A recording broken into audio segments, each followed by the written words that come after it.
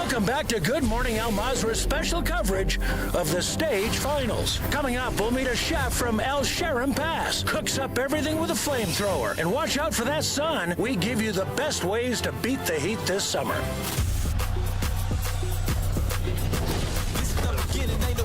About to win it. Welcome to the World Series of Warzone, where the blood runs hot and the action even hotter. Buckle up, because we have 6 rounds of sweaty, humid action coming your way. Taking a look at today's 6-map forecast, you'll see a high-pressure system of savage shootouts, talking, and shrapnel blowing on through the map. With it will come the thrills and chills of expectations. 50 cold-blooded trios engaging in frigid fisticuffs. Brr, I can feel the ice in their veins from here. As the day progresses, you can ditch those jackets because the competition will only be heating up. It'll be sunny skies above Al Mazra as the world's best slay in the sizzling sand under the computer-generated sun. Do buy stations sell sunscreen? Or... So stock those loadouts with your finest Kevlar, your shiniest snipers, and hold on to those butts. Because the World Series of Warzone starts now. Now! And welcome everybody to the World Series of Warzone Stage 2 EU Regional Finals presented by Prime Gaming. I'm Taylor Reflections Noble, your host for today, joined by the wonderful Dream Crazy and Enigma. We're back, 15 spots to be earned right to the Global Finals taking place in September over at the Copper Box Arena in London. That's a big deal. The first Global Finals we have seen in World Series of Warzone to date, plus a lot of money on the line. Dream, always great to be with you. You're looking wonderful today. How are you feeling? I am feeling great, man. We've been trying to, stay into a healthy routine, just learning some new languages, preparing for the global final. But I'm really excited today. This is a huge day, monumental, and just how excited to just be punching in that ticket to that global final. There's just so much excitement and hype around today. I'm ready for it, man. I'm ready. I'm ready for it. I'm ready for it too. We got drops in chat as well, and we got a lot of great people watching and competing today. And Enigma, you upgraded the setup, man. I could see you in HD. You're looking great. I did indeed, yeah, on the DSLR. A couple of in-ears in as well, but as Dream said, in for a monumental day. Today, we make history, ladies and gentlemen, sending 15 teams on through to our global LAN in London. I'm looking forward to it. None of Stage 1 matters anymore. All of those scores basically don't exist. It's all about who finishes top 15 today. So it doesn't matter if you won or if you were the bottom of the pile last time out. Today is your day to be a part of that history. I can't wait to find out who will be there with us. That's right. You keep mentioning Stage 1. We keep mentioning LCQ. Let's give you an overview of how we got to this point. We started in Stage 1. We had 3 total qualifiers. Regional finals were streamed about last month. We had our top 25 teams earn their spot into Stage 2 regional finals today.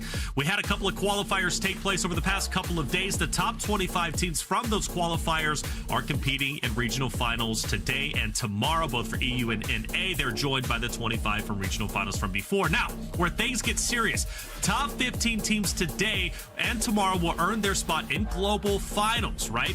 Bottom 35 teams will move towards the last chance qualifier, where they will be joined by 15 invited trios. That will be the last chance to earn a spot to global finals. Walk me through it, Enigma. How does the LCQ work? So when we get to LCQ, as you said, it's the 35 bottom teams from today, as well as 15 invited trios. We've already got 30 teams through to that global LAN, as well as another 10 from various other regions, such as Mexico, Brazil, LATAMs, etc. So we've got to decide our final 10 teams. In Europe, we're going to have 5 maps. In North America, we'll have 5 maps. At the end of those, the top 4 scoring teams from each will go through. If you're doing the math with me, that leaves us with 48, with 2 more to decide, ladies and gentlemen. I'm so very glad to tell you that there will be one final map in Europe and North America. None of the previous scores matter. Winner takes all. Wow. Winner of that final map will indeed go on through to our global LAN. That wild card spot, right? That sixth and final game. It's going to be juicy. The final chance to earn your spot comes down to one game. That's going to be crazy. How does today work and tomorrow? Well, we've got our stage 2 finals taking place for EU today. There's going to be 50 great trios dropping into 6 private lobbies. And if it's anything like last month, man, today's going to be a good one for sure. Tomorrow, same time, we've got North America, same concept. Now, speaking of same concept, our scoring hasn't changed from last year to this year. Dream, let's give a refresher to the chat. Of course. So just the same standard typical scoring as the last final. You will have those 50 squads drop in those 6 private lobbies once again, and you get 1 point per elimination. But of course, the placement multiplier will allow those teams to benefit from those said eliminations. So if you do get 36 through 50th, that you do not benefit, nothing, nilch. It's just the 1 times. But if you do, let's say, get 10 kills, you get 20. If you get to multiply those points if you win in that 2 times multiplier range. So what's important here? Place in the top 35. That's right. Place in top 35. You can get there. That 2x multiplier is big, and so is our prize pool. $150,000 guaranteed. We didn't have this last year, but we brought it in this year. A couple of squads have already earned that first place of $30,000. 2 more squads are looking to earn it, not only today, but also tomorrow. That's a big deal. But the biggest deal is the top 15 spots today, like we said, to earn your spot into Global Final. So the money is great, right? Top 25 earned that, but the top 15 not only earn money, but also their guaranteed spot in that London Global Finals. But let's start taking a trip to the past and talk about our Stage 1 Finals, where we saw plenty, or 25 to be exact, incredible teams make it through. Let's hone in on the top 3, starting off with the GOAT himself. I'm talking about Jukies, who gave one of the most goated interviews I have ever seen, Enigma.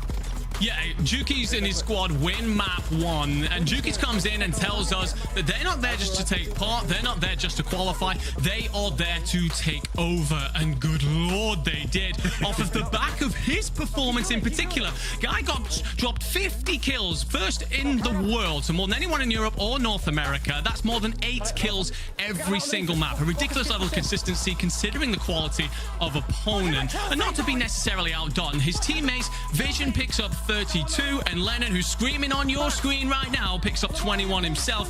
Full of comms, full of leadership. They were so damn good on the day.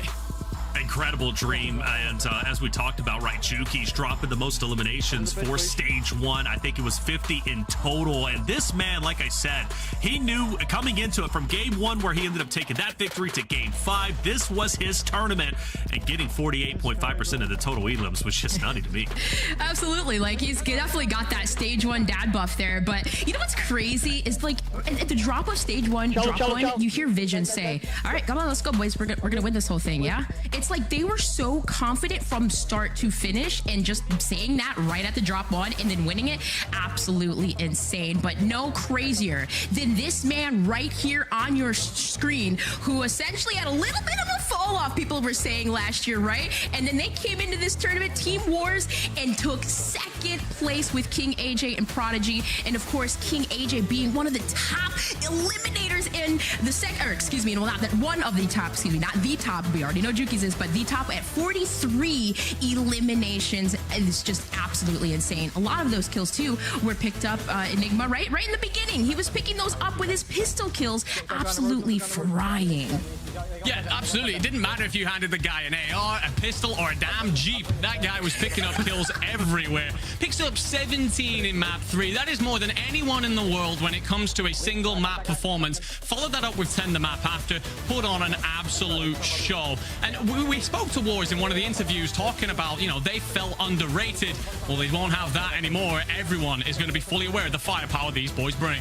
Without question, right? Average placement at 12, 15 elims per map. That is a big deal, because not a lot of teams get that many elims per map, which means that's going to set them above the competition today. Now, our 3rd place roster in the Stage 1 Finals, Aizen, Gromalok, and Heeds. Gromalok taking at least a kill lead when it came to this roster at 31, but everybody relatively even. Enigma, talk to me about Aizen, Gromalok, and Heeds and what they're going to be doing today. Well, the one thing that I spoke to them about before Stage 1 was, how are you boys going to play? And they said passive-aggressive. To hell with that. Gromalok picks up 31, Aizen picks up 30, Heeds picks up 24, and they didn't stop moving all damn day. So if that's passive passive-aggressive. I'd hate to see what it looks like when they turn the ante up just a little bit. Spoke to them before today, and they said they're going to just play exactly the same drop, same strategy, except end zones a little bit more stacked, a little bit more confident, and I really think that these guys could take it all today. And Dream, they're representing an entire region, right? This entire trio. Yeah, absolutely. It's crazy the fact that these guys almost won last year's World Series of Warzone 2. Like, they lost by 0.5. Like, I'm still amazed by that. But, hey, it's the French takeover, prise du contrôle français. And we got, like, 6 teams here today even fighting for France, trying to make it through that global qualifier. Love that, man. Hey, you said you're learning some languages. I'm starting to believe you. FIFA kill in 14th there. That was a big storyline with 65 points. The cutoff for top 15 during Stage 1 finals was 60 points. Will that be elevated today? Well, we will surely find out. But I do want to talk about Stooks, Boogs, and Benzie, because that was a big storyline for you, Enigma. You had a chance to talk to them early on. Are things going to be a bit different for that trio today? So I spoke to these 3 before Stage 1, and basically Boogs turns around and says, StookX is the brain, I'm the gunny, and Benzie is the guy just carrying the place. We don't really know what he's going to do. And then, well, Boogs himself drops 6 kills on the day to Benzie picking up something in the teens. StookX drops in his 20s. So I spoke to them. I said, look, I know that you said that as things change around. Yeah, Boogs has been demoted. He will be low am for today. Oh, no. So he's the one carrying the place and the equipment for the rest of the squad, while the rest of them hopefully pop off. Yeah, I was playing a couple lobbies last night, and I was called that low-am guy, right? Insulting my name again. I'm going to come back, and I'm going to... Anyways, but check it out. Let's talk about our Stage 2 qualifier, because those pub lobbies, they fired me up, dude. They talk too much trash to me. Stage 2 qualifiers, though, took place a couple of days ago, Dream, and we had some talented rosters move up. Speaking of which, we got our first trio, Pentagon and Co. A roster that excites me. Pentagon is on, or at least was on fire with 32 total elims. They average 15 elims a game despite a rocky game 1. Yeah, and it was absolutely crazy, too. Just the fact that Pentagon was able to drop 32 from that comeback, like, hello, challenging adversity. Like, I mean, you know, that's the double. That's double the amount of elims by, like, 10 right there. So just whatever they did, they fought against all of it, and they were able to make it back here, and rightfully so. I mean, they got 4th, even in 2021 on the World Series of Warzone, and, I mean, I think that they're just coming back with a vengeance. Enigma, you always said this team, or at least you have said in the past, this team is always the bridesmaid, never the bride. Does that still remain true? I think so far, yes, that is the case. But I think something that Ellen just touched on, that this is a revenge tour for sure. Stage 1, I called them out as one of the best teams, one of those to watch, and they crash out in 34th, largely due to bad luck, some issues that they were having, which is very unfortunate. But today, they're coming back, and Pentagon, with those ridiculous amount of kills, they have some serious firepower behind them. Love that. Another trio that ended up placing first place in the Stage 2 qualifiers. Coming in hot today, PD Flux and Quicker. Dream, this trio, they're looking great. 22 for both Flux as well as Quicker. Rightfully so, right? Like, okay, for one, they dropped 104.6 in score, totaling 60 kills. And in that map 1, drop 1, they dropped a total of 23 game-saving plays from these guys. But they are veterans all around. I mean, we've seen Fluxury in the past. He placed 7th in World Series of Warzone trios with Shiv and Gagad, and then also PD and Quicker, longtime competitive Call of Duty players, and they played with notable players like Tommy, Raiden in the past, but most recently have been competing in Call of Duty Challengers. So the fact that they were able to come over here, now do their thing, and take first is amazing. But don't get it twisted. Those guys, for sure, are veterans. A lot of roster changes from the top 25 here, at least roster changes from Stage 1 qualifiers to now. One that I want to hit on, though, really quick. Robstar not playing with Benny Central. Enigma. What does that mean for Rob? Well, yeah, so he plays in Stage 1 with Primza, Benny Central, picks up 16 kills by himself, and then we're not sure whatever happens there, whether there's something behind the scenes or whether or not he just decides he wants to go with Quirky and Groovy. Whatever happens, Robstar leaves that squad, joins up with these, and goes through qualifiers. And the one thing about Robstar is he's a young man. If you light a little bit of a fire under him, he is ridiculously dangerous. Puts up 25 kills in qualifiers to help his team get on through. Wow. I'm expecting him to carry that kind of form on through to today. Yeah, 25 with the new trio, about 18 or so with the old trio, right? Benny Central and co during the stage 1 qualifiers. So it looks like a bit of an improvement, whether he's on the revenge tour, much like Pentagon and co. Hey, we'll find out today. But I want to have a little bit of fun, Dream, and let's go ahead and throw it over to you because I want to talk about our ranked play, and we're going to take a look at there are at least top 10 ranked players competing today. I liked ranked play. Does it translate well? Maybe not, but either way, it shows that these boys are grinding. Yeah, at first I was like, hold on, ranked play, we're customs. It's a little bit different sometimes, but hey, ranked play is a really good tool to utilize to build up that chemistry, of course, to get your name out there as well. A lot of these players are building up their communities. It's amazing to see even too, just like you see 1,000 subscribers, like they're just building up, just playing ranked play and getting their reps in. And I mean, hey, you got to see if it carries over because like for Blade there, who's, 90th. That's I mean, like, he won last year, but didn't necessarily have the best placement, we would say, in the last stage 1. Still 90th in the world, though, right? Something to take a look at. I think I'm like 526,000 or something like that. So I would take 90th if I could, okay? But I would. Dream, I want to pass it right back to you because it's time for one of my favorite segments. Our Dream Team, you hit the nail on the head last time. Let's see if you can do it again. Well, I mean, somewhat, right? Like, we know the last time around we did pick Team FIFA kills, and we know that they did place 14th. Not in the top 5 spot exactly that they wanted, but it just seemed like, I don't know, when everyone knows where you land, I felt like every time I was looking at these guys, either they were hunting or just in these awkward scenarios, awkward situations. So despite placing 14th, I still am not particularly too worried about this squad because you do have FIFA Kill. He's the greatest IGL, one of the greatest IGLs in the game. And I mean, he picks up those eliminations too. Like, they will be no doubt be able to make it. But as I say that, we are going to pick a new dream team, and it is going to be a team that I like to see consistency from, and that is Team WSOW, Vapular, and Fandu. I mean, these guys have been on a revenge tour. Another team that has kind of like a little bit of a comeback story because we know WSOW used to tear it up back in Verdansk days, and Vapular, like rightfully so, has been just tearing it up, period. I mean, he's a veteran in his own right, made a lot of money in Caldera, but as a squad, like, they have been performing really, really well. I mean, WSOW, kill-wise, maybe not like 30s, but doing enough to stay consistent. So 5th, being able to place 5th and then 7th in the quals, I think that these guys, no doubt about it, if they just keep playing their late game and get set up, play patient for those kills, they will, no doubt in my mind, be able to qualify for that global final. Okay, and Nigma, you had a little bit of insight about WSOW as well, and I believe actually we're going into our first game, so let's go ahead and bring in our casters. We got the wonderful Spider Tip, we've got the handsome Goj. I'm going to go ahead and hand it to you because game 1, we're getting started now. World Series of Warzone, baby, you'd love to see it. Thank you so much, Reflections. I am so excited, Goj. The stakes have never been higher, and it seems like I've gotten quite good at sending some teams to London, and I'm excited to see who's going to come out on top today. Look, on paper, this is the best Warzone competition we've ever seen in the game's history. Today, right now. So if you're tuning in, let's go ahead and lean forward a little bit. Game 1's about to be underway, and I think as talking to some of our watch partiers, Tiff, everybody's really eyeing the top of the leaderboard. I don't know if they're just hedging their bets because they don't want to be wrong. Every person I asked said, watch out for Juki's, watch out for Wars, watch out for FIFA's teams. I mean, those are really solid teams to keep an eye out as we get into the first game. World Series of Warzone, Stage 2. Regional Finals underway for EU, and I am so excited. Will it be Wars? Will it be Juki's? Will it be Echo? Hey, I got to give you a shout out, homie. You were close there, but can you do it today? Yeah, there's a lot of teams we can talk about. Map is looking beautiful. We're able to take a look at some of the different POIs that some of our teams are going to be dropping into.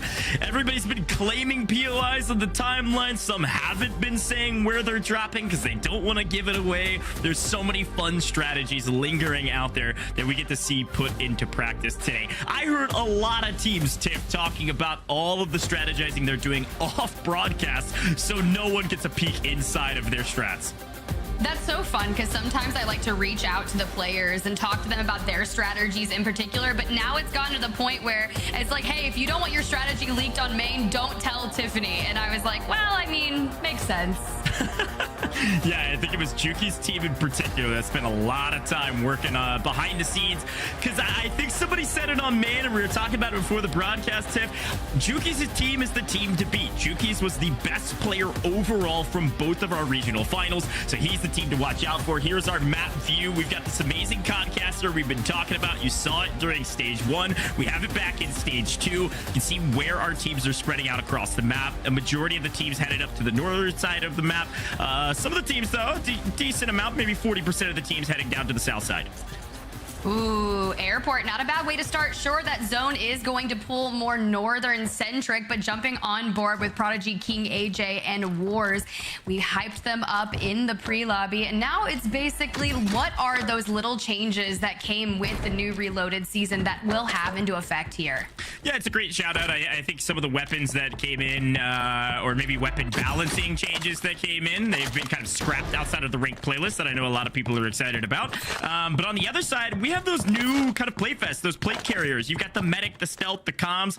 Everybody's looking for the medic. They want to be able to revive faster to keep their teammates alive. We talk so much on these broadcasts, Tiff, about how player advantage is key, and medic is one of the ways to revive your teammates faster, to get them right back into the action quicker, so you keep your player advantage.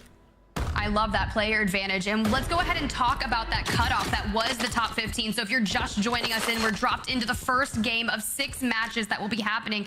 Top 15 cutoff was 60.4 points, which in a sense is an average of 10 to 12 points per game that we're looking for our teams to grab. Yeah, exactly. It's always that question around double digits. We're looking for double-digit point values every single map in order to stay consistent. That's just inside of the top 15, though. There was like 10 to 15 teams all trying to vie for that 15th spot last time around, so I'm sure it's going to be cut through this time around as well. Every single kill, every single point matters, Tiff. Ooh, solid loadout regain already. This is smart, right? Just land somewhere a little bit safer. Prioritize getting your weapons that you're comfortable with utilizing, making sure you're kitted with self-reses, UAVs. They even have a revive pistol, so not a bad start for Prod, because as you can see in that elim feed, things are starting to get a little bit mixy for our teams popping off. We talk about, hey, dropping in quick, shooting up into the air with your pistol, but trying to grab that high ground ghoul on your screen, looking to do so just now. This is a fun team to talk about. This is Maze, an incredible esports organization from the East EU side of things. They actually made a swap here with Diablo joining them. Diablo had played actually on a different team, but was a part of Maze, played with, replaced Gazify and played with B Groovy and Quirky, who did fantastic in the quals. So Maze esports org looking to play together this time around and repeat some of the success they've had, looking for one of their first encounters of the day. We're seeing several different eliminations come through on the kill feed here on the left-hand side. Vapular is the name that we've seen several times. I saw, I think it was Stuo's squad with several early eliminations. And Tiff, we always talk about it, different strategies, highly aggressive squad, early eliminations. They certainly come back and pay off later in the map, especially if you can grab those kill multipliers.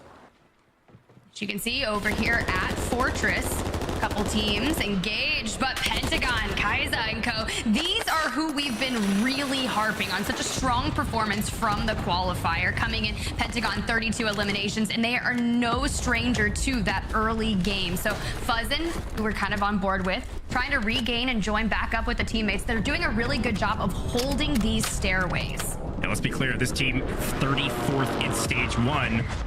But it was Pentagon that was the top slayer during stage 2 qualifiers. So back with a vengeance. I believe our death said it was a revenge tour, and I couldn't agree more. These 3 in particular are looking for elims early to set themselves up for success later, and they found Benny Central in their sights. Recon drone in hand. They've spotted out their opponents, and they might be pushing the equation. Fuzzin in a little bit of trouble. Pentagon catching one on the side. Fuzzin's dropped all the way down. Kazar and Pentagon trying to play up top. It's not a bad move here, right? If you're Fuzzin and you notice that Benny Central might be isolated by himself, as you can see, Primza is trying to regain and join back up. They've actually grabbed the knock onto Fuzzin. Now, teammates, they're actually going to leave, disengage from the situation, but that's not the smartest move here, because when you lose that high ground, you can easily get lit up just like we witnessed. Yeah, look who's lighting them up from behind. There they are. Team FIFA Kill striking early. Oki pushing in for the third party and finding it. Grabbing one out of that team. Kazar is trying to get out of dodge. FIFA Kill hunting this player down. I was talking to FIFA before the stream today. They said, we've got to body stack everything, and they've done just that. Found Kazar in their sights. Sent the entire squad to the gulag. We'll see if any of them are able to come back out, and it looks like Fuzzin was able to do that. Love that you bring up the body stacking, right? It's very important that you stack in these lobbies because from what I had heard, my eyes were going to be on Wiz, right? He likes to take a lot of fights that could be easy 1v1s, but maybe get caught off guard. But Aaron, Showstopper, and Ben, this team in particular has been so unique and fun to watch. But jumping back on to see where FIFA Kill is, they have vision in their sights. Lennon, dude, let me just tell you something, Goj. I was watching Lennon this morning and he literally said, I'm feeling good. I'm feeling confident because my team, we're better than anyone and ready to prove it again. I like that FIFA Kill squad trying to grab some early eliminations. They would love it to be on Juki's team there at the top, kind of playing God's spot here in City. I will say FIFA also said that if Nobu arrives in City, he's getting slammed. So keep an eye out for Nobu and see if FIFA can fulfill that obligation. We're going to continue to wrap out of this fight. We're still looking to take down Benny Central and Co. This time it's FIFA Kill and Wiz trying to do that. Wiz slightly isolated. I can hear echoing in my head here, FIFA yelling at him as Wiz goes down, saying, Wiz, come back. You don't need to take that fight by yourself. It's funny how that works, right? We have that conversation and immediately AB Wiz is the first to go down. But as we can see, we're setting up for this fight. Floozy, Vida, Liria. This is not a bad area. You can see where the zone is currently on the edge. This is another one of those play styles that we were talking about. You can ride on the edge and try to gatekeep the teams that are looking to rotate in. We knew it was going to go early on, but Tojor, you're going to completely catch that player off guard. Not going to be able to find themselves inside. Incoming. Yeah, that's our Spanish Mad Lion squad. That's team 20 on your screen there in the pink. Tojo finding the early elim, trying to wipe this squad completely off the map. And yeah, absolutely. That's the classic body stacking you like to do. Take 0 chances in the highest quality World Series of Warzone lobby we've seen to date. Take 0 chances. If there's one player, bring all 3 of you in and wipe that team so you can play each other's advances. You've got to play your trades or you're going to lose lives. And I think one of the things that we were talking about before broadcast, Tiff, was that's exactly what FIFA was saying. Like, they lost so many unnecessary lives last time around because they weren't body stacking like Team 16 does right here again. It's just better to do it. Death ball up and completely engage with the team. That way you prioritize what you have. Like, yes, you can go to the gulag, but it's not going to be one of the easiest 1v1s of your life. This lobby is incredibly stacked, and with 130 players still alive, any kind of regain that you're looking to have is going to be, I don't know how to put this, just incredibly tough, right? Yeah, that's exactly right. Well, Team Valve on your screen right now, squad 16, they actually got 16th in stage 1, and they had, I think, 22nd in stage 1 quals, actually. So continuing this kind of progression forward, you might see them advance and maybe try to break top 10 this time around, but certainly like to be top 15. This was the cutoff last time around. If we were sending people to London in stage 1, this team would have just barely not made it by like 0.8 points. So let's see if they can grab some elims here and increase their chances of getting top 15. Bling CJ right around the corner as well. Several teams in the area and a nice spot up top. Indy Red says not top 15, not yet. Valvin was so lost. What a beautiful position there, right? Just waiting for that player. Sometimes you get that audio cue, a little bit of footstep action, and you're just like, all right, fine, come through that door. I dare you. And my man was spinning 360s. Look at it. Here we go. ND Red running it back. Well, squad 35. This is one of the squads that I think most people probably don't know too much about. They were 31st in stage 1 quals, so not quite good enough to make it to the stage 1 finals. But this time around, they got 10th in stage 2 quals, so trying to increase their chances to make it to London. And today's the day. Any team can make it. It's just a matter of having a great day of COD. And some of the other teams just need to play mediocre, and they might squeak through as well. And I'm specifically looking at those top teams, Tiff. I was talking to some of our squads as Sweezy's finding one in his sights. We'll get back to that. Nice high ground position, but gets flanked from behind. Didn't hear the footsteps. A nice trade here for Team 32. Yeah, that's absolutely well done. Now you've got Tony White, last alive for that team, trying to disengage, and it's FIFA. AB Wiz, oh, good to see that Wiz is back up in the lobby. 1 elimination for FIFA. Now we're just kind of trying to play this line of sight here. Does have a UAV and plenty of smokes and drill charges to boot, but just need to see if they can get this player. Squad 15 is looking like they're gonna fly off into the distance. And hey, exercising that trigger discipline is something that I am not known for, and more power to FIFA. Yeah, no, absolutely. And that's just an IGL doing IGL things. I think it was Dream that called him one of the best IGLs in the game, and I think most people would agree. You got to listen to your IGL to find some success, though, so hopefully this team can do just that. A couple early elims, which is pretty okay. Nice. Hey, make it two now for FIFA. Look, classic Warzone costumes. If you can find a free kill, take it and run. We love those. Those add up towards the end. We're going to be talking about it all day today. Of course, there's $150,000 on the line. There's also 15 spots to London, and those differences and a couple $1,000 into your pocket or a couple $100 or maybe a spot to the global finals will come down to probably less than a point. Every single kill matters. It definitely happened the last time during our stage 1 regional finals, right? The separation between 25th and 26th was, I believe, 0.8. Yeah, that's a small margin for error here, Tiff. So secure what you can and move on to the next. Take those high percentage gunfights. Let's take a look. You can see the mini map in the top left-hand corner. We've been looking at for a little while. You can see the teams spread fairly evenly across the board, most favoring the kind of northeastern side of the map. The big question is, where is this end zone going to pull? Some of the teams that do well get there early. I'm gonna quote FIFA Kill here. It sounds like a fortune cookie. Early bird gets the worm, but the second mouse gets the cheese. Sometimes being early, you're getting the worm, but sometimes if you're the first one there, you're gonna get found inside the mousetrap. You need to be the second. Go third party a team, take their spot from them and grab that cheese. We'll see what happens. Bling CJ on your screen now, and Nobu Spartan looking for our first couple of elims here early. I was really excited about this team, right? They're playing with Chow and Nobu Spartan, Bling CJ. They have actually traveled across the pond to play in this EU finals. And if I'm not mistaken, Nobu himself is playing from a kitchen. So I would really love to see these players qualify. And you got to do what you got to do, because at the end of the day, this is the highest stakes lobby that we have seen in Warzone so far. Yeah, I think Chow was our first World Series of Warzone solo YOLO winner ever. Hasn't been able to do too much since then. Didn't make it through stage 1 open quals this time around. Did well in the stage 1 open and then made it into stage 2 open and made it into the stage 2 quals. And they did fantastic in the quals. So seemingly found some sort of a chem here with Nobu and Bling, and hopefully they'll find some success today. Of course, FIFA's going to make sure that doesn't happen. So we'll see some friendly competition. But Trance MB on your screen. This is a fun one. You know, we talked a little bit about some of the roster mania and changes and things.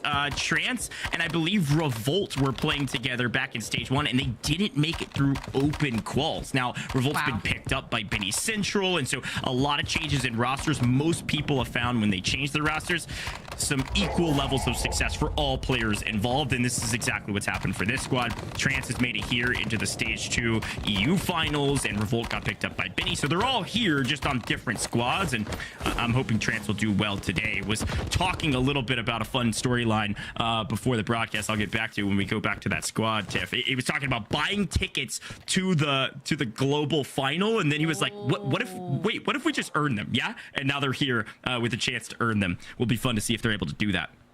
Speaking of earned, let me just tell you, we just saw a wipe onto Juki's team. Now, granted, if they all have Gulag, maybe they'll be coming back, but a full wipe, a full send to the Gulag, or completely out of the lobby. And if you're Juki's Vision, Lennon, this is not how you want to start your map 1. That is way too early to go out with 40 squads remaining. But hey, if you're Pentagon, Fuzzin, and Kaiza, this is the start that you want. You're looking really nicely together. You're just staying in a vicinity that's close enough that if you start to run into some difficulties, you just pop back in, reunite, and splash Byram Darzity 42 squad already popping off with some nice eliminations.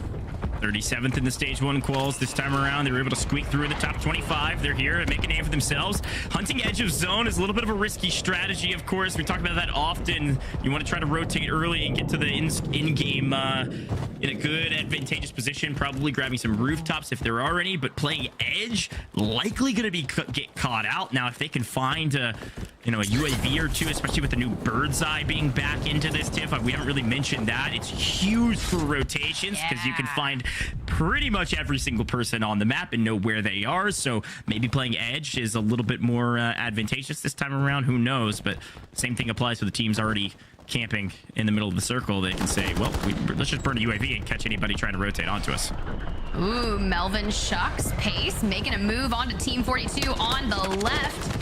No eliminations for Shucks on their POV thus far, but just trying to find an opening to peek, and he's able to get the shield crack. Double peek gonna go in. A full eliminations there, but you're gonna have to turn around and start maneuvering, reloading perfectly. Come on now. Movement on this guy. Move over, Jowo. Pace is Jowo for EU, but it's not gonna be enough. Melvin has their back.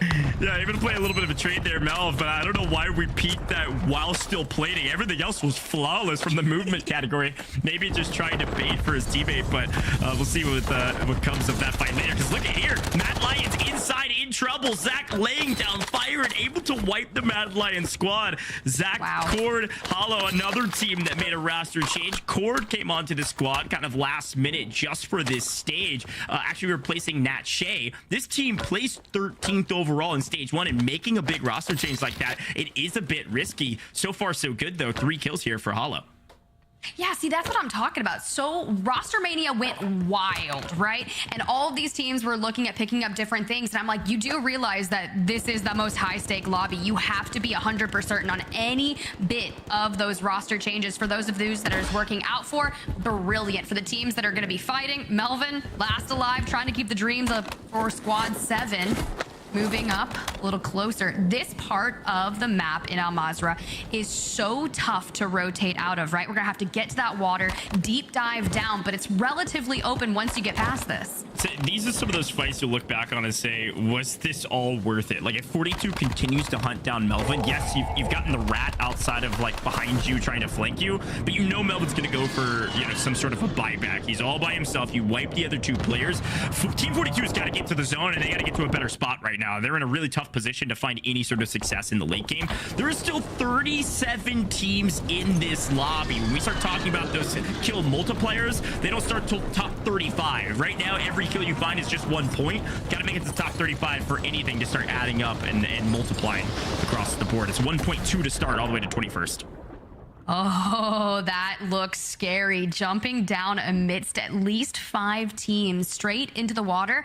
I respect that. Maybe you can swim to a relatively safer area. But Piero, on your screen right now, did not compete in stage 1. Actually was replaced Showstopper, who was picked up for a different team, is also in this. But Mad Lions on your screen, Coach, they're just trying to regain. Yeah, these are the kills you like to take. Somebody's trying to regain, get them out to the lobby, wipe a squad, find your kill multiplier, add a couple points to your tally. Talk about high percentage gunfights. That certainly was one. Player wasn't even looking at you, and free kill. See the overall standings on the right-hand side. A few individual elimination leaders. In FIFA kills, got 6 overall. Stuo squad, who was in the top 5 at the end of stage 1, looking really strong this time around as well. See if that holds. Ooh. Methods. Know someone's on the floor above them, trying to watch the staircase from an off angle so that he won't be sighted out, but Neon Foe, we just saw them landing in the water, and now they're just sitting like a troll underneath the bridge. Sometimes that's what you got to do. We talked about it in the stage 1 finals, especially in the late game. A lot of floaters, people trying to swim. I mean, those kill multipliers are massive, and we talk about how it's 0.8 difference between 15th and 16th last time. I mean, just jumping from 21st to, I believe it's 20th, is 1.2 multiplier to a 1.4 multiplier. I mean, every single point counts. So if you got to rat it out. You have to have eliminations to make it count. I mean, we saw it in the NA quals actually yesterday. I think it was OP Mark squad was winning a couple games but found little to no eliminations, and it was like a 10-point overall win. It's just not going to do it for you. No, you have to couple with that elimination. Speaking of the placement multiplier, we have moved into the 1.2x multiplier. But like you said, 1 times 1.2 is just 1.2. I had to think about it there for a second. Look, Sure. I play video games. I don't do math. Sure. I'll try to do the math for us. Here are the swimmers. Michael Phelps and Ryan Lochte here on the right-hand side. Woody and Horrid trying to rotate into the next circle. This is a tough one, and these are some of the circles we're going to look back on and say, yeah, there were a lot of teams left. 31, now 30 still left in this lobby. It's because you've got this massive layer cake we're about to see. Some of these buildings, several stories high. You're going to have 4 or 5 teams holding down different levels in those buildings. You can see Team 3 over there on the right-hand side of that mini-map. That's Azen's squad already inside the circle trying to hold it down. Look how many teams are about to fight each other because they all want the right building for the end game. Ooh, Dundaman trying to stay alive, only has this pillar to work with, able to get out of the building, but you mentioned that layer cake, and the chase is in, too strong. going for the double push. You No cannot chance. win that 1v2, especially when they're going to push together. That's where we talk about the death ball, right? Say, hey, I'm going to peek this guy, but we got to peek with a 2 because you never know. But Louis CM, Jama, they want to get in on this, and you see that 1v1 right there of Louis and Too Strong, but I don't know if it's going to be enough. Team 36 looking pretty strong right now. 35's got an angle. They found one and cleaned it up. Looking for a team wipe here. You can see Sut goes down. It's just going to be Trimsay left alive on the back end. Nice line of sight, but on the outside of the zone, is going to have to move in pretty quickly. Burning that gas mask down. You're going to be regretting that later if you do make it out of this alive. Those gas masks are key for the final circle, Tiff. Yes, they really, really are. It pays off to have a durable if you can maintain that, or you can also stack a durable, stack a normal, just keep multiple. But as we get this beautiful shot, thanks to our Codcaster, you can see the layer cake that is just going to be happening. Bling Sage, Quirky on your screen towards the left building. But Reno, a lot of teams getting into a building and just keeping that aim straight onto a doorway, waiting. Well, unsurprisingly, the two teams that I like the positions of the most right now would be Team 3, Gromlock Heeds, trying to fight for this position. A fantastic building if they can hold it. A couple other teams, of course, will want it. Are they the second mouse or are they the fifth mouse? And the second mouse might be already the team inside of that building. They've grabbed the cheese and they've grabbed the high ground. FIFA Kill Squad is on the left-hand side of the map. Look at Team 14. That's FIFA Squad in the mini-map. They're in a great position as well. A couple potential floaters. One on high ground, just holding down for placement. Talk to that team as well. One of the main strategies they talked about was a deployable cover on top of a roof is key for in games like this. We'll see if it pays off. That zone pull does not help them though. Yeah. Team You're just 11. saying- Wow. You were saying they have such a strong position and the zone says different. So now you look towards methods. They are just chilling in a bathroom, dead center of zone, and now they have immense priority to look for that 2x multiplier. You can see Zamza Jr. and Control Deck. They're making a play for the building in front of them, relatively free, which is actually brilliant that no one is in that building right now. But now FIFA, hey, fighting their way in, able to drop 3. FIFA just dropped 3 with a precision airstrike, and I believe cleaned all 3 of them up as well. Nice team wipe there from FIFA. 5-head play off screen. Have to see a clip of that later. This squad 11, just holding down position. They've got a great one. Fuzzin's right on the other side, and they're just going to let him hang out there. They don't want to give this position away. They want the placement points. We're inside the top 12. Again, top 10 get the 1.6, and then it scrolls up from there. Quirky looking for his first elimination. I doubt he's going to find it on the Gromlock squad, but does have a decent high ground spot to try to clean up 1 or 2. I don't hate it, but does not have any drill charges available to try and throw the way of the other teams. This is... Quirky is 1 or 2 drill charges away just from being pushed off this roof. And when you only have... Well, no, he doesn't have a self-rest, but does have 9 plates available. Look at the next zone pull, Tiff. FIFA Kill Squad fighting for their lives. I would love to swap over to that POV. Fighting for Team 25 on the other side for the best position on the map right now with this moving zone. It looks like Team 25 might have got the better of them. Omit Jr. Control Deck holding down, looking for Oki. Where is the final player? Zamza squad 25th in stage 1, just barely eking to this stage with a chance to win this map. Oh, and now they've got to leave the bathroom. They've got to push a good smoke and rotate. Can they make it happen? You're right. Oak still alive in the next zone, but Team 21 is looking to make a push. That's going to be Team Savvy Ultras. If you don't know Savvy Ultra Blade Vortex, they are a menace. Blade was that solo YOLO winner, and this was a winning team last year. And oh my God, Cam's big 1v1 that you had to take down. Cams goes big to take down one of the teams I thought would win it because the zone pull just wins the gunfight. Still has the gas mask to use to play the edge of zone. Here's the player advantage though. Team 47 still alive but barely breathing. 2 go down, 1 still alive. Cams comes in for the third party, getting shot from behind. Team Vortex, Savvy Ultras potentially with the chance to not only win last year's World Series of Warzone, but win Game 1 of Stage 2 EU Finals, and I think they just did it. That is insane and exactly what they needed to do here in map number 1. Goat, yeah, fix that hair. Brush it back. Let's go. Got Because it's sweaty. getting serious now. It's getting serious. No, look, they played it fantastic. They made sure they stayed alive. They took every single gunfight with all 3 body stacking on top of each other. they just hit the third party at the right time, and the right zone pulls worked out for them. They played the lower position so that when they could rotate early and catch the other teams on the high ground having to jump off. Very well executed from this squad. Here they are on your screen right now. Blade, Savvy Ultras, Vortex are your map 1 winners. Let's watch that winning moment, Tim.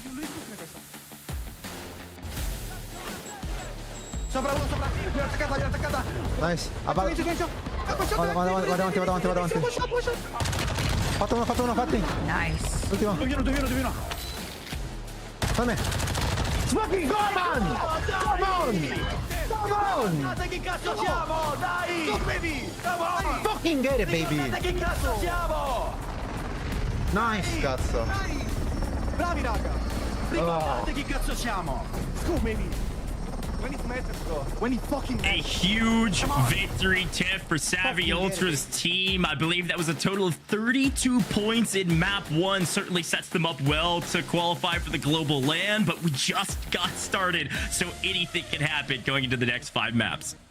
Hey, but for your 10 to 12 points per game average, if you're going north of 30, that should carry on your momentum for at least 3 games. And it's really critical to get as many points on the board early on and maintain that level of confidence, right? It's like, hey, you made the right calls, trust in the leadership, and just play your game. Couldn't agree more. A fantastic squad, this time showing out like we expected them to. A little bit of a lackluster performance in stage 1.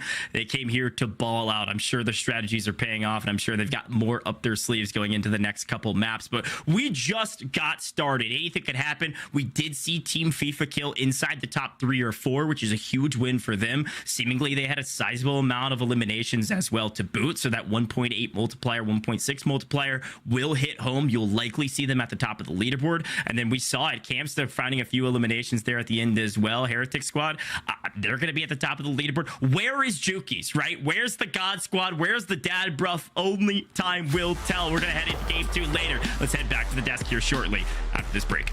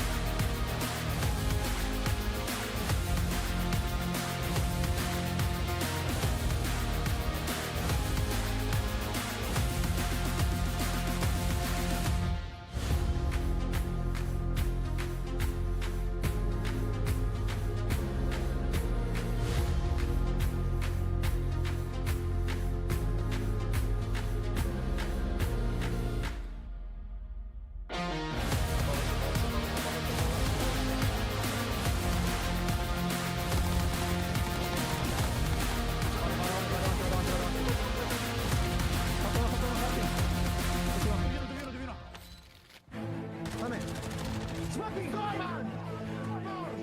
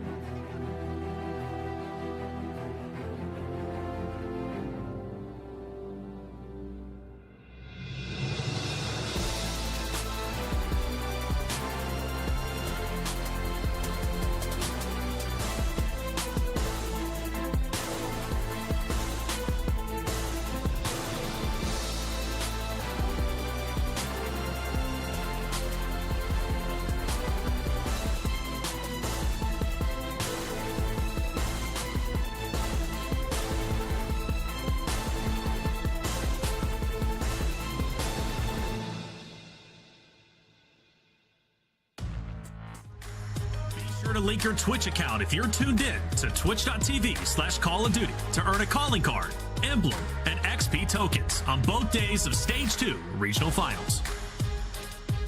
That's right, fans. The Call of Duty World Series of Warzone is heading to London on September 16th.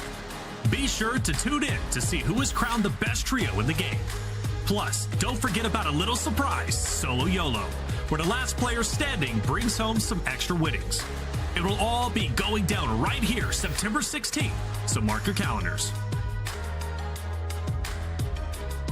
And welcome back, everybody, to World Series of Warzone Stage 2 EU Finals, presented by Prime Gaming. I'm Taylor Reflections, double your host, joined by Dream Crazy and Enigma. Game 1, lightning fast. I can't believe it. Before we get started, though, into the discussion of Game 1, I want to let you all know, if you want to stay up to date with all the news related to World Series of Warzone, check out on Twitter, Insta, and all socials, COD_esports.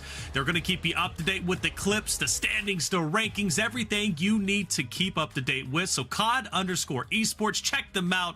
I love the work that they're putting in. So let's get into it. Dream, last qualifiers right now as we enter the finals. You go back to Stage 1 qualifiers for EU. It seemed like the lobbies were incredibly slow. This time around, Goj is even saying off camera, he's sweating after that first cast because of the pacing. Absolutely. I had wrote that down. I was like, that was literally one of the first things I wrote down, because I think it was like circle 4. We still had like 38 teams, or 34, 36 teams ish. And I mean, like last time around, it felt like there were still like 44, right? Like everybody still felt like they were alive. So definitely this time around, faster gameplay, teams are hunting for kills. And I mean, we talk about some of these top teams being contested or uncontested. Team Juki's, like I was noticing in the beginning, okay, they're no one's landing near them, and then they drop 40th, right? Like maybe getting too overly aggressive, not anticipating other players to play just as aggressive. Yeah, you know, for the 40th place, that's a big deal, Enigma, because Juki's was very hyped up coming in. We saw that energy that he brought from the qualifier. Now we enter finals, and a rough game 1. But then again, we talked about Pentagon had a rough game 1 in the qualifiers a couple of days ago, and they ended up placing 4th place. So all is not lost just yet, but Juki's going to be just fine.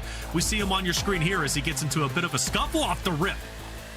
Yeah, not even close to being over for this lineup. I mean, composure and ice run in the blood of these boys, so I'm fully expecting them to make a big bounce back as they come on through. We've spoken a couple of times about Dad Buff. This man loves to put on for his young family, and he'll be doing just that throughout the rest of the afternoon. And we spoke a bit there about pacing. It does seem to have picked up. We're completely right. Maybe that's something that caught Juki's and Co off guard, because where I was watching over qualifiers, it seemed like the pace had slowed down even more than compared to Stage 1. So I do think that maybe something's throwing them off. Also, it's a tough rotation into City from where they drop.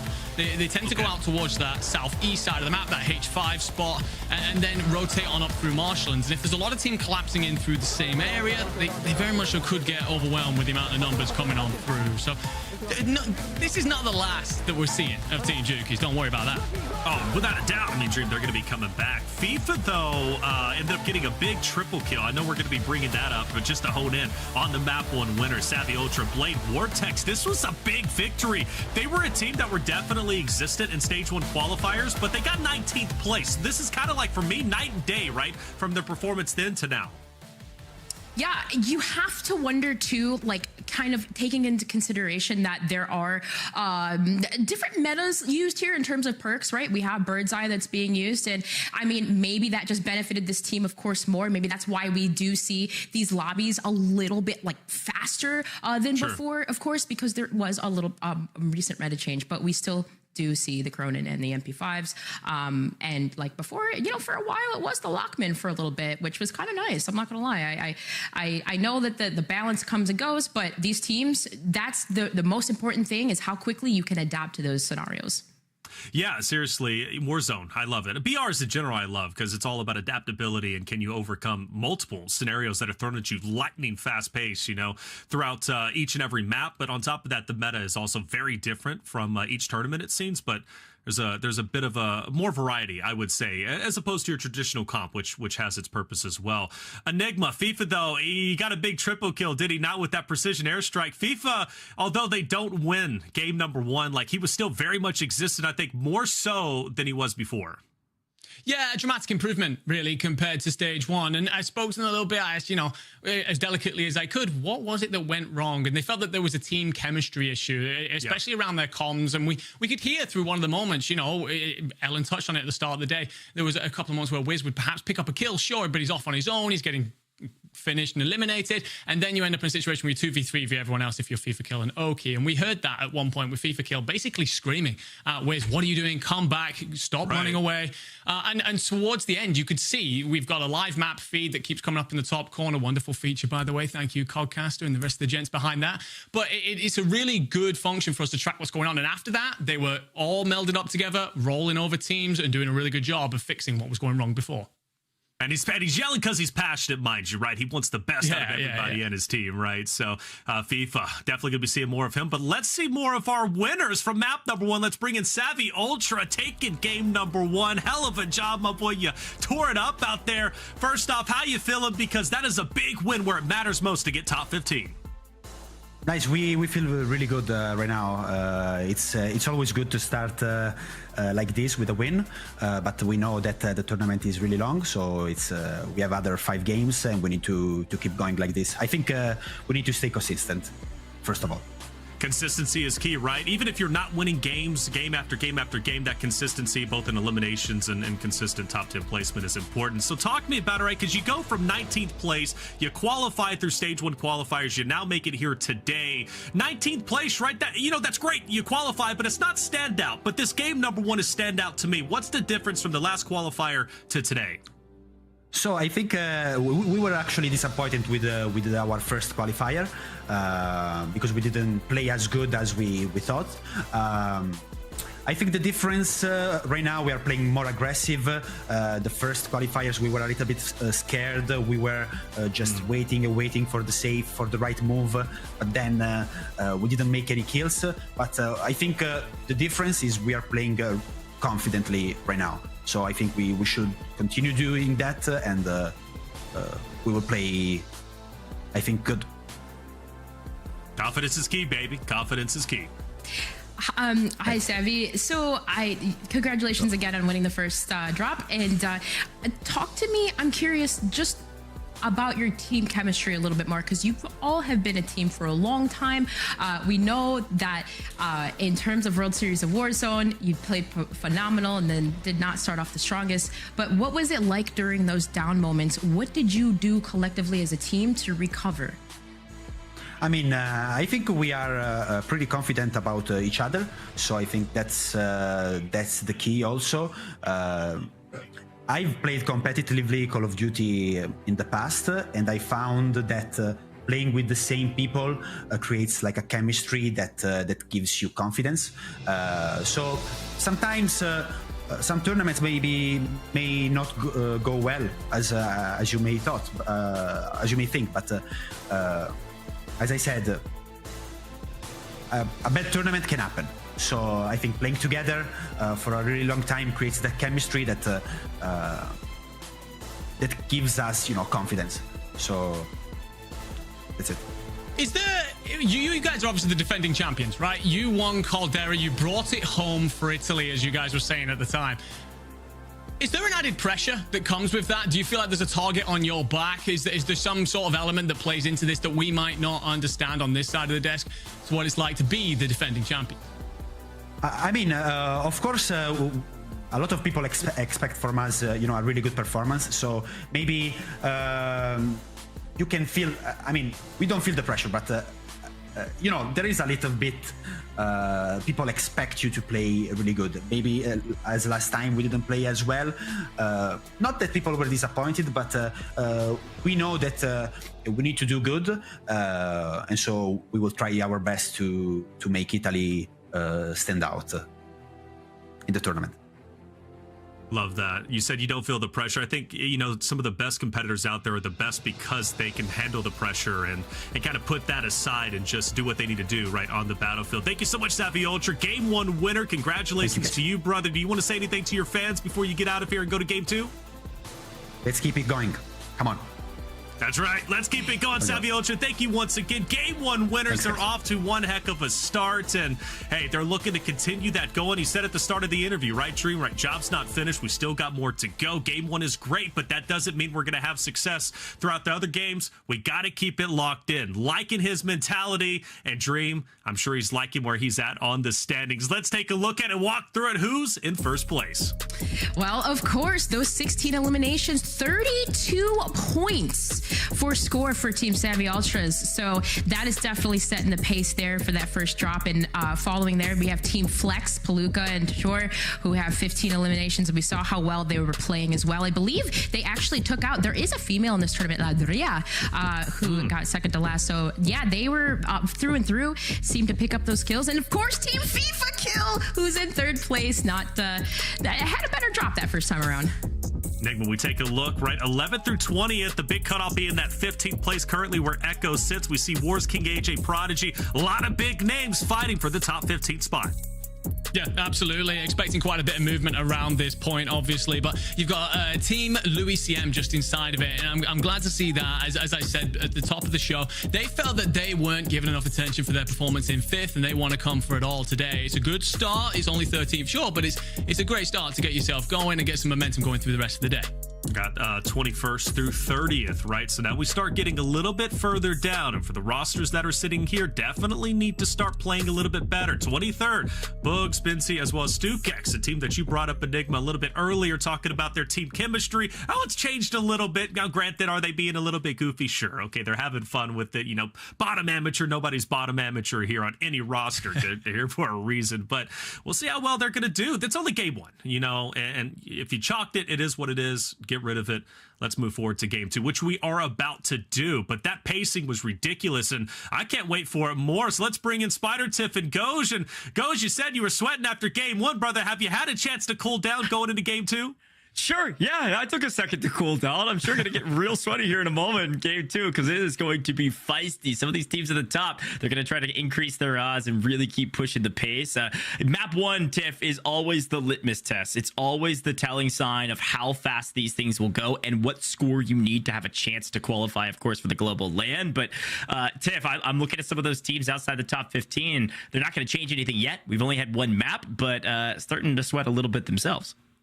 I mean, that's definitely a good place to look, right? We only showed the top 30 just ahead of this. And one outlier that you may have noticed is you didn't see Team Juki's name inside that top 30. They're currently sitting in 35th place with 4 points. So if you're finding yourself outside the top 15, outside the top 20, 30, this is your time to, focus on what mistakes may have gone wrong in map 1. And maybe it wasn't even a real mistake, right? Sometimes, even if it's a good call, it can be a bad call if a situation doesn't plan out appropriately, right? There's so many players, so many teams looking to rotate into the zone, and they can be really tough. Well, a team that we didn't mention too much, it was the Mad Lions squad. That's Flex, Palooka, and Tojo. They're actually in second place with 21 points overall. Had a fantastic map. Made it inside the top 3. Representing Spain with the Mad Lions. They had a great map. But I think inside the top 3, you've got FIFA Kill. We mentioned them. The top 3 are the top 3 placing teams from the last map. I mean, it doesn't always work out that way, but oftentimes if you can find the kills along the way through the map and grab those kill multipliers, you're going to find your way to the top of the leaderboard. It's not rocket science. What is rocket science is learning how to play confidently as a team. That seems to be the Achilles tendon of every single person and every single team out here. The teams that don't play confidently get slams. The team that do play confidently are the top of the leaderboard. That's exactly what Savvy Ultra said in the interview. We played confidently and it paid off. So we'll see if maybe this rocket science of confidence, I don't know if it's caffeine or whatever you need to play confidently, figure it out, because that's what you need to win. You can just fake it till you make it at this point. Be like, yeah, I'm confident. I'm so confident. We'll deathball this entire engagement and it'll be fine. But with the time to kill in the game and all the changes, Dream was talking about the bird's eye perk. With that being in effect here in the game, it is kind of changing those end game lobbies. But that's enough of us. It's map number 2 about to be underway, Goj. I cannot be more excited for this. If you're outside the top 15, lay it on the line now. Oh, I love taking a look at some of these POIs. I think we've been talking about H5 all weekend long in preparation for this event because, well, Juki squad dropped their 5 out of 6 maps, I believe, in the stage 1 finals. And I've got an inkling that some of these squads are directly going to try to hunt down Juki's and Co. because Juki's was the top slayer with 50 overall eliminations in stage 1. So they got eliminated early this time around. Maybe they'll take a more cautious approach going into map number 2. Only time will tell, Tiff. And I'm excited to see where the circle is because we got a city start already, starting off hot.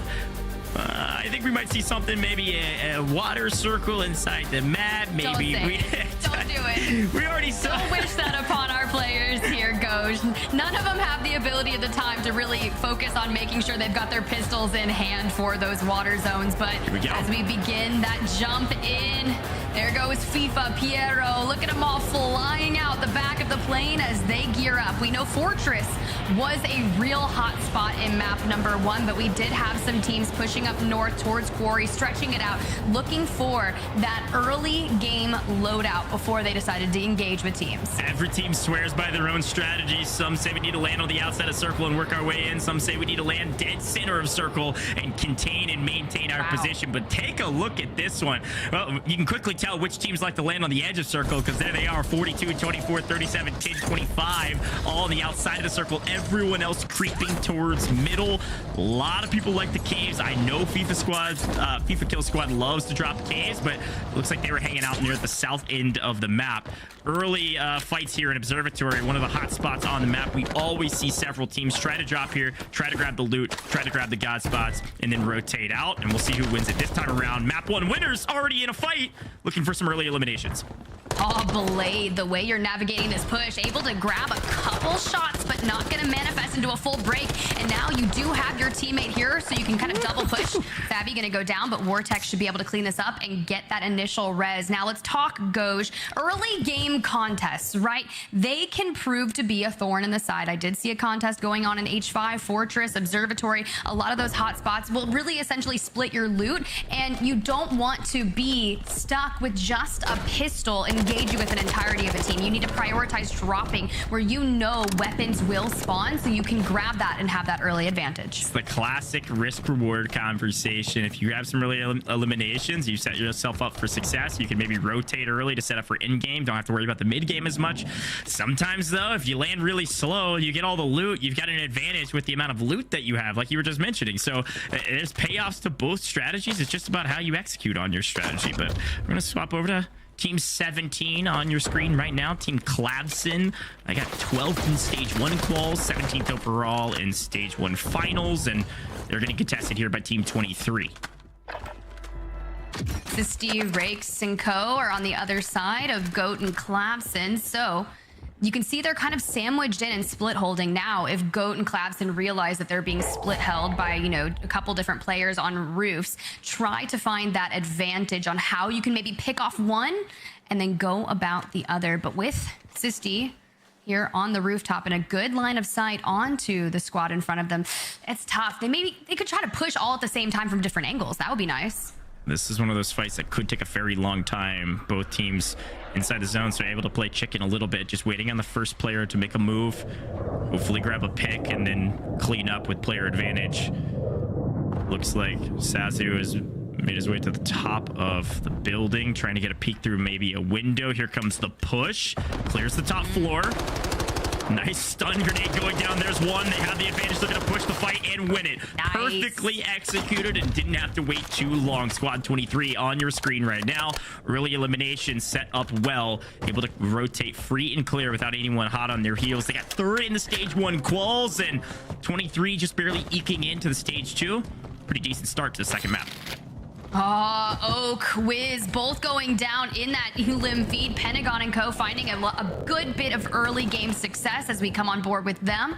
Rotating on through. They're in kind of that triangle formation that we like to talk a lot about, Ghosh, because that seems to be typical of what we'll see in NA for Tommy, as they like to just approach that way. Hello. But Pentagon, oh, maybe that nade should have went out first. Unfortunate mistake right there. Just doubles back, and really that player had already kind of peeked down the site to have that. But you can see two pushing in to take down the one. Sure. Very nice revenge there, but Yeah, I mean, it's nice revenge, but can we just wait like a half second there, Pentagon? Like, you didn't have to take the 1v1. Like, that's a 50-50 fight when you had maybe 6 seconds to let your teammate group up with you. I mean, you just wasted a bunch of resources. They're gonna get Pentagon back into it, but those are the moments you look back on and just say, okay, that was a small mistake. We didn't get punished too much for it, but just take a breather, work as a team, and that's a free kill any other day of the week. Man, that's a tough one to see.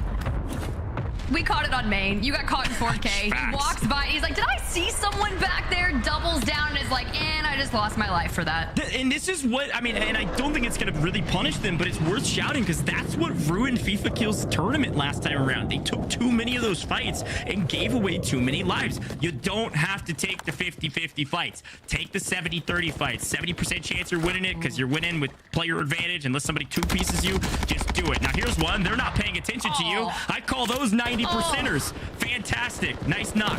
Nice elimination. They're going to push the equation and likely clean up squad 23 here.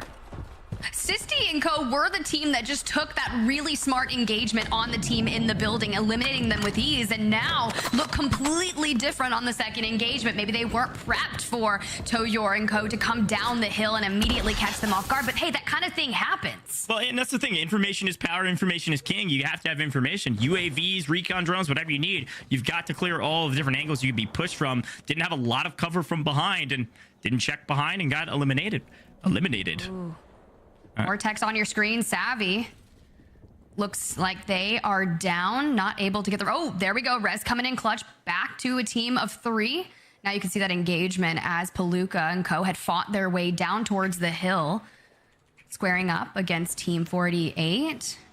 Jumping back on over to King, AJ, Wars, and Prodigy. Now, Prod, I had heard, potentially maybe hasn't been grinding the game as much as some of our players we were highlighting in the ranked gameplay screen earlier in the pre-show, but still are looking to be that of form. No eliminations on the board just yet for Prodigy, but they do have a team in their line of sight because they are going to push straight up. Going to catch that one on the roof. Good nade, not going to result in any kind of crack, but this does give them the time to smoke and rotate in and take angles. Yeah, nice grenade there on Zach as well to weaken the opponents. That was a tough fight to take that early. You're going to have to hit every single headshot to potentially knock that player and have the player advantage. So kind of gave away your position there. You mentioned Prodigy and maybe they hadn't been grinding as much as someone else. It reminds me of a quote Lennon told me when I was preparing for the broadcast and preparing to see what Lennon was able to do. He said, hard work beats talent if talent doesn't work hard. So maybe Prodigy's talented, maybe hasn't been working hard, but right now Team Wars ahead of Team Juki's on the leaderboard. So maybe talent will win overall. Who knows? We'll see. Only time will tell. Blade and squad all alive. Looking down their barrels. The low ground. Team 28 right below. When do we take this fight? Not yet. There's about 3 teams here in this area with your map 1 winners having the high ground, giving them the information, right? Savvy Ultras just wants to keep it consistent. not necessarily sold on their 32-point performance. They want to keep doubling down because they, like they said in that interview, not impressed either with the stage 1 performance. They wanted to get confident, wanted to get consistent, and confidence is going to make such a big difference. If you're confident in your fight pushes, knowing that you're like, I can win this, we peak together, just like Aguilar is going, climbing up this hill towards Observatory. Mortar Strike is available should they need to square some things off, but the pressure is going to be pushed back, and now absolutely down the line of sight, just looking for that engagement. Gonna dolphin dive back inside the building, but I think they're going to make this push. Yeah, if you saw that mini-map, you saw how many teams are trying to rotate into the circle. I think it was Team 3, which was 3rd place from Stage 1. That's Team Azen, probably the freest and clearest pathway to get inside the circle, as they were on the furthest right position of that outside circle location. Might be able to get there early and hold a couple teams, so watch out for Team 3, but nice drill charge to set the encounter off right and clean it up. Angular finds their 3rd. That was such a clean push, doubling down with the drill charge and just capitalizing on that. Blade & Co still on the roof, now moving towards the inside of the building, trying to clear it out, but they haven't really been able to push the nail on this engagement with Squad 28 that has been living just in the same POI as them, but they're going to have to prioritize moving to potentially a better location or maybe some engagements, right? You want to double down on the eliminations that you have, so once you do get into the multiplier, it starts going. And Cams, we saw them lurking in a bathroom in map number 1, but now we're getting some engagements. Yeah, an early fight here in a really tough location, especially when you're running into a pile of trash. No designation to maybe your skill level here. Unfortunately, Heretics in a very tough fight. Now all by themselves, trying to sneak out of this one. There are 2 teams here, so if they fight each other, which it looks like that's exactly what's happening, you might be able to just kind of run out underneath the rug like the rat you are. Santify finding one as we swap over. Nice elimination. Working together, rooting out the rats themselves. Smokes. Love the smoke. Yeah, Tiff, you and I are on the same brain wavelength. Smokes are key all day today. Talking to FIFA, he said he was going to be running restock because smokes are so dangerous and so valuable, especially as you get into the late game for rotation. So you're going to be seeing those to loot, rotate, or otherwise.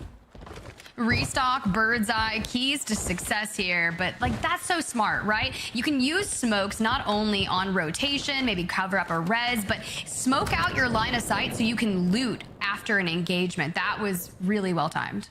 Well, Observatory finding itself just on the outside of the zone. Team 23 kind of running into Observatory after the Warzone, if you will, has been won already by someone else and then rotated out of. A lot of fights went down in Observatory. Should be a decent amount of loot. Dandaman, 2nd place in the quals individually for the most eliminations. Looking for one maybe with a C4 or something. Up through the roof. Climb up, my guy.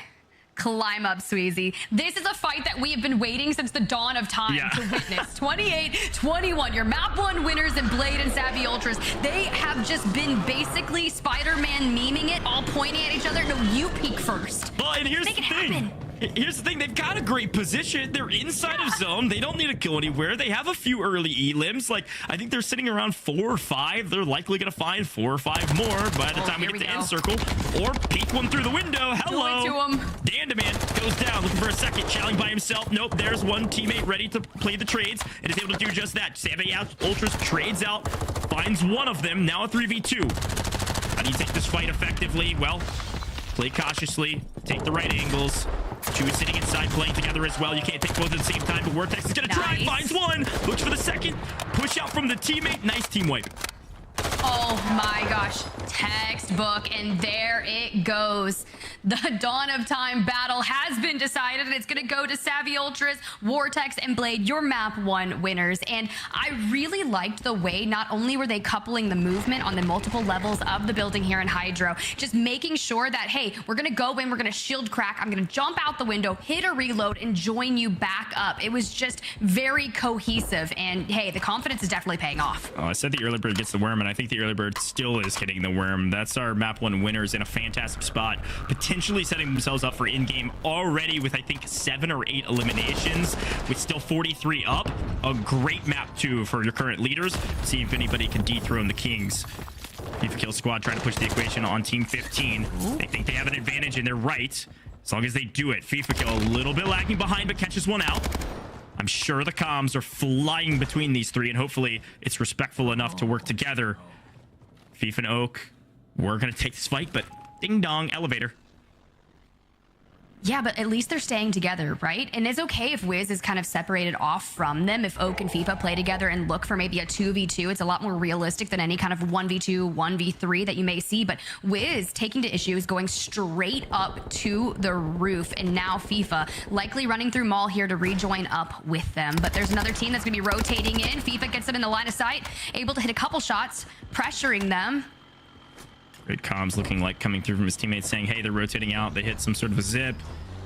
Flying out of here. Let's grab our vehicle and do the same. We do not want to get pinched by Team 7. We're hot on our heels and pretty good communication. It's like they're battling back and forth on where they're going to go next. And inside of zone, holding the next team maybe is the right play. Chow falling in the kill feed. That's going to be Bling CJ, Nobu Spartans team. We're really pulling for them as we get a good look at the map feed. FIFA, though, finding some resistance, trying to rotate out and will fall out of the vehicle. Whoa. Oki is able to wipe the squad overall, so I think it was a little bit of bait there with the Bertha. They've lost FIFA, but won the team fight. All three go down. Team 14 still alive and well. FIFA kill will be bought back immediately. Great resource management from this squad. They still have a decent amount of cash, and we'll separate that accordingly to be able to buy what they need. Resources are key for sure. I think it was Merc that said this way back when, and it still holds true today. Cash is king in Warzone. Yeah. You have to have the resources to buy your teammates back immediately when you lose one in a gunfight like that. I mean, yeah, because we talk about how you can get stuck in that regain blender, but obviously that's not the case, especially if you're setting up shop near buy stations in the zone. And you can kind of gatekeep those because people are going to be looking to get the regain for themselves, coupling in a lot more eliminations. We saw Oak with at least 4, a few assists, north of 2k damage, and Blade on your screen right now has 3 to boost about that. Savvy 3 as well. So another solid game so far with 37 teams remaining. We're 15 minutes plus into this game and not even in the kill multiplier yet. Well, the circle keeps creeping higher and higher onto this map, which will pull your map 1 leaders a little bit outside of zone, probably in the next circle. So they will have to rotate, but still a great map regardless. About to work our way into the first multiplier. Meeks and Co in trouble. Or maybe they're causing the trouble. Finding one down the range. Neonfo finding 2 downs there on Bino Jr. Santify trying to grab some revenge and able to do so. Should be able to get all 3 back alive. Great team fight win there for Meeks and team. They're going to be able to rotate into the circle effectively, free and clear, set up for their next encounter. Doesn't look like there's anybody in vicinity.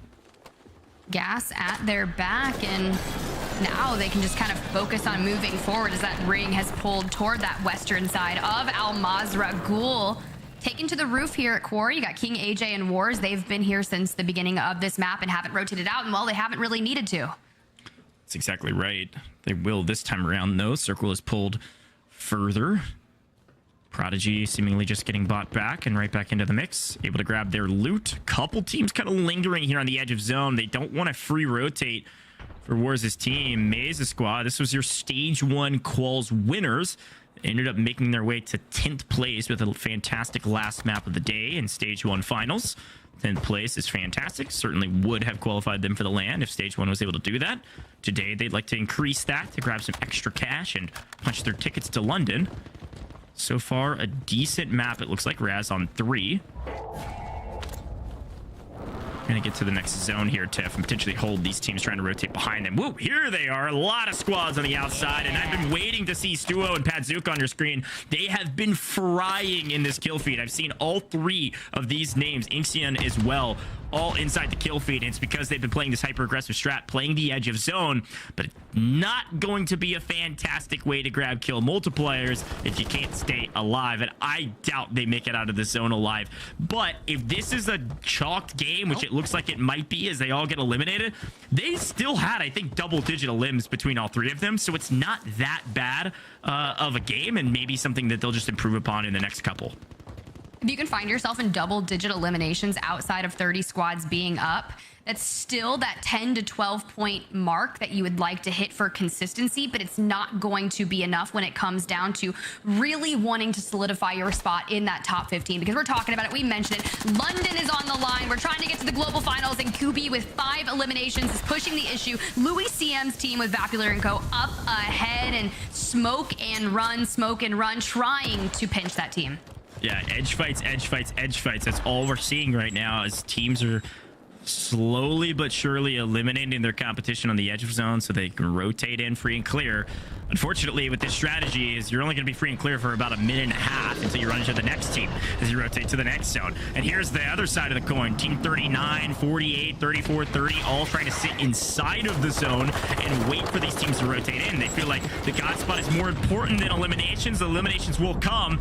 Squad on your screen right now, 39. Great spot on the map. Little to no eliminations to write home about at all.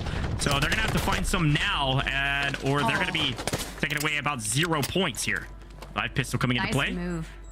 Yeah, I was gonna say revive pistol is going to be clutch, right? You just hit him with that. As long as you don't mix. I've seen a lot of people get stressed out and start missing, but now gonna run into a little bit of a trouble themselves. These walls, they are not the safest thing you would think of, especially when you got squads running the Cronin, and every time you peek a window, someone is just waiting to take you down. That team may not recover from that. Well, Tiff, I think that's the perfect circumstances to talk about playing defensively, not playing confident, playing too slow. It's gonna yield you 0 points. They might have had one elimination. Doesn't matter that they're top 30. 1.2 points is not going to help you out at all. Back to their squad on your screen. One of the teams that we were told to watch out for specifically by Dream. This is the Dream team of the day, and so far looking dreamy with this fight. Nice knock. Opens up the shots. Nice bouncing Betty to try to protect, but no. Swinging around the corner. Porky gets the better of that. Jama trying to enact revenge and is able to grab one, but loses his life in the process. We're in trouble here, Tiff, if we're Louis CM. We're deciding to continue to take this fight into 1v2 because we got people behind us, in front of us, left, right, forward, straight, everywhere. See you later, alligator. Top 25. Decent map. Not a great one. Louis was looking like a Pokemon master, sending in the two teammates just to go to take their engagements. They lose the fight initially, but, you know, maybe that wasn't the smartest, right? If you leave your anchor player back, this is what happens when people rotate in, because you're not able to focus on who is coming in behind you. And Heretics, you know, Methods, they have been doing just that. You typically think back to map number 1 where it pulled City, right? They were able to maintain positioning inside and come out at the last minute with cams, hitting nice stims, trying to stay alive. But Wiz on your screen, looking a little more conservative here. Dead center of zone here with FIFA. They have a building. They're able to maneuver around it and pick off everyone in the open. This is where restock is going to come in so clutch with all the smokes. Yeah, this is a wild spot. They have this tiny little kind of ruined fortress to fight on, and they're dead center of zone. You called it out perfectly. They got here early because they wanted this spot so that they could hold every single team rotating in. Are they the early bird, or are they the first mouse? That's my question. Did they get here too early and they're going to get third partied? So far, it's looking really clean. There is no one in sight that they can't shoot, and there's no one in sight that could push them because everything around them is wide open spaces. So right now, the third party is really not a problem for them, and they can just rain hellfire from distance and hopefully grab a few free picks. But in the mix of it here, Robstar trying to make the best of a bad situation on 9 eliminations, by the way. Watch out for Rob. If he can somehow stay alive, obviously a fantastic map as we creep inside the top 15. Broken down building. Oak, mortar strike likely going to come in too strong. Smoke and reposition, but this is so tough when you literally have to play the mountains like a little bit ago. Too strong. Going to be able to grab the knock and ending that team's chances here in map number 2, but we continue to push forward. We have at least 5 teams outside the zone. Your map 1 winners are making the play. This is where we're going to find out who is the mouse. Are you getting the cheese, or are you getting the worm? It's a great call out. FIFA kill in trouble. It goes down. The push is successful thus far. Oki right around the corner. Seemingly has to reload. Isn't able to grab an elimination. Sitting on 4. FIFA still alive somehow. Wiz is down. They've answered back and somehow stopped the bleeding that was Vortex, Blade, and Savvy Ultra. Vortex's team is traded to the only other piece of cover inside the circle currently. Now just on the outside as the new circles come into play. FIFA Kill Squad still in a fantastic position. Look at Team 6, though. On the low end, they could see themselves into the final circle if that moving circle pulls further their direction. I am blown away FIFA Kill Squad stayed alive during that fight. It's just impressive. You've got to do what it takes to put yourself, because once we get to that top 5, we're one team away, 1.8x multiplier. And if you couple that down between the 2x, it's not that big of a difference, right? But it does make sense. We are now into the 1.8. And Savvy Ultras, your map 1 winners, still alive. What if they run it back? Still alive, and all 3 alive. They have a massive advantage going into this fight. Oki's just fallen by King AJ from Wars' team, and there goes FIFA. So if they can get the self-revives off, FIFA Kill Squad's going to be out. They did get top 5 with a decent amount of the limbs, still going to be near the top of the leaderboard, but this is an opportunity to wipe one of their main competitions out of this lobby, out of this map, and try to set up Savvy Ultra Squad at the very top of this leaderboard with a massive margin for error, and they're able to do it. See you later, FIFA Kill. Still a decent map, and here we are. The 2 teams we shouted out, Tiff. It's a 3-on-3 whiteout in the open, an exact opposite circle we saw with City. There is little to no cover besides the rolling hills of the sand here in Al Mazrah, and Savvy Ultras is trying to take a 1, while the 2 teammates on the other side are trying to take a 2. Oh, I like this play here. Look at that. Cronin out trying to hit the wrap. Damage going down, able to initially do that. Vortex and Blade can step in if they need to. Savvy not going to pressure on the heels just yet. Blade able to grab it, knock now in a...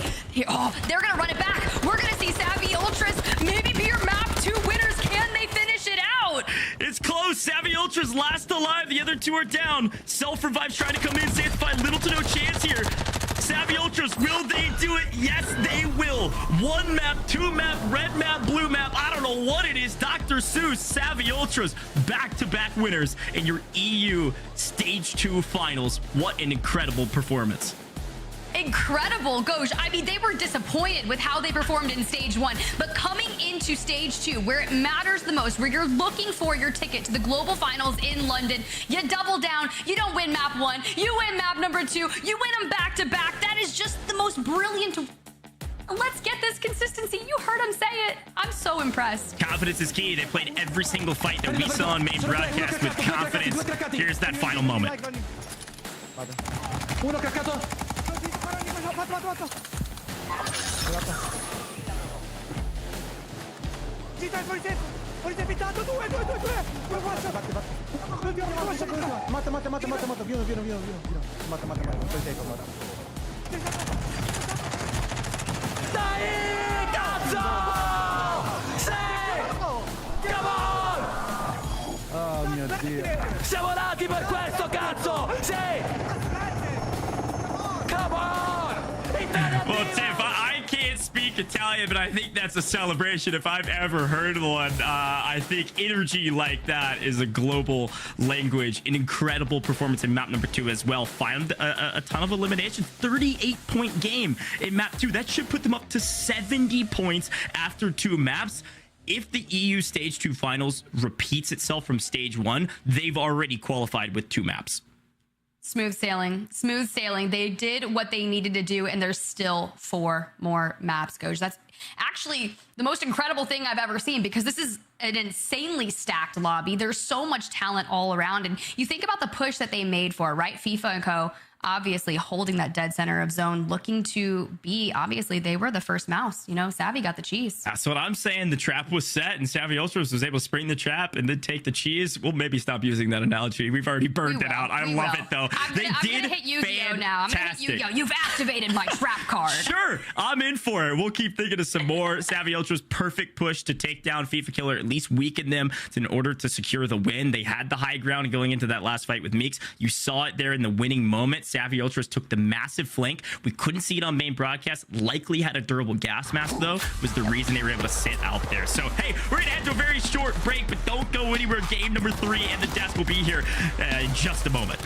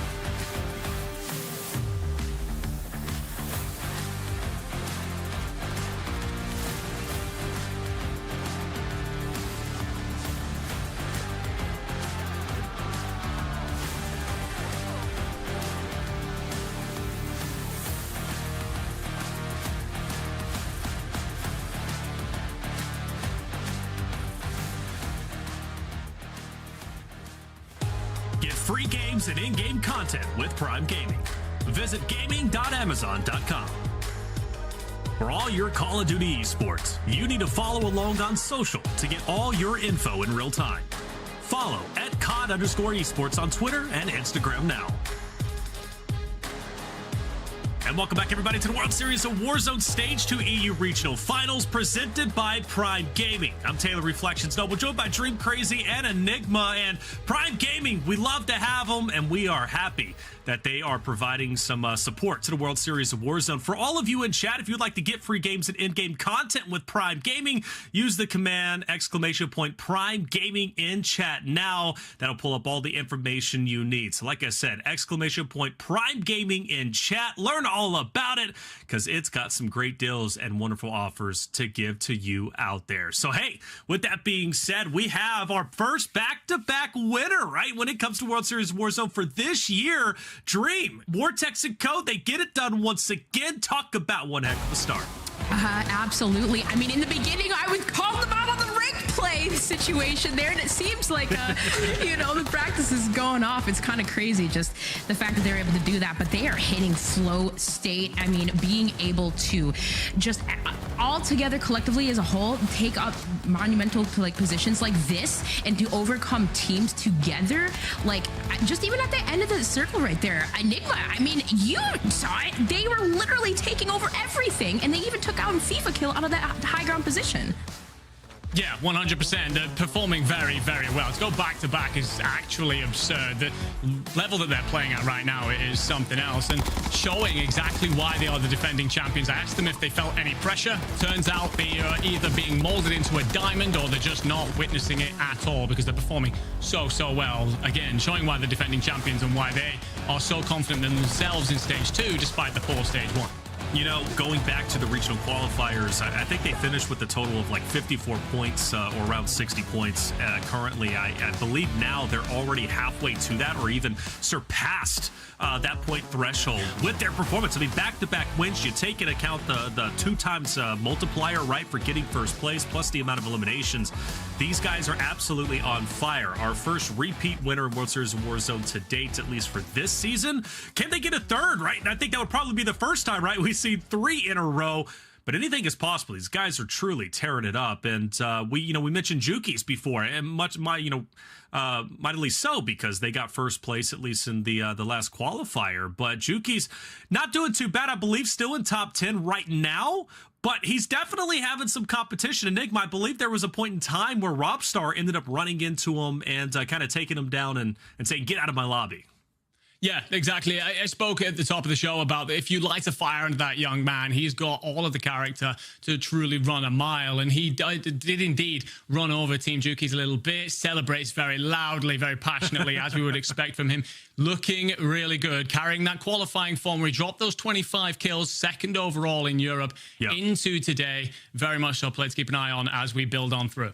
Now, Enigma, I'm going to actually go back to you because we found out Dream's Dream Team, right? Now it's time to crack the code with Enigma. There's a special play that you wanted to break down, and an impactful play that showed why our dominant team is dominating. Yeah, 100%. So this is something that is first time using it live, so do forgive me if there are a couple of tech things, but this is a breakdown of a play that WSOW Ultras and Co made throughout that map. And one of the things is that this team is managing to deal with horrible situations very, very well. So if you're wondering how to deal with horrible situations, this is a perfect thing to learn from. And we're going to pull it back to something that happened on Broad. Going to be a play around Zokwa on Hydro. Now, as they're crossing over through Hydro, they end up coming across a team that's located here in the Red Village apartment. And the way they set this up is perfect. So what they do is they get Blade himself to, with Deddy, approach the building and sit essentially right on the top of it. So you've got Blade sitting on top of the building over here. And then you've got WSOW Ultras who positions himself on the roof just here.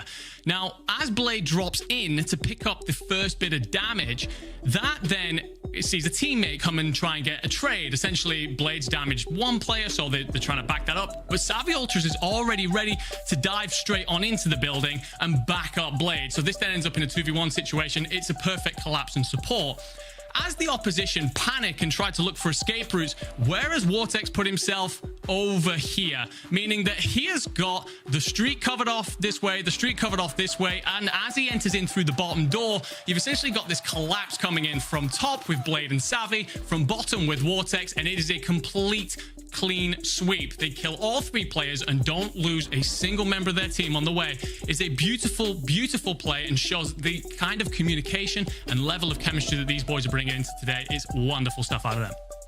Wow, Enigma. Hey, thanks for the crack in the code segment. I appreciate that. Like you said, we did that live, and like, yo, you absolutely smashed it. I would love to have more sections like that where you're breaking it down with the map and giving a visual to all the viewers out there. So well done. Great play, impactful play, but truly showcasing why Vortex & Co. are the best currently in the lobby. Now, we take a look at our standings after 2 maps have concluded, and Dream, I want to have you talk about it. Sitting up top, no surprise, Savvy Ultra & Co. 70 points. They've already surpassed the max amount they got in the last qualifier. This finals are working for them. That is absolutely insane. Like, look at the gap between first and second. It's insane. I mean, just following through these teams, though, still we see some of our favorites. Team Wars and Team Juki's, though, down in 9th and 10th. Even Stiwo, Patsuka, and Exion, they've been dropping kills as well, but the placements is not favoring for them. So, yeah, these squads, too, I just, it's absolutely insane to me how big of a gap first place is, Taylor. It's massive. It's almost reminiscent of Juki's, right? From the last regional qualifier, sitting at 180, and I think the closest like 20 points away.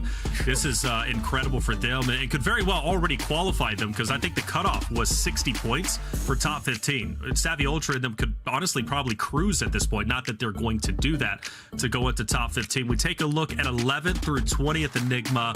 Again, everybody familiar faces. I mentioned Boogs just a little bit earlier. They do make an improvement from game 1 to game 2. I think they go from at least 20th or 21st through 30th. Now they're sitting in a relatively comfortable 17th spot. But again, like Dream said, Enigma, though, that point spread, it's pretty close.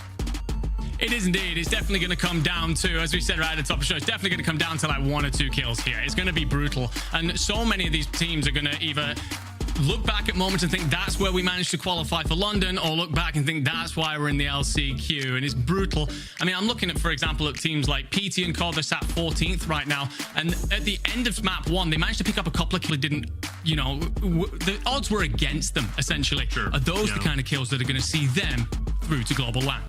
See, the Omit boys, or at least Junior there, sitting in 21st place. Guns down there rounding off 30th place. So there's going to be teams right below that threshold, but we focused in on the top 30. Sitting at 12 points, you can't be too comfortable there if you're Guns, Ethan, and Bliss. However, you have, what, I think, about 8 or 10 points, honestly, puts you right back up there within at least a top 10 or at least top 15. So it's not that big of a leap. One solid game could put you in a more comfortable spot. After all, that's 2 games down. Now we're moving into game 3, so we'll be at the halfway point after that moment. But things are going to start heating up, and things start to get a bit serious. We've had 2 different zones, but the same winner. What will game 3 look like? Let's take a look at our top eliminators, though. Who's getting the most elims? Dream Blade at first, funny enough. 13 Vision sitting there at 13 strong. But I think the big thing, right, all of Vortex's crew, top 10. All of them are like, I mean, if you really rather a top 3 considering the tie, like that's just insane. That isn't absolutely insane. Robstar doing his thing. I mean, talking to Smack, playing really confident, sitting in 9th, but still look at that tie between 4th and 9th place with 11 kills. That is, I just feel like, you guys, I feel like even though we have 2 back-to-back winners solidifying their spot, I just feel like these standings still, anything can happen with what we have here coming up. Oh, without a doubt, right? And Robstar, B Groovy, you mentioned Robstar, right? I mean, that's a duo right currently, right, on the trio. So the fact that they're sitting at 11 and 11 speaks volumes to me that they're still performing well, despite them maybe not being the central talking point, maybe mentioning them from time to time. But a couple of others, Ben, for example, Kubi, who we haven't necessarily seen too much of now, definitely have a chance to stand out, I think, a little bit later on as the games do progress. But as the games do progress, Enigma, let's take a look at a couple more highlights, because for me, man, these first two games have been lightning fast. I think game 2 was a little bit slower, but for you though, right, Blade on your screen, this man's been tearing it up. Santify, second place from game number 2. Who do you think is going to be the standout team, or needs to be the standout team for game 3? I feel like we've got to see a little bit more out of Team Jukies, right? They are starting to make that run on forward. They are starting to move on up the leaderboard, but the levels that we've come to expect of them and how they've spoken about coming in today, they're not just here to qualify for London, they are here to win. And there's a lot of people in chat, and there's going to be a lot of people throughout the Call of Duty multiverse that are looking to see Jukies come out on top indeed. So I want to see them perform. I want to see them really pop off as we come into our mid-stage through the afternoon.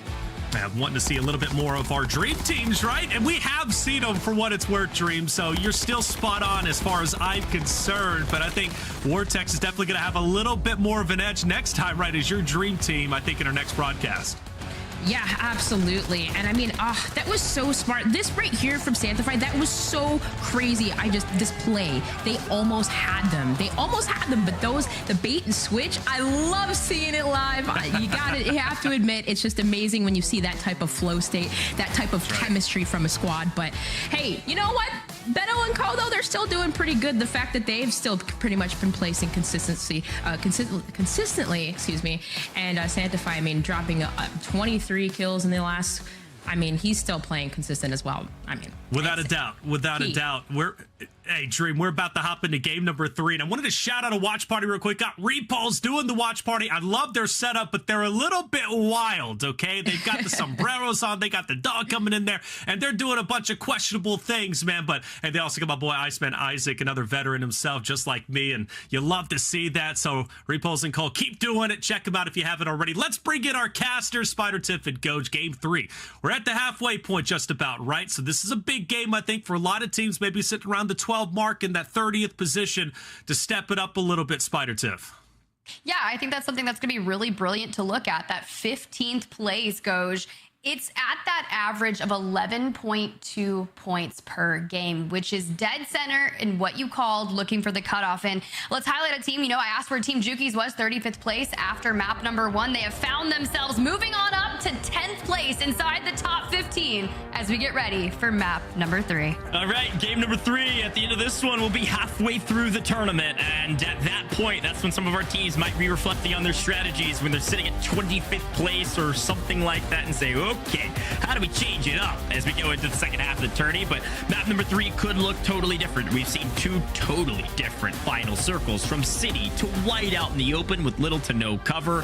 And the teams that get there early oftentimes win. But sometimes, if you make the right push, you can find yourself at the top of the leaderboard. The team at the top has to be beaten. They have 70 total points, and no one's even close. But Tiff, there are several other teams inside of the top 10 that have had great tournaments thus far. Stronky, to be certain, is one of those, currently sitting in 3rd, so we'll see where they're able to land. Yeah, Team Jama Fando, they're all out here, just in 11th place. Clabson, we saw a good bit of 13. Team Method Sick in 12th.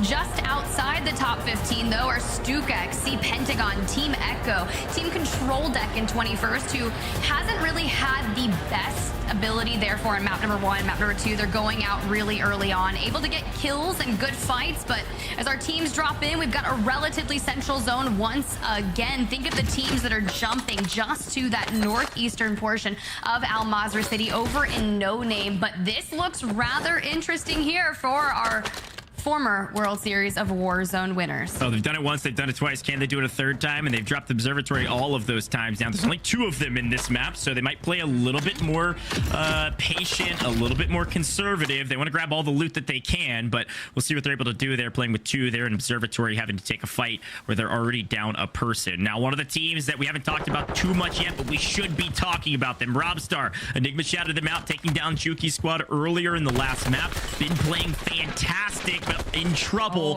from Team 13. Oh, Rob goes down. Groovy playing kind of backup, but I don't think he's going to be able to do too much. And I think if I'm Rob, I'm saying just get out of dodge. I don't know if you're able to protect me. They're able to find 1, but a push close range. Groovy goes down. We've lost 2 now. Quirky's going to have to relocate. No reason to stay here, especially when the other team's hunting you down to try to send you to the gulag early. This team, by the way, Tim, I believe is sitting in 6th place. You can't go down early when you're going into the 3rd map.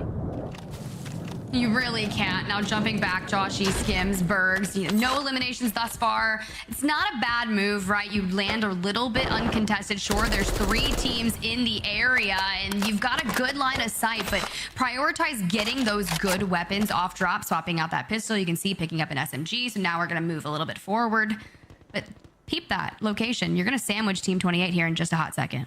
That's right. And Kibby's is in trouble as well. Gonna have to try to get out when you're the only player remaining on your team, it seems like, in this area, and there's 3 other squads here. Yeah, maybe this isn't the time to try to farm for kills. Let's go stay alive. Let's grab some loot and get to a buy station as soon as possible if our teammates aren't winning their gulags.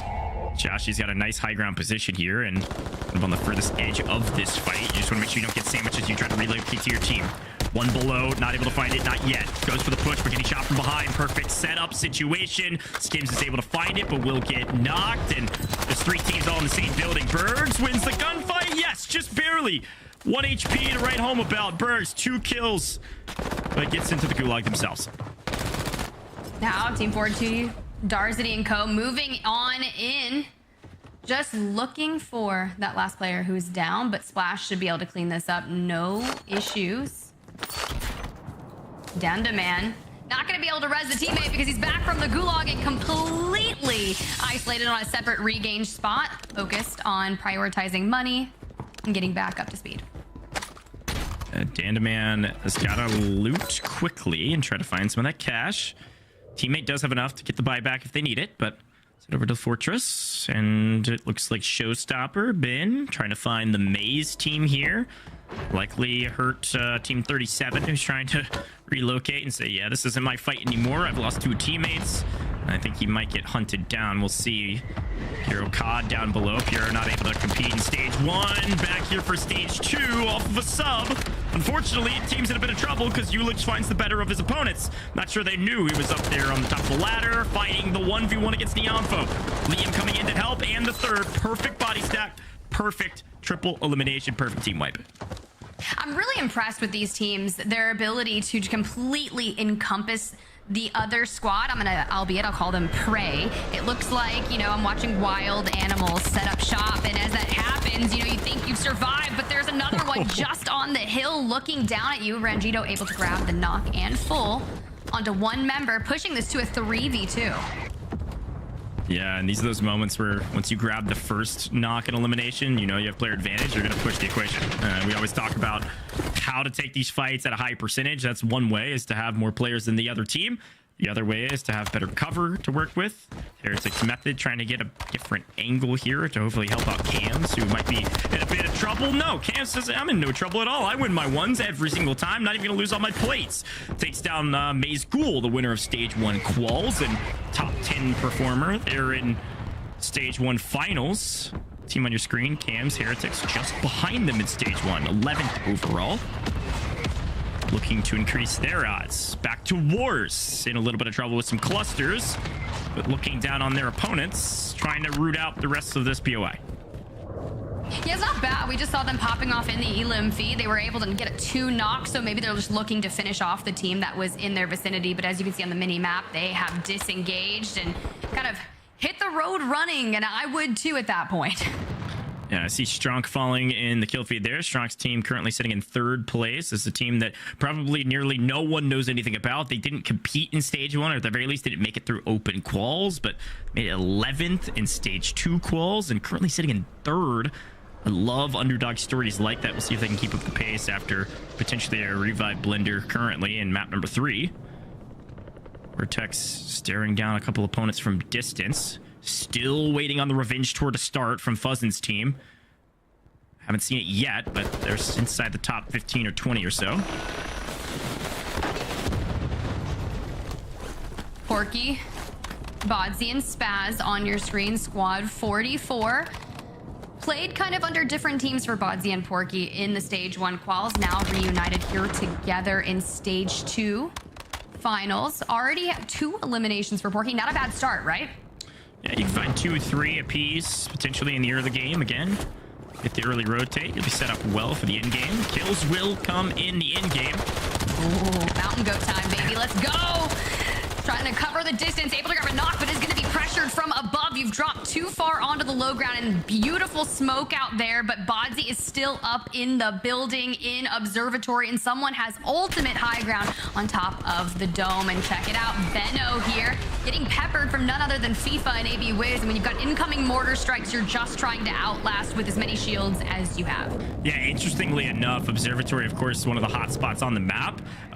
This is where first place and second place are dropping. This is squad 6. This is second place team Meeks, Santify, Benno Jr.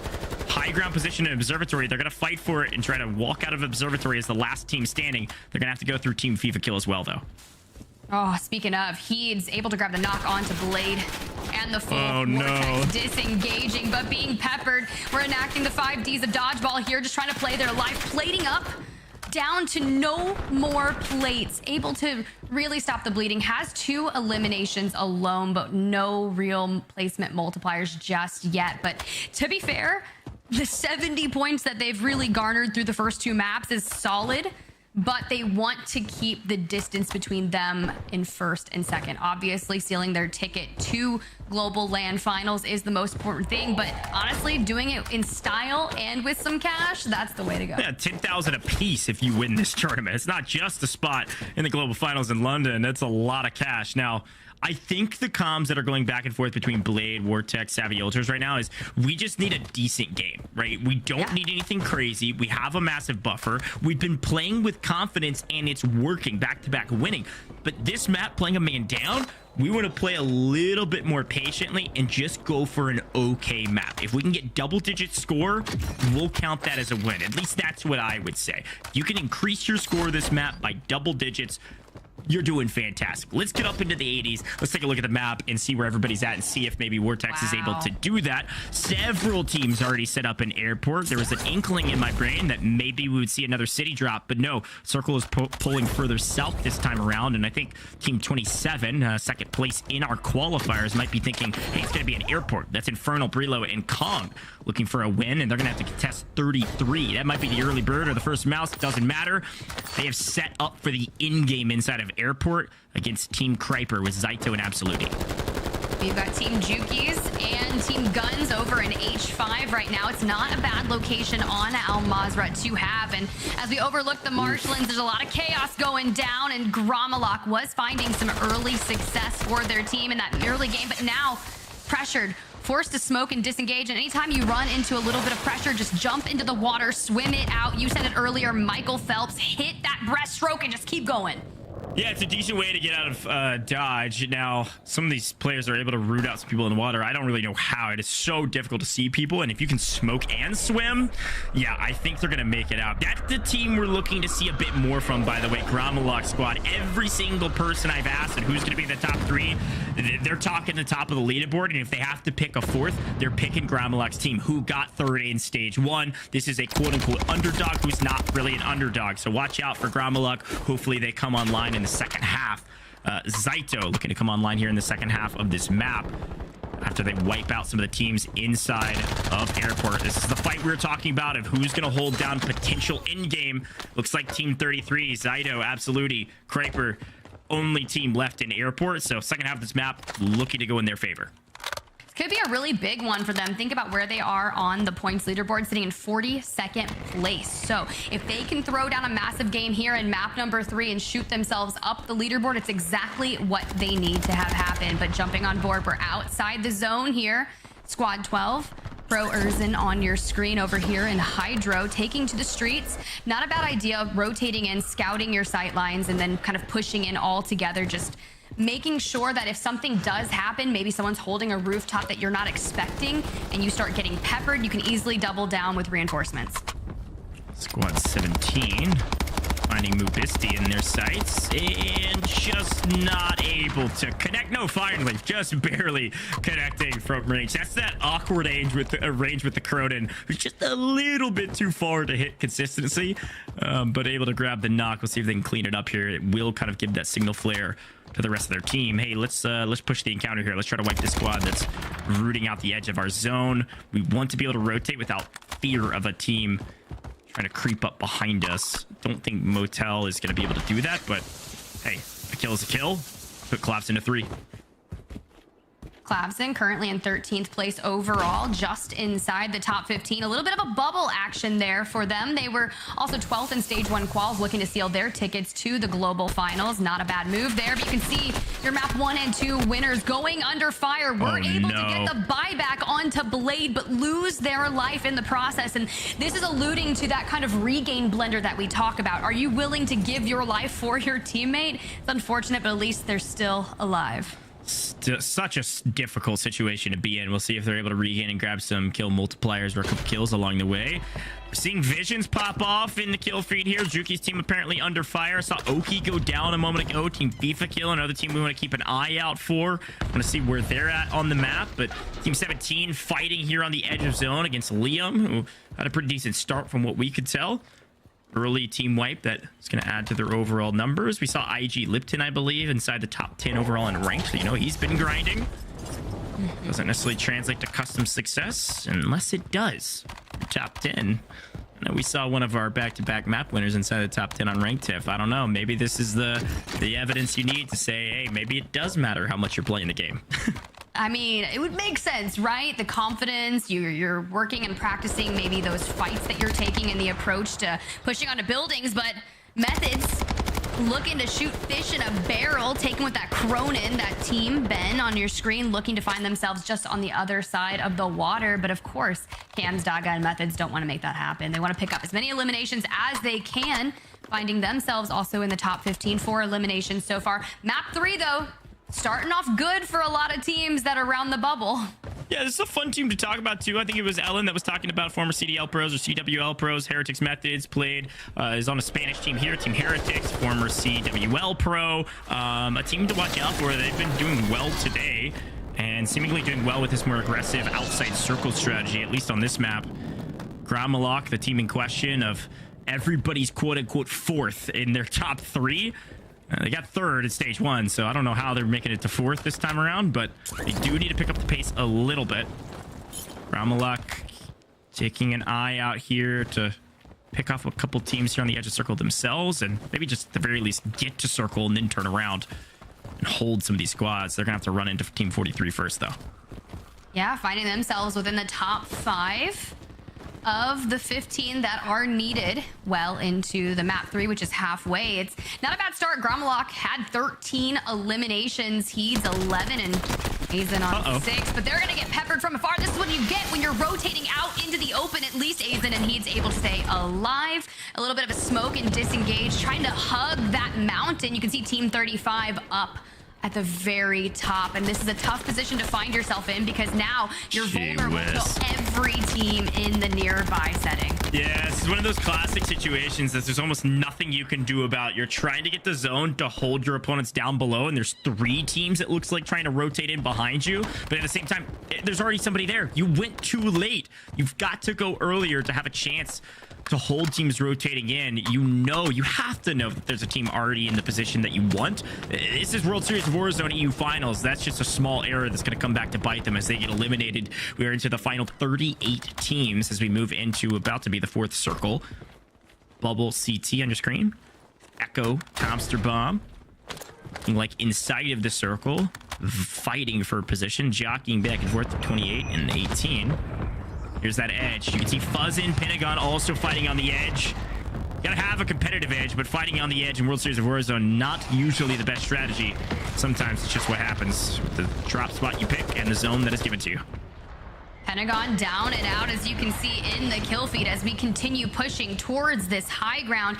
Relatively tough push, but that's why you like to see things like, you know, precision airstrikes, mortar strikes, any kind of air support that would help you delineate the attention from your squad as you're moving up by foot, especially when you have teams like Team 36 on that ultimate high ground. Jeez. Well, that's strong. Team currently in 3rd place. They've been doing something right, and apparently it's high ground. Now they're rotating off to get to the next circle early. Very smart move. You see, they've already hugged the edge of the next circle. They're going to be fighting Team 35 along the way, but have enough time to potentially take that fight before the squad on your screen just a moment ago gets the 3rd party. Blade and Vortex, or at the very least, Blade still alive somehow.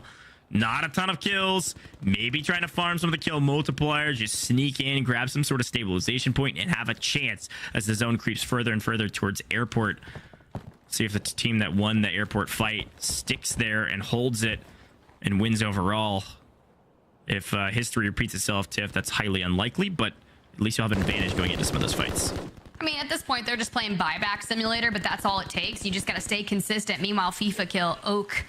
They have been in an engagement for the past minute and a half. Trades are flying, and you can see right there, Blade wiped over by airport. That is done and dusted. Your map 1 and 2 winners will not be running it back for a map 3, but Santify, they're taking to the high ground. Exian, good line of sight, not able to get the down. Does have a PA if they do need so, but you are being poked and prodded from every direction, trying to stay on the high ground. Meanwhile, here comes the PA. Yeah, Inkseeds goes down. That's team in 8th versus team in 2nd.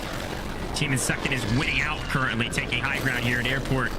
A great position for Meeks' team. We saw a moment ago, Bastardo was on the screen. That's actually the older brother of Bino Jr. So some brother-brother rivalry, and currently Bino Jr. is winning out, playing with Santify and Meeks in 2nd place overall, and another fantastic game going their way thus far. Nice high ground, picks up another from distance. This is why you take these positions early. You can pick up some free picks along the way that quickly add up. Stuwo and Patsuka trying to enact some revenge at some point on the low ground, but so difficult to contest this high ground position at airport, especially if the zone continues to favor them on the very edge of this building. Yeah, they may have the high ground, but you can see Juki's, Lennon, and Vision on the low ground as Meeks trying to eliminate everyone that's trying to take nearby high ground as well, so they can just keep the ultimate just on the outskirts of that ring. Will have to drop off of this eventually and push right into where Juki's is now. And Juki's has been fighting tooth and nail to get into that top 15. Finally did it after map number 2, which is a good start. And you think about all the watch parties we have going on for the World Series of Warzone. Team Tommy, they'll be playing as well. But right now, EU watch party picked Juki's for the #1 team, as well as Repulse for their watch party. And we did see some standout performances in the Stage 1 regional finals, and I would love to see them fight for this as well. And they will be able to make up a lot of ground, especially with Blade and Vortex going out early on here. Well, here's this massive edge fight that's about to happen. I love that we're getting a chance to see it. Team 42 is set up early on the edge. There are 5 teams, 6 teams in this area. Who goes down first? I think Darcy's squad's in a great position, but the problem is when you're playing interiors like this, if somebody's got a dead silence, Enigma broke it down beautifully on main with the map. Blade and Savvy Ultras and Vortex, they push these buildings correctly, and you can lose your gunfight even if you're in the position first, because you don't hear the first early encounter and you lose one down in players. It's tough to win 3v2s. Sweezy, Tony White, and Danda Man, low ground, hugging the door, will have to move. You can see Team Echo, Tomsterom, and Bubble in the neighboring building. They are a bubble team. No pun intended, but we are crouch fighting in, and just like that, they were waiting for you. This is detrimental, trying to get that precision airstrike in and a rotate in. But if you're Tony White, you have to keep your team's dream alive. You only have 1 elimination, but going out now in 25th place is not necessarily the placelet multiplier that you want, because it's only 1.2 right now. Another underdog team, 3rd place in the quals, didn't make a performance at all in Stage 1, didn't appear anywhere, trying to make a name for themselves and in trouble here in map number 3. Bubble, great position. We talked about Echo, Bubble, Tomster Bomb here on the 3rd level of this building, raining hellfire from distance and finding a few eliminations, but losing one in kind. A sneaky pick through the window, down to 2. A ton of teams are about to rotate to the next circle. This is about to be pure unadulterated chaos. Tiff, we lose another. Echo in trouble. Tomster Bomb last alive with only 1. Smokes galore will help. Will it be enough as you're one of the last teams to rotate in?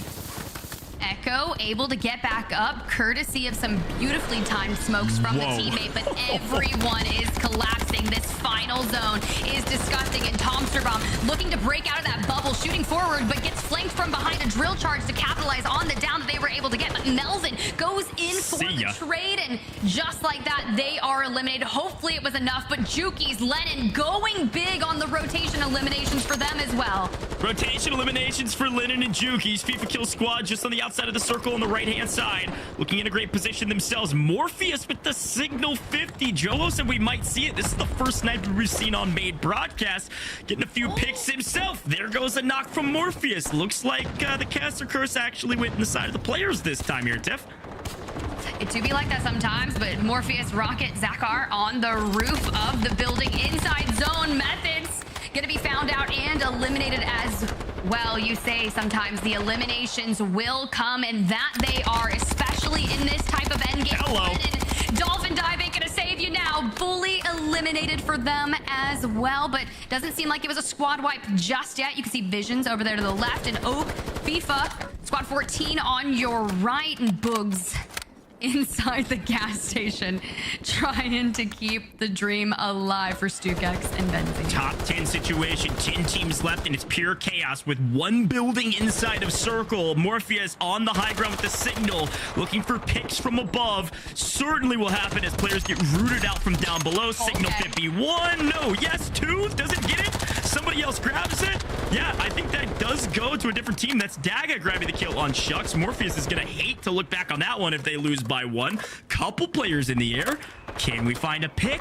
Has 6, maybe a 7th on Juki's. Yep, see you later, alligator. Signal 50 coming into play for 7 now for Morpheus on high ground.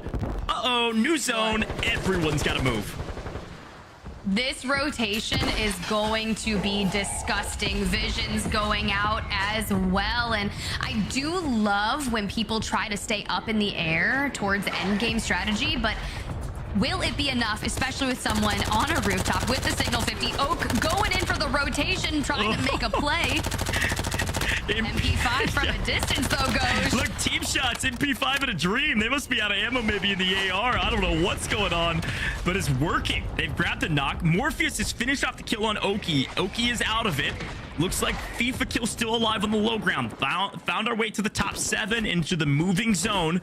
Morpheus and Co are going to have to move, but this was a perfect setup for their team comp. They played their positioning perfect. Will it pay off in the end? Still a great game, but they're not even inside the top 5 yet. Still 6 teams left. Zach's team's on the low ground, taking the late rotation strat. FIFA Kill is the last one remaining inside the zone, way back in the back. Hopefully trying to clean up some kills, likely with the durable gas mask. Hollow finding the eliminations first, though. There comes FIFA. Hello. They're pushing in. Team Clabson was the first team to rotate, and now Hallow getting down and out. Morpheus and Co, they have to rotate off the top of the building, but they are going to get annihilated. Clabson still has a member left in that zone. Team 13 in there, as well as Zach and his squad push forward and take the victory in map number 3. A huge push from Zach. There was a thought there for a moment that FIFA Kill is going to get the craziest rat flank of all time and wipe about 6. Only found 2, but still a fantastic map for FIFA Kill. Congratulations to Zach, though, for winning map 3. The first different winner we've had thus far after 3 maps. Congratulations. How many eliminations did they have, though, Tiff? That was tough, right? That's the big question, is what they were able to do with that 2x multiplier for that victory. But that zone pool, one of the most horrendous things I've ever seen. And honestly, with that early rotation, Team Clabson able to just stay alive on that high ground and wait for everyone to filter through and pick it off. That's pretty nice. Yeah, I mean, that's the classic saying. High ground always wins, except when you have to rotate off high ground, right? The low ground position, they weren't able to grab a ton of eliminations while Morpheus was picking everybody off from the skies. But when they had to rotate, Morpheus's team couldn't close it out for a victory, and it was Zach on the low ground that grabs the win. So here's that victory moment, a massive win, huge celebration. Let's go, les gars. Let's go, C'est ce qu'il fallait, ça. Let's go, baby. Oh my god, gros. Let's go. Come on, frère. 17 points. Let's go, gros. Ça gagne pas des Game Over Series, bordel de merde. Let's go. Let's fucking go, gros. Bien joué, les gars. Let's fucking go, gros. Well, a big win, Tiff, and if I did my math correctly, I believe that's 34 points for Zach and Co. That's a big win when you start adding up the total tallies. That's about on par with Blade and Savvy Ultras. That was impressive. It really was. The celebrations are definitely in order. You think about kind of what went the approach, right? You saw Hallow drop down and immediately try to fight their way in, but it was good that they were united as a team. Front pushing in, you mentioned the flank, it was appropriate, right? But not going to be enough for FIFA kill there, but still, it's all about being consistent and thinking of where they had started prior to map number 3, finding a win in map 3, setting yourselves up for success on the latter half of this 6-game series is imperative if you want to stamp your ticket to London. Well, yeah, and I was taking a look at the leaderboard there for a moment, and they weren't inside the top 10. I don't think they were inside the top 15 going into that map. So a huge win, not only to get some momentum and wind in your sails to set off onto the seas of London, potentially, but I think they might be inside the top 5 with the 34-point victory. Only time will tell. Well, Tiff, that was map 3. Map 4 coming your way soon. We're going to head to the desk here after a very short break. Don't go anywhere.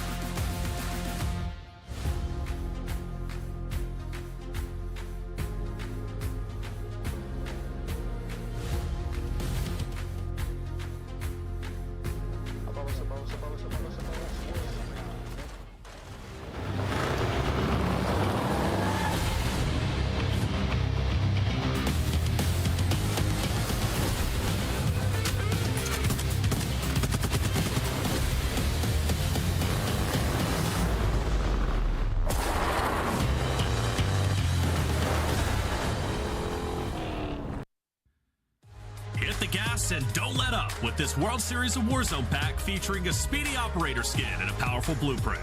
Available in store using Call of Duty points. Get free games and in-game content with Prime Gaming. Visit gaming.amazon.com. Welcome back, everybody, to the World Series of Warzone Stage 2 EU Regional Final, presented by Prime Gaming. I'm Taylor Reflections, Open, your host, joined by Dream Crazy and Enigma, who's been breaking down the action every which way. Hey, follow COD_esports on socials if you want to stay up to date with all World Series of Warzone. Everything from clips to, I don't even know, man, from the scoreboards, literally everything you need, they've got it. COD_esports. Check them out because they keep the coverage going for you. So let's get into it. 3 games down. We've reached the halfway point, Dream. We have a different winner, finally, right? I didn't think we'd get to this point. Would I have minded a back-to-back-to-back winner? No. But I also don't mind the gas coming out from Zach & Co. taking game 3. Facts. And I mean, Spider's Tiff did say it best. Like, this map, drop number 3, was a lot better for bubble teams here, as a lot of the top teams did drop down early.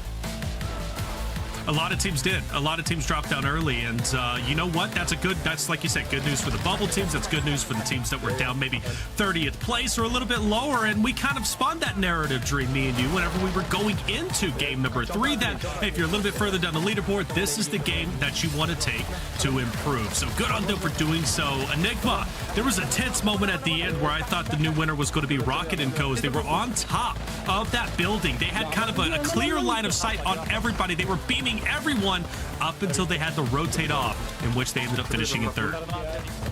Yeah, for a moment, I thought we had ourselves a real underdog storyline for a second. Don't get me wrong, it is a fantastic play. They do a great job of just assessing the lay of the land, looking at where the zone's going to be, and taking control of what I believe is a hotel building, and essentially just setting themselves up on the roof of it. Considering they're running the Signal 50 as well with Morpheus, could he be a little bit cleaner with the shot? Sure, but I think it's just a great play from them, picking up a lot of damage, a lot of kills, a couple of extra points, and they definitely see themselves on through to where those kills are worth more due to the multiplier on the placement. Yes, the rotation's really tough, but by then, I think that a squad that's definitely an underdog will just be very happy to be seeing themselves through to endgame. Oh, without a doubt. I mean, it's got to feel good for this trio, Cord, Hollow, Zach. I mean, first off, shout out to Hollow, okay? Ragnar, love that show, okay? Vikings, big fan of that. So the fact that he's using that as his Twitch PFP, like, yo, 10 points in my book. So love that. And this trio, they just got that Ragnar buff as far as I'm concerned. Dream, for this trio, what does this victory mean, right? Because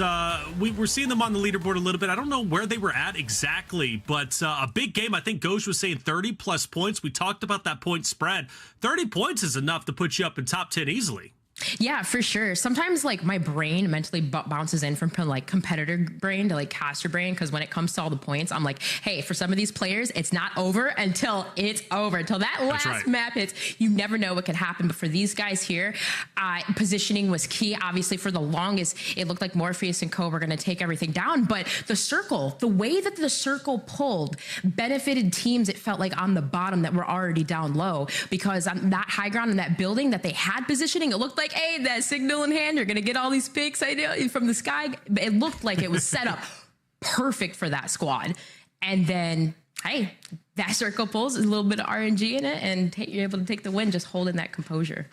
That's right. And we had a lot more floaters this time around. I think even Jukies was trying to last as long as he possibly could, which we haven't really seen him too much in-game. But as the halfway point is here, I'm sure he's going to start waking up in the final 3 games. Let's go ahead and take a look at our standings and where we sit currently, Enigma. We take a look 1 through 10. Savvy Ultra, no surprise, still holding on. But that gap, right, that they had from first to second is starting to close. It is indeed starting to reduce, and no other tide than Team FIFA Kill coming on through in second. We asked them to step on up. We asked them to deliver better than first time out, and they are doing that. We've noticed them a couple of times, but they've not seemingly taken over any map. But apparently they're doing a lot of the great work underneath. 37 elims, 66 points, just 8.2 behind that first team. So this really could be an afternoon for FIFA and Co as they fix the problems from stage 1 and continue to build momentum through this afternoon.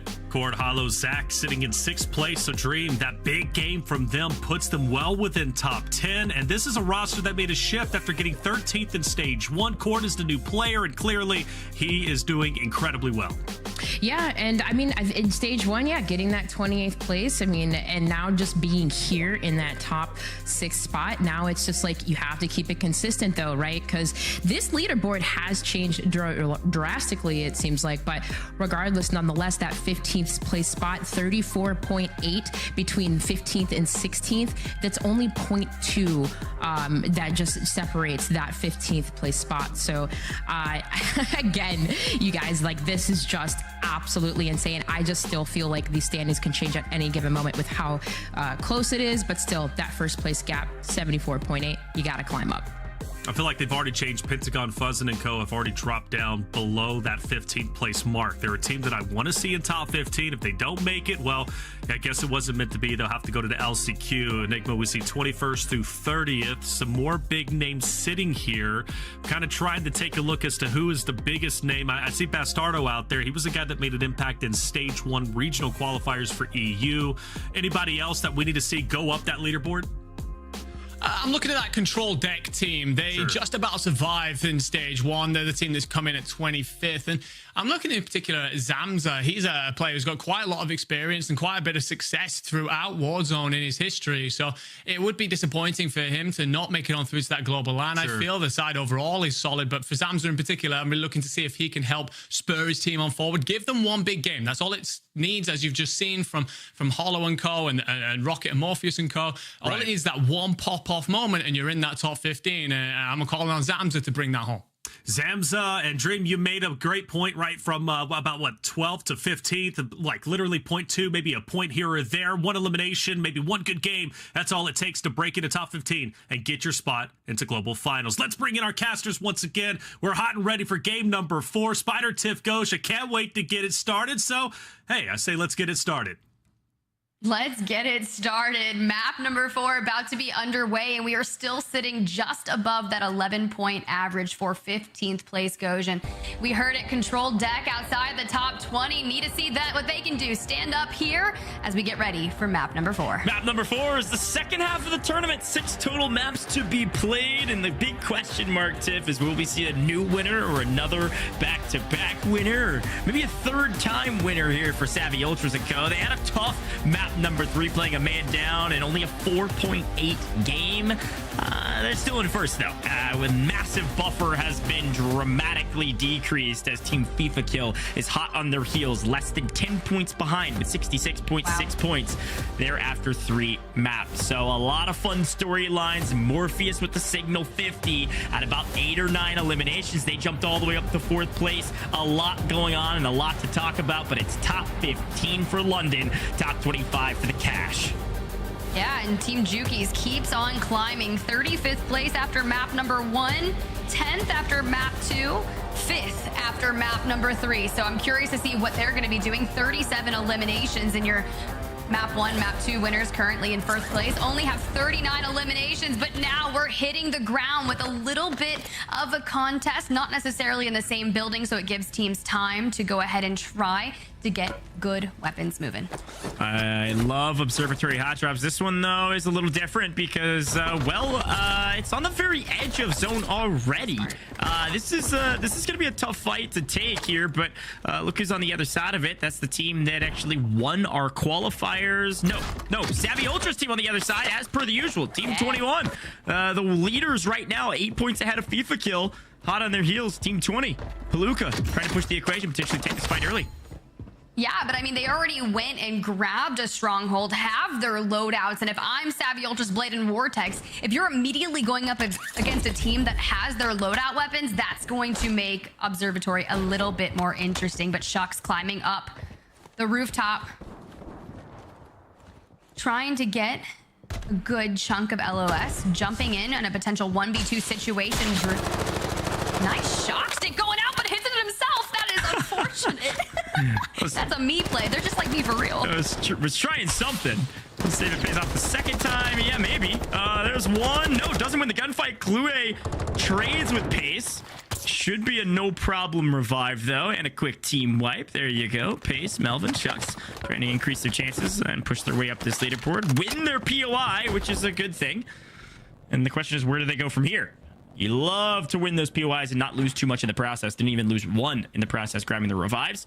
Great start. 3 kills and feeling pretty good. Blade, Savvy, Vortex back as a trio just on the outskirts of Observatory. You can hear the shots coming in, but they may just elect to jump down, hit the rotation. That's what's great about Observatory early game. Loot up. Maybe you're not in the best of positions, but you can easily rotate out and you're going to ride that line of ring. Keep being in track as we get a good overlay of where we're about to go. That Mad Lions roster absolutely on your screen. Yeah, the other thing about that rotate out of Observatory just wasn't a POI worth fighting for. It was the very edge of zone. You're not going to sit there and hold for 5 minutes or so. They want to get into the action, get a few more elims, and set up early inside of the circle, a little bit deeper inside the circle. So that's exactly what Savvy Ultras and Co are able to do.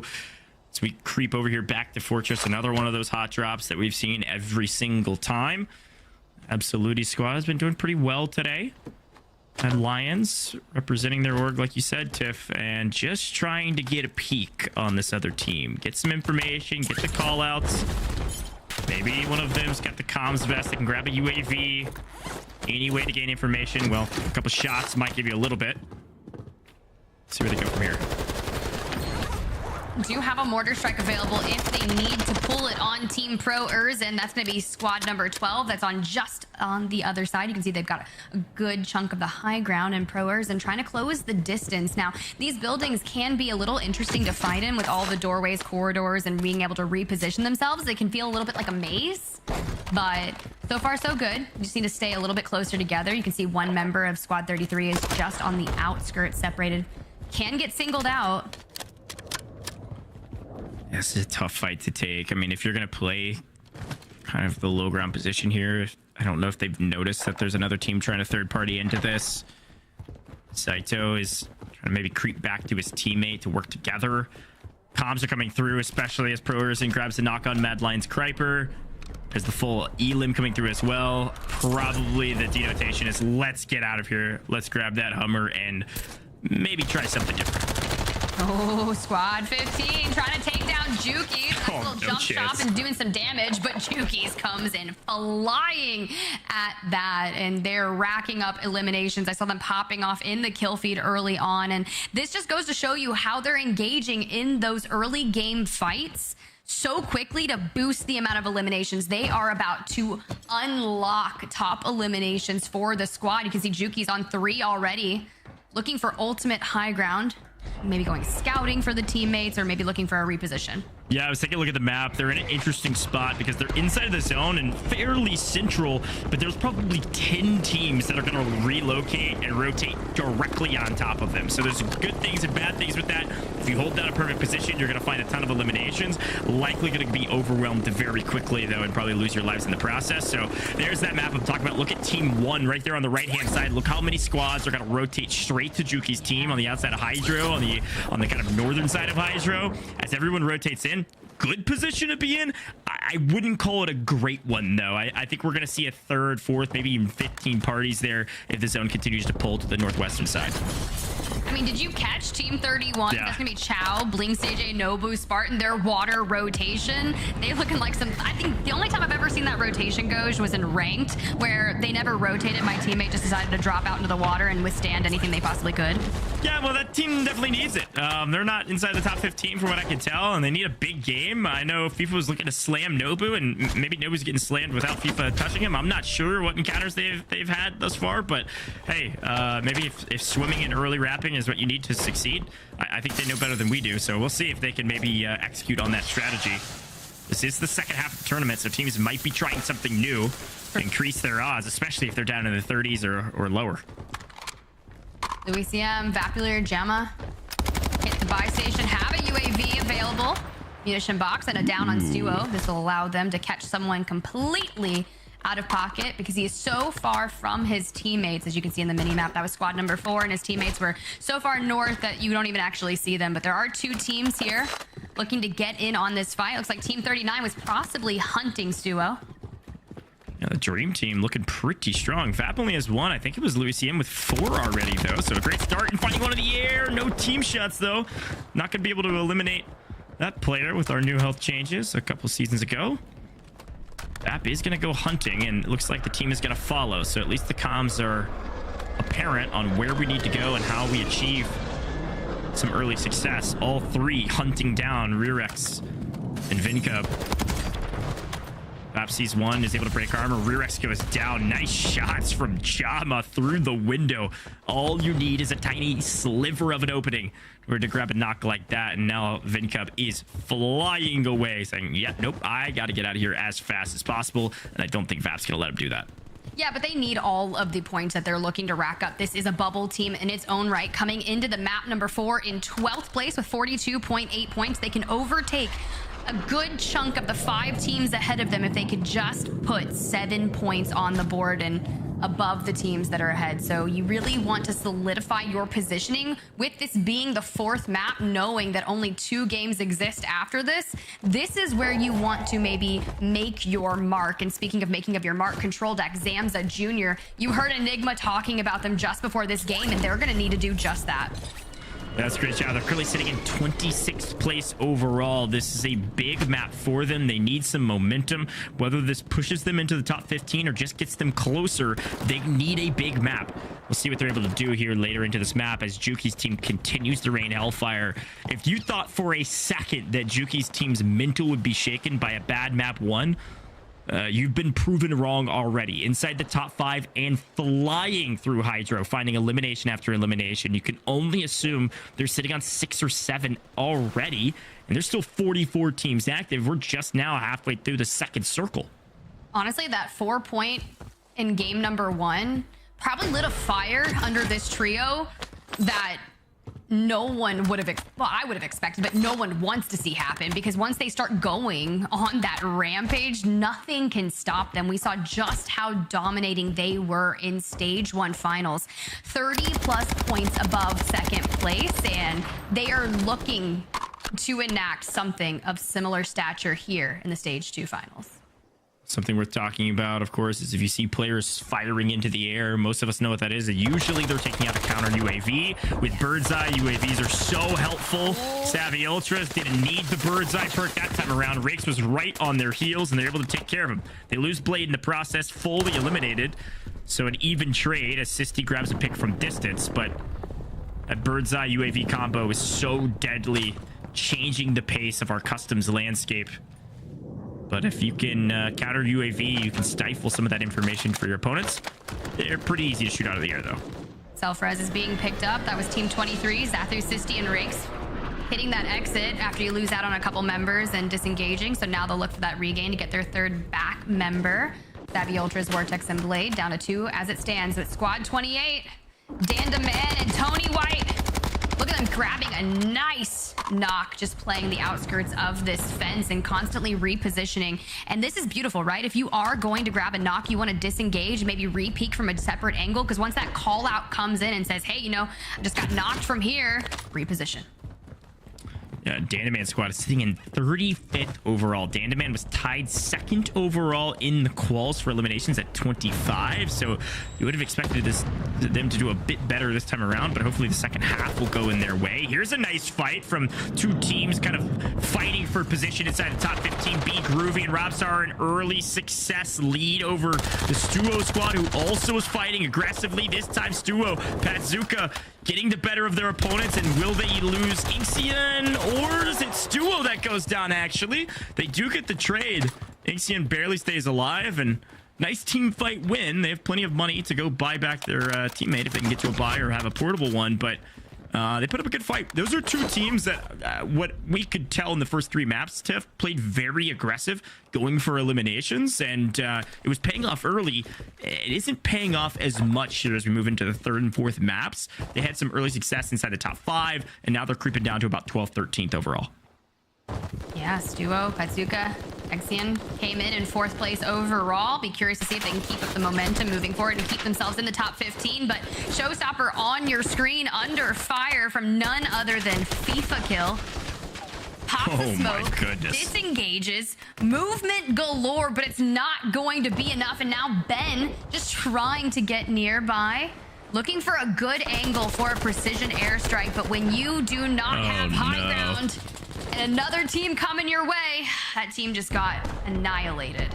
Yeah, that's the classic sandwich. FIFA Kill on one side, Pace's team, Shuck Squad on the other. It's a tough fight. There's really nothing you can do about that. That's the classic third party we talk about in Warzone. You start shooting shots, signal flares up in the air for anyone to come in and thirst a couple kills. Looks like Squad 7 was able to find at least one out of those three. FIFA Kill's team not too worried about losing one of those kills, more so worried about where is that third party team? Where do I need to find that team? Have they rotated far in, or are they waiting for us at the top of this hill? And that's what they're checking all their angles for.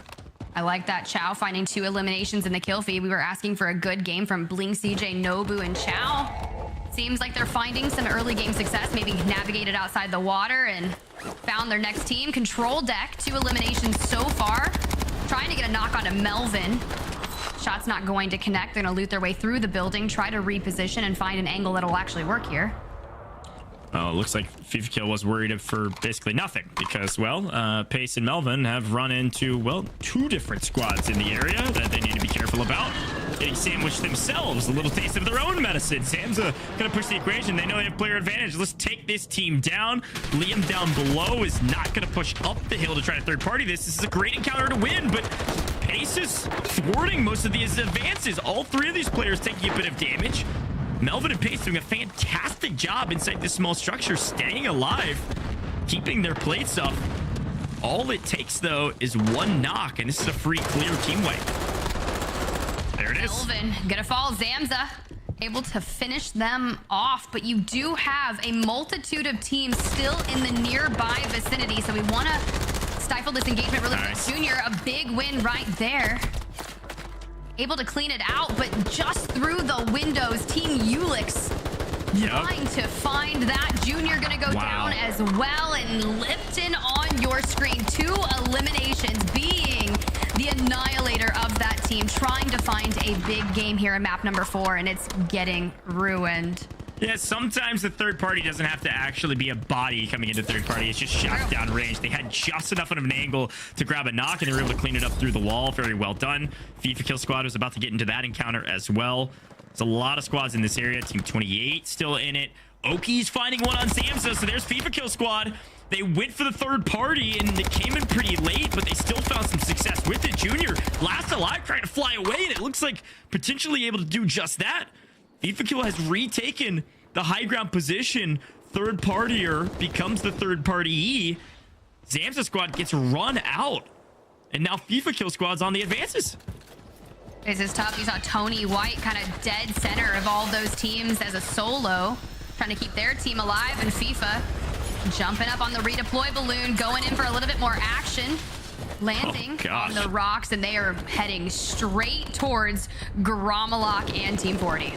It's a great precision. You're going to force these players off the high ground position. FIFA Kill's now going to have high ground, can shoot over and likely pick up a few, especially if a couple live pings can go out from Wiz from the other side. They've set up a perfect trap. Team Gromalok nowhere to run. FIFA Kill probably playing the Exterminator, going to come in from behind and push the pests out.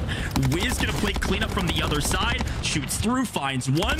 Maybe the Exterminator's actually going to exterminate, though, close range. They're focused on Wiz. Hello, FIFA's here. A perfect trap, perfectly called. I don't know if it was FIFA calling that or Wiz calling it, but regardless, whatever lack of chemistry they didn't have in stage 1, they certainly have the chemistry this time around, looking pristine, everything moving on all cylinders. Very well executed by Team FIFA Kill. I feel like that's one of those plays that Enigma is going to want to break down. The approach, the utilization of PA, just every bit about it. But Echo, Tomsterbomb, Bubble, they are a bubble team. They have made it towards tents, and not a bad place to try and hold teams out here in particular. They do have the high ground, 1 member scouting it out, and you can see Team 13, that's going to be its Cord in the distance, and you may recognize them from a team that just won a map on Team Strays. And now Bubble looking to close the distance. Blood is in the water, shots are being fired, and I only see 1 member of Team 13 last standing, Goj. Yeah, on the edge of zone, the substitute this time around, a team that got 13th in stage 1, made a big sub for Cord to step in for Nat Shea, and Cord got 28th overall in stage 1, so didn't qualify on their own, but they saw some value in Cord, and apparently it paid off last map. We'll see if they're able to stay alive and buy back their teammates. Here's another fight, though. Bino Jr., a team we've been talking about all day today. Meeks fighting out with Team FIFA Kill. These are some of our top teams battling it out inside the top 5 and battling it out inside of map number 4. Wiz has high ground, has some information, but is in trouble. Wiz maybe playing a hair too aggressive, loses his life. Oki able to answer back? No. Not able to grab a crack. FIFA Kill on the other side. This is a very tough fight to win. The trap didn't pay off this time.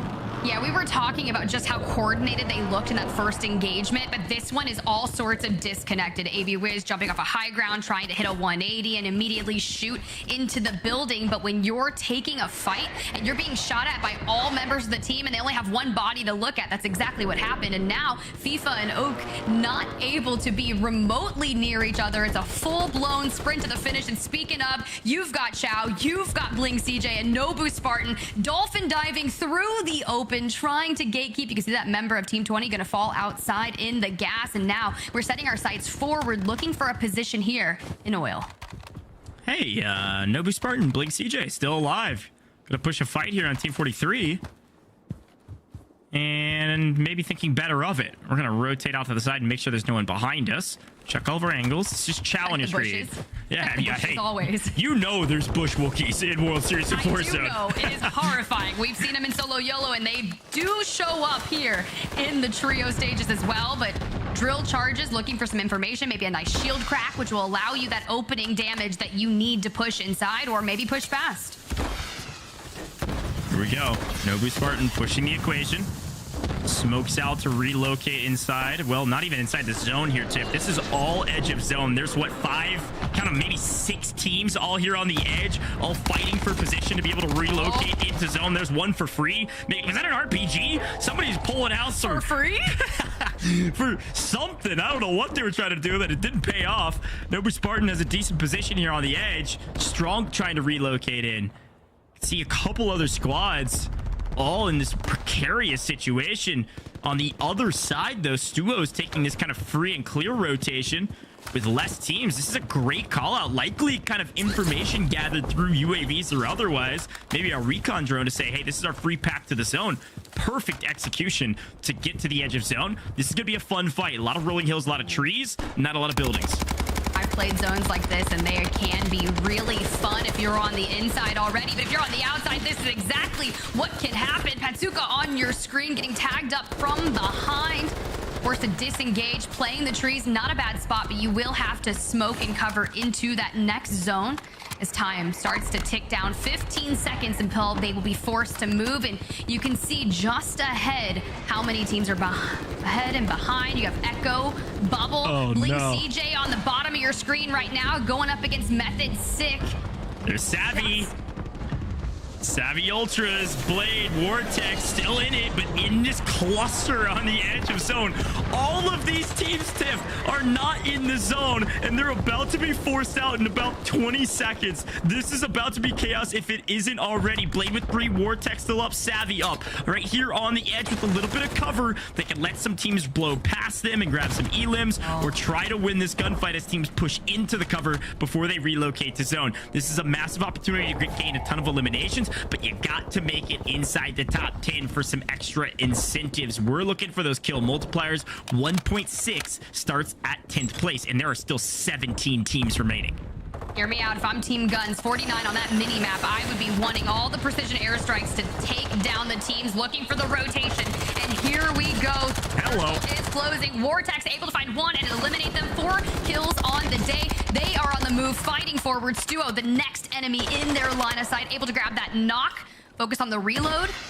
Position is key. Gas masks are going to be the critical factor here for this team's survivability, but it's Jukies and Lennon in the kill feed, finding so much success. Vortex, keep the dream alive. Little gas mask animation going to be the thorn in your side, and squad 4 going down. That's going to be Stuo. Stuo's team made a perfect flank on Savvy Ultras and Blade, but it's Vortex last alive for the team that enacts revenge and keeps his team's dreams alive of making it to the top 10. This is a crucial gunfight. We gotta win it, and we do? Savvy Ultras, Vortex, Blade inside the top 10 with a ton of elimination. Their dreams are alive, and they are going to likely hold on to that top spot. This is a massive map for them with the 1.6 multiplier. They would love to creep into the top 5 as well. But there's one in the bush. We didn't see the bush Wookie. The bush Wookie. You have to check the bushes. Chow taught us something on main Vortex. Vortex goes down. Oh, that hurt my soul. Oh, Skims, look at you. You are mischievous. Gonna lose your life here as well, and it's gonna be squad 11. I thought that was gonna be beautiful from Vortex and Co. as they cleared out their left, focus on clearing out the right, but man, he was just laying down in the shrubbery. Now, Bubble, Echo, Tomsterbaum. I told you, I've played in tournaments with Echo, and he is a great leader when it calls to coming all that you need. The comms are gonna be flying. Kyborg not going to be able to survive as Bubble grabs them, clearing out. But look at this circle. Tiff, they're wide out in the open on the high ground, and no one's looking at them because they're engaged on the other side. This is free for Echo, Bubble, and Tomsterbaum. They are wide out in the open, and just Smoke's covering them, and they have an incredible zone pull. This is a free win for Team 9 unless something dramatic happens. We're down to the final 3. All 3 members of Team Echo are alive, and 5 eliminations for Tomsterbaum. Now they can just sit here and hold. I'm looking for smokes. I don't see any on Tomsterbaum. They do have a drill charge. Looking for some cover. They're just checking every bush. There's one. It's Mike. See ya, Mike. Bye-bye. Adios. Fantastic win for Team Tomsterbaum. Congratulations, Echo and company, on a massive win. The question is, how many kills did you finally find? The player advantage wins out at the end. Of course, Mike was able to grab second place and grab that 1.8, but 3 players alive, 3 players win. Fantastic success there for Team Tomsterbaum. Yeah, you know their comms were absolutely flying. I can't wait to see that winning moment. But until then, just played particularly beautifully. All right, Bubble on your screen. Let's see it. No, leave it. Oh, sorry. Let's see. Oh, wait, which him? Let's see anyone flying. Where about his loadies, bro? We're gonna be in bushes and shit. On this tree. Cracked him. Dead. You got shot him back. 2 more solos, boys. 2 more solos. On alert. Put right alert there. I'm gonna get right. I like your shit. I'll say happy flying, right? He's not flying. Wait, behind car. Check behind car. Done. In this bush. I'm getting him assist. Nice, boy. Let's fucking go, man. Holy shit. 30 points. That's all we need. Let's fucking go. Good shit, man. Let's go, man. Let's go. Wait, why am I getting Clear, concise comms led to a victory, Tiff. That was a 30-point game overall. Certainly is going to help them qualify for London. After 4 maps, they needed that win to push them up into the top 15. 30 points will likely do that, but only time will tell. I'm excited to see where the rest of our teams fell as well. Where was FIFA Kill at the end of that? Where was Juki's at the end of that? They likely fell inside the top 20 or so in that map with a decent amount of elimination, so they should still be in there. But shout out to Savvy Ultras, too. They made it inside the top 10 with a solid kill total. They're likely still going to be at the top of the leaderboard. Yeah, they probably did everything that they needed to reign supreme, at least, if not at the top, within the top 3, because Juki's, FIFA Kill, all of these teams are just fragging out in that early game and trying to rack up as many eliminations. And yeah, they may not be finishing in the top 3, but as long as they're getting a good chunk of a multiplier and finding as many frags as possible, it is going to pay off in dividends. But once again, congratulations to Team Echo. That was quite impressive because before map number 4, they were outside the top 15. They have been riding the line of the bubble teams throughout the duration of our tournament, and now only time will tell what that will have. Well, that's what happens when you have a decently consistent tournament. You only need one big pop-off win. So congratulations again to Team Tomsterbaum. But folks, that's 4 maps. Only 6 total will be played. Don't go anywhere. When we come back, we're going to bring you map number 5 and some fun commentary there on the desk.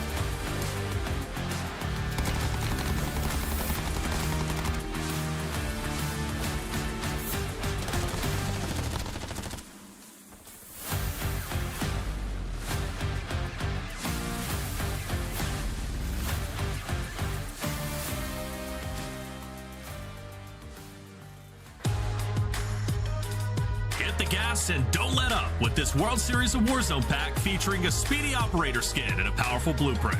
Available in store using Call of Duty points. Get free games and in-game content with Prime Gaming. Visit gaming.amazon.com. For all your Call of Duty esports, you need to follow along on social to get all your info in real time. Follow at COD_esports on Twitter and Instagram now. And welcome back, everybody, to World Series of Warzone Stage 2 EU Regional Finals presented by Prime Gaming. I'm Taylor Reflections Double, joined by Dream Crazy and Enigma. A lot went down in that game, for several updates to give you, and some that didn't even take place on the main broadcast. One of those stories, in my mind, be a big an update from Dream on her Dream Team, Louis CM. What was going on with their roster throughout Game 4? Yeah, really quickly, because I know we didn't see too much, but on the east side of the map, while WSOW's teammates were in the gulag, okay, he literally three-pieced Fuzzin, Pentagon, and Kazar. And shout out too for the extra help over here on the side, watching all these POVs. Dandro, you'll see him tomorrow, but hey, thank you so much for that shout out, that little quick update. That is just absolutely insane to just do that, drop as many kills as you did, and bring that placement even higher. But you know, Goat brought up a really good point in this game here specifically. Reflections is like, is the fight worth it for a lot of these teams? You know, do I have the resources? Like, a lot of these teams are asking these questions because they have to stay alive, right? We're getting into the nitty gritty. We're getting close towards that, towards the end. And to get in that top spot, it's like, are these fights even worth it? And the survivability, just super important. Vortex right there, that was insane, by the way. Imagine how staying alive that long and then dying to a bush. I know. Bush Wookie, right? Bush Wookie. Hey, reigns supreme. That's my kind of gameplay. That was Skims who ended up taking him down. Echo, Bubble, as well as Tomster Bomb. Enigma, they get the job done. I believe they go from 12th to 8th place. That's unofficial. We'll wait for the standings on that. But that is a huge game where they, I believe, nearly doubled their score. Yeah, it's an absolutely massive pop-off, and you could hear them say it in the chat as we watched Bubble CT's viewpoint. You could hear them say, we really needed that. So not kept up to date with too much about how they've been getting on, because as we can see from the score, the fact that they've doubled it says they've had a relatively average afternoon, but that catapults them right into global land position. So looking forward to seeing how they develop on through there. That's going to give them some serious momentum. And as a team that had to qualify through stage 1, finish top 10, then in stage 1, it's a really good showing of a side continuing to mold themselves against the best competition. It shows consistency, right? They're now within that top 10 position. Top 15 is where you need to be today. The money is just a bonus. You want to get to that global finals. Let's bring in one of our winners from game number 4. Let's talk to Tomster Bomb. Hey, great to see you. Solid game win. First and foremost, how are you feeling after winning game 4? Feeling good, to be honest. I mean, obviously, first couple of games didn't really go our way, with our points not really, where we want them to be. So getting that win, getting that 30 points is just exactly what we need, Exactly what you need. I believe you go from 12th to 8th. That is unofficial, of course. I wanted to ask you, though, 9th place in the regional qualifiers about a month ago. Now you put yourself in around the same position, but you're a roster that stayed together. You've got team chemistry. If you had to pick one thing that you pride your team on, what would that be? We've got the gunny, man. We can shoot back. We know what we're doing. Like, we're good players, and we're just trying to prove it, Like, I said to the boys over the first couple of games, obviously didn't really go so well. But I said, you know, if we just stick at it, do what we do, like, you know, the bad luck isn't going to last forever. And sure enough, it shined through. So I'm going to kind of counter that question there for you, Tomsterbaum, because, of course, congratulations again, guys. Really hit home with that one. What would you say is the opposite? Like, what was the thing that, like, you struggled with the most in these situations? I mean, to be honest, I'm not sure. I mean, first 3 games, we died to precision airstrikes that don't come up. We don't get the notification for them. So, I mean, I don't know what we do about that, to be honest. But with no precision airstrikes this game and everything goes well. So, I'm putting it down to precision airstrikes. Love it. So, precision airstrikes aside there, Tomsterbaum. So, this result now puts you into a very commanding spot for a position in the global finals in London. What would it mean to you and the boys as a relatively underdog squad making it to that point in the tournament? Yeah, you know, like, we've been around forever, but we've not really been that team, you know, that's been winning. We've been getting all that respect. So to make it to London, to prove ourselves on the line, you know, that's what we want to do. You know, we want to prove ourselves to be like, you know, we want to be that top team. We want to be that team that's winning and getting to London, you know, do it on the big stage. Like, you know, what better place to do it? You know what I mean? So that's exactly what we want. Absolutely. That's right. Win the first ever International World Series of Warzone, right? That would be a big deal. And absolutely. By the way, just not a question per se, but just a shout out to you. I loved your team communication at the end there. It was clear, concise. It wasn't muddy, and you got the job done. The comms are very important, right? Especially in a tense game BR like Warzone as it is. Before you get out of here, though, congratulations once again on Game 4. You head into Game 5. What do you want to say to your fans before you get out of here? I just appreciate everyone's support, and I mean, obviously we've got a 1 minute delay on the stream, so I can't really like talk to the stream and stuff, but I'm seeing the messages coming through. Everyone's rooting for me, you know, everyone's buzzing, so appreciate everyone who's there, man. Love yous.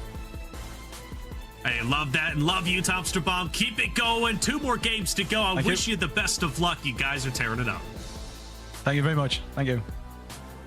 Tomsterbaum, all right, well spoken. Hey, they got the gunny. Sometimes that's all you need, okay? You know, you got the big brains, but at the end of the day, you got to be able to shoot straight. And Tomsterbaum can clearly do that. That's a solid win. They pull up and they go big. So well done to them. And Enigma, you say it best, right? Going up into that top 15 position, that's where they need to be. And they even said it themselves. Going to the global final, pulling up there, gaining the respect. That's what it's all about. Yeah, no, absolutely. I don't mean any disrespect when I call them a relatively underdog side, but when we talk about our besties, we're talking, you know, your FIFA kills, your Jukis, your Raisins. This side isn't coming up in that conversation. Well, maybe it should. They had to fight tooth and nail to get through those stage 1 qualifiers. They do really well there. Come into stage 1 and pick up a top 10 finish. By no means an easy feat. And then today they pick up a map win and catapult themselves again back inside top 10. So definitely a squad that is demanding some respect put on their name. And I'm all for giving it if you put into performances like that. That's it. Performances like that with the gunny and avoiding the bush Wookiees. A very important part to the World Series of Warzone. Dream, let's take a look at our standings and see where Tomsterbaum and Co. ended up placing out. And do they go to top 8? Yes, they do. So a spot on just one. Matter of fact, just 2 points above 10. All right. Point spread not as pretty close, but at the top. Savvy Ultra, Blade, Vortex, Dream. They're still holding on the first from the first 2 victories we saw them get. Absolutely. And it's the survivability of these guys. Because like I said, Vortex was in such a like compromising situation to where he got away. And it's like, man, he looked like he was about to fry. He pulled out his sub and then boom, like died to a bush, unfortunately. But from these standings though, like Meeks, Santify, Benno, like how consistent they've been playing. But that jump though, I'm very curious to see like with the 15th spot, because I mean, regardless, these top teams right here, I still feel like that like 6th through 10th spot. Sure. Just anything. All it takes is like one good game, and still like you just never know. Enigma, Flex, Palooka, they're going to be rounding out at 15th at 44.2, just 2.2 points that above Wars, who we have seen absolutely tearing it up and even getting close to getting games a little bit earlier. Robstar, Be Groovy, a lot of big names here. But your boys, like we talked about it, right? Pentagon, Fuzz, and Kazar sitting down at the bottom, and they were the team eliminated by Louis CM. So they're a team that needs to find something along with these guys here as they head into Game 5. Yeah, no, I'm expecting more out of them. They're currently sat in 20th, and that would mean they're going to LCQ, not to London. So I'm definitely looking to see them step it up. And if they are that team that got 1v3'd, you can't be throwing away situations like that. You've got to clean that up, take those extra points, make them count towards your placement multiplier later on. Those are the situations we spoke about it earlier on. We broke it down. This is what Savvy Ultras and Co are doing. Those difficult, horrible situations, they're just making them nice and clean and tidy. You've got to do that for the rest of your afternoon. If you're Pentagon and my boys, I've been backing them all the way. I can't keep getting it wrong, surely. Yeah, well, you know, they're my boys, too. You know, they were the first team, at least at Warzone, to call me handsome. So I'm always going to back them up from this point forward, okay? That's all it takes. I'm very easy to please. Look, one thing, though, that I do want to point out, and Ghost said it in game number 1, Pentagon did make a push when he was with his trio, and Pentagon was kind of by himself for a little bit and got a little bit antsy and pushed up while he was by himself, which could have resulted in him dropping and then now putting his team in a 2v1 situation. And maybe that's what's kind of been hurting them. Are they being too aggressive? Well, I'm not so certain, but one thing is for certain is they do need to break into top 15, and they're just on the edge. They're in that bubble in 16th place. Dream, one team, though, that we've been seeing on the leaderboard and talking about from time to time is Team Meeks. They are currently sitting, I believe, in 2nd place, and they haven't placed outside of top 5 since we have been watching them.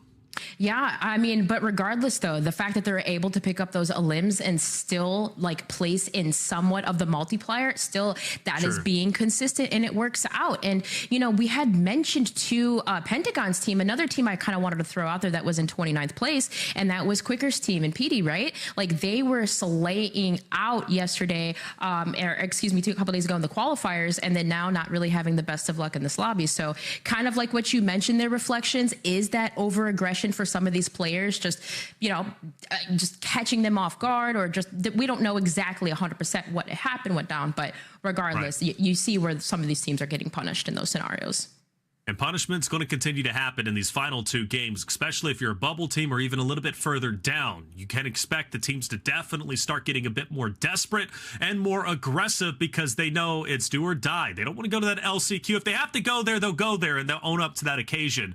But right now is the time to get into that top 15 position if they possibly can. We're going to take a quick little break. When we come back, though, we'll be heading into game number 5. Don't go anywhere.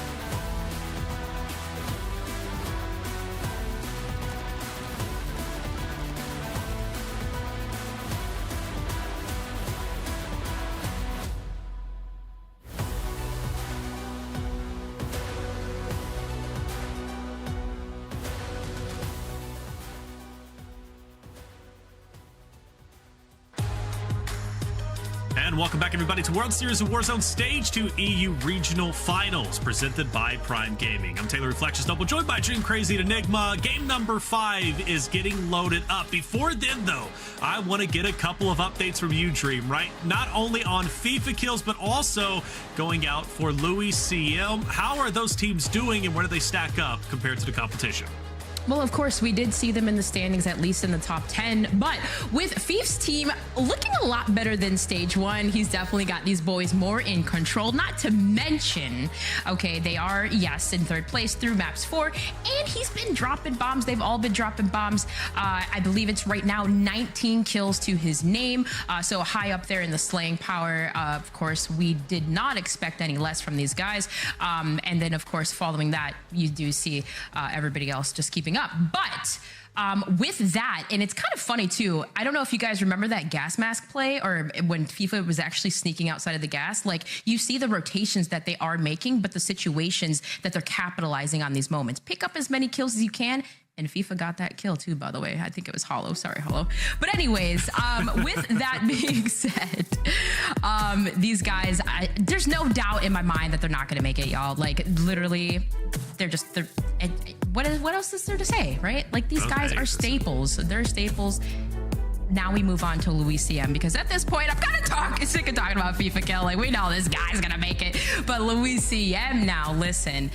Like I said, we had that little quick update from Dandro, the fact that Louis CM and his crew are still slaying out. They're in 6th place, and we had mentioned that they do kind of keep that consistency. 5th place seems to be their comfortable placement.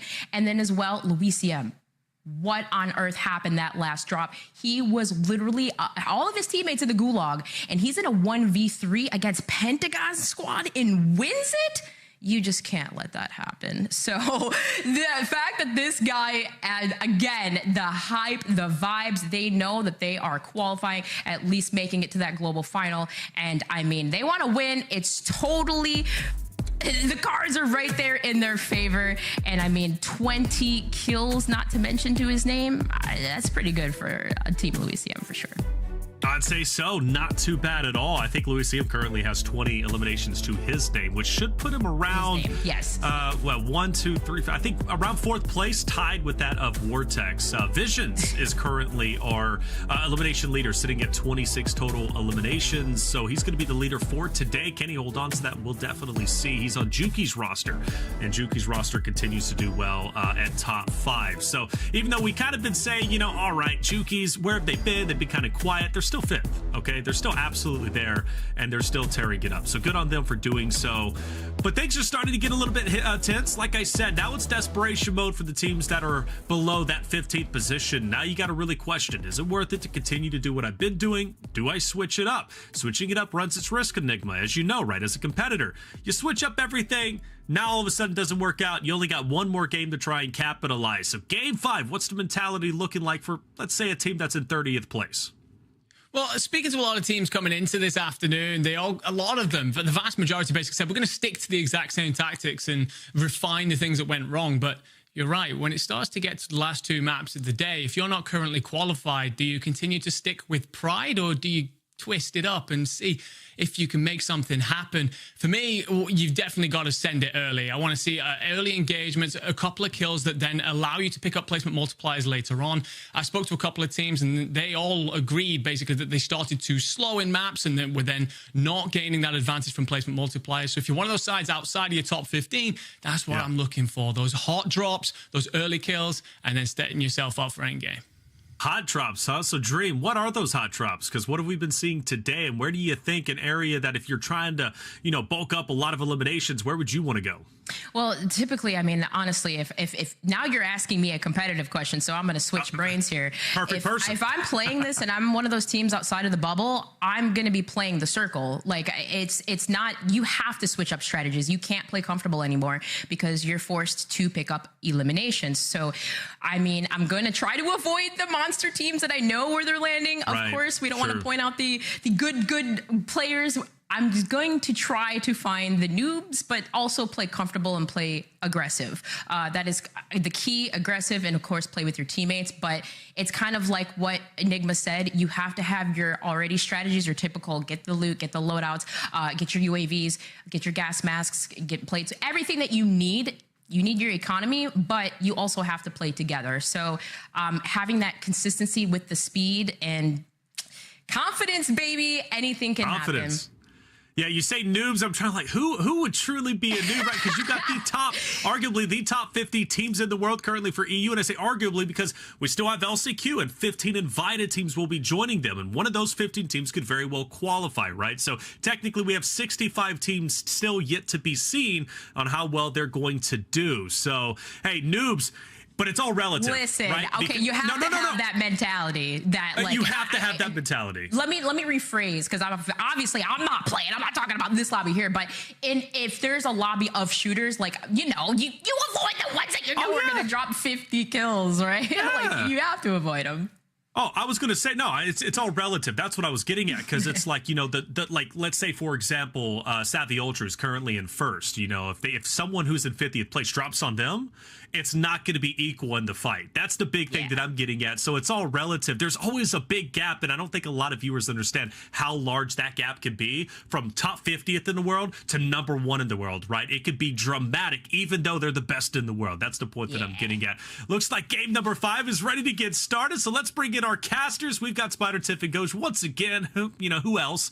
And they're going to be calling game 5. So let's get it going because things are getting tense. Thank you so much, Reflections, Dream, Enigma, absolutely slaying it. I'm super excited and ready to jump in on the last 2 maps of the day, Goj. And I was just looking back at the performances that our teams did in the Stage 1 regional finals for EU. At the end of the day, Team Juki's won Stage 1 with 180 points. Right now, they're sitting at 74 points with our leaders at 94. And they are all so significantly close at the top that anything can happen going into map 5. Yeah, there's no free and clear leader that will noticeably walk away with a win no matter what happens. It's anybody's ball game. As we get into map number 5, now's the time to start talking about the minutia on the leaderboard. We've talked about the 1-point margins. We've talked about the 5-point margins or the 10-point margins at the top. Yes, we have $150,000 on the line, but 2 maps to go. We're looking at the top 15, and noticeably not inside the top 15. Team Wars, Team Quirky, Panagon, Ghoul, PD, that Dream shouted out, the team that won the qualifiers. They're in 29th. Control Deck 27th with Zamza. These are big ticket teams that are currently not going to the global finals, and a couple of them are not even that close. Yeah, Chow, Bling, CJ, Nobu, Spartan, 31st place overall with 27.2 points. They need a massive win here because you think about it, that average, that 15th place is 44.2 points with Team Flex holding on to that 11 points. So if you can manifest a 30-plus point win similar to what we had just witnessed from Team Echo, yes, it'll shoot you up the leaderboard, but you're going to have to run it back and be even more consistent. I love this shot, right? You have Lennon and Co. Now we've got Echo. Now we've got Jamma. And you can see that we have a beautiful zone for our teams. It's not going to be heavy hitting one side, but Team Echo already running into a bit of trouble. We talked about hot drops. We're in one.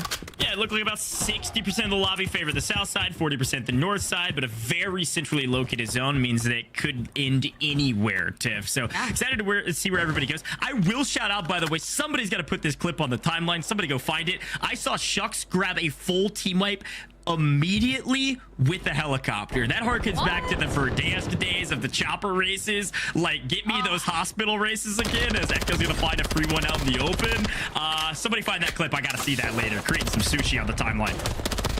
Oh, baby, I want to see that. Run it back, and Echo trying to get the Elim. Guns coming from the rear, pistoling them down, and now we have another squad looking to capitalize on that, and just like that, Squad 49 going to fall, Squad 50 taking home the remnants.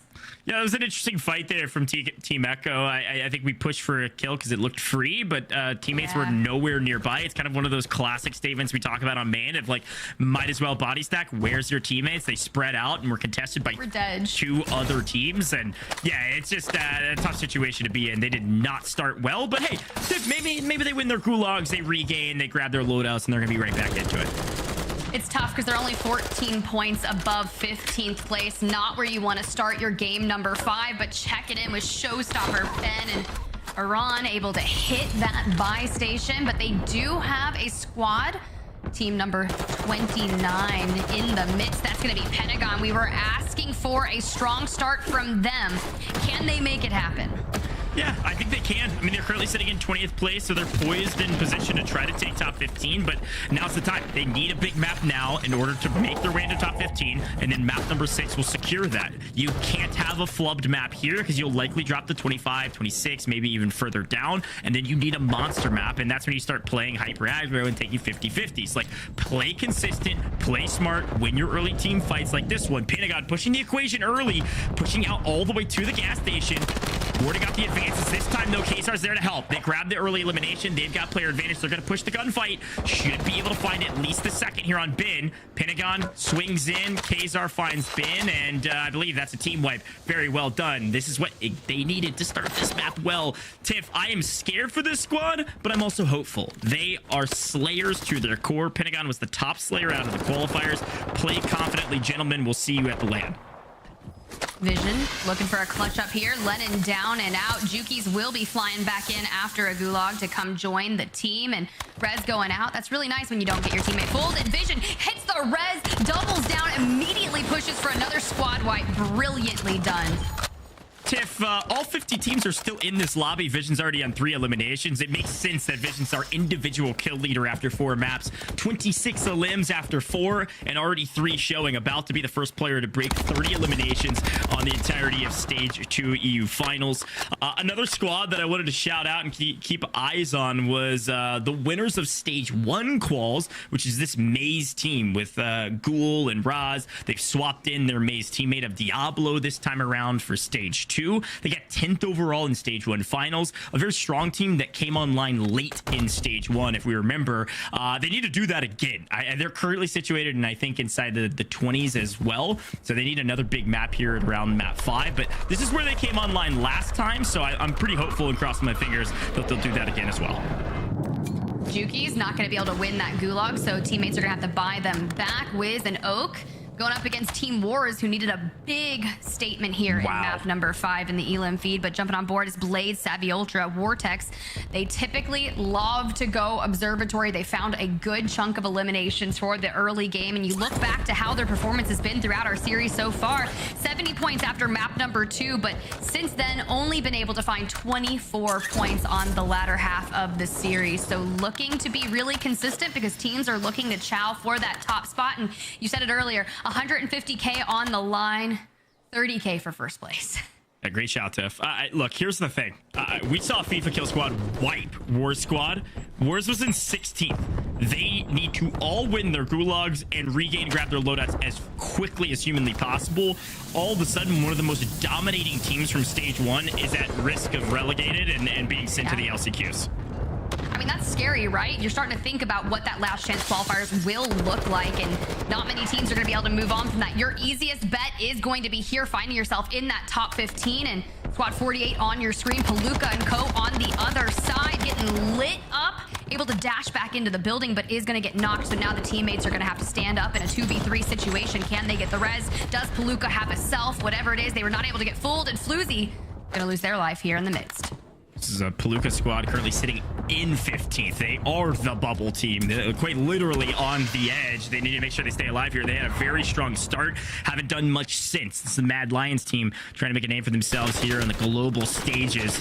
Pinch between 2 different squads, but Team 48 getting peppered by Team 17 on the other side. And I don't know if Lyria can really do much about this encounter. This is going to be a really tough fight to take. You can see Team 17 is doing a fantastic job of setting one out in the back, playing anchor with high ground position. Goat and Glavson playing a little bit more advanced position, making sure that their third can always see them. but they don't have to be too close because their third is giving the comms. Now we're going to swing over to another encounter. Piero Cod, first time appearing in World Series of Warzone this year. Of course, played last year. Does pick up Nobu from distance. And able to clean that up as well. Nice pick. That's a freebie. Write home about that one later. Let's tell you, this team, Tiff, got 8th in stage 1 without Piero. They were actually playing, I believe, with Showstopper, who ended up moving down to one of the other teams that we had talked about earlier. So some nice roster changes inside the top 25 is always fun to talk about. Brilliant right there. Nice moves. Drop it down from high ground, hitting the mobile buy station, getting back Vortex, and then just keep on moving forward. Because if you know, the moment you buy back a teammate, it shoots up the red flare and everyone will begin looking for you. Dire arm, 52, 42, I mean, my bad, my brain. Just don't know what happened there, but trying to stay alive here at the buy station. Good bit of the trophy system down, but when you've got a banger team on the other hand of this engagement, things are going to start to get a little spicy, but you do have the buy station.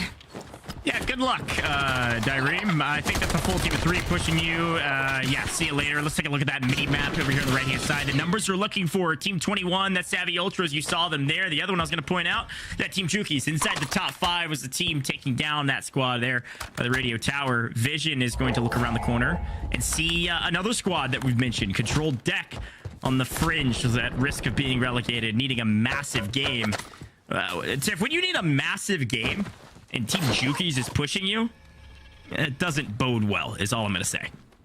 It really doesn't. There are 50 teams in this lobby, and I run into Jukies as one of the first engagements that I've got to take. Control Deck, look at that, jumping from one building to the next. But this building that Lennon and Co. are working from is a very strong building. You can keep an eyesight on the buy station and deny teams the ability to utilize that buy, whether looking for a loadout, whether you want to buy back. This is not a bad area to play because all the elims will come to you, and you can see Zamza taking to the roof of where Lennon is.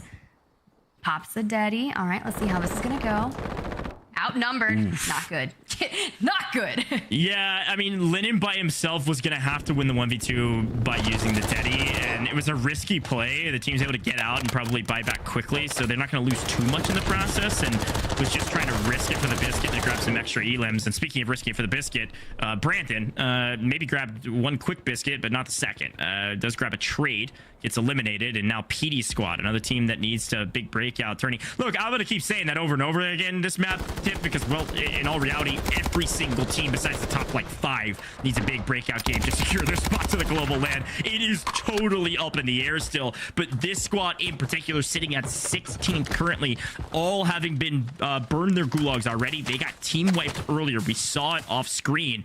They've got an opportunity here to push inside the top 15 if they can just have some sort of a semblance of a good game.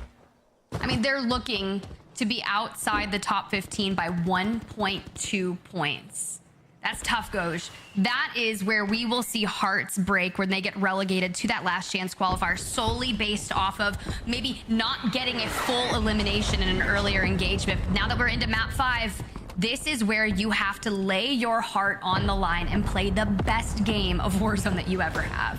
It comes down to confidence. You know, we've heard it several times from several different parties. Confidence is key, but it also comes down to clear communication that you execute on. Sometimes the IGL has to make a call, and whether you believe in it or not, you full send and do it as a team, because anytime you do something as a team in Warzone, you have such a higher % chance of winning those encounters, and anybody will echo that sentiment that has found their way to the top 15 is when they're playing together as a team, they're winning. Now, AB Wiz has been taken out by a Signal 50 from distance, and FIFA Kills in a similar position, in trouble from distance, out in the open with little to no cover.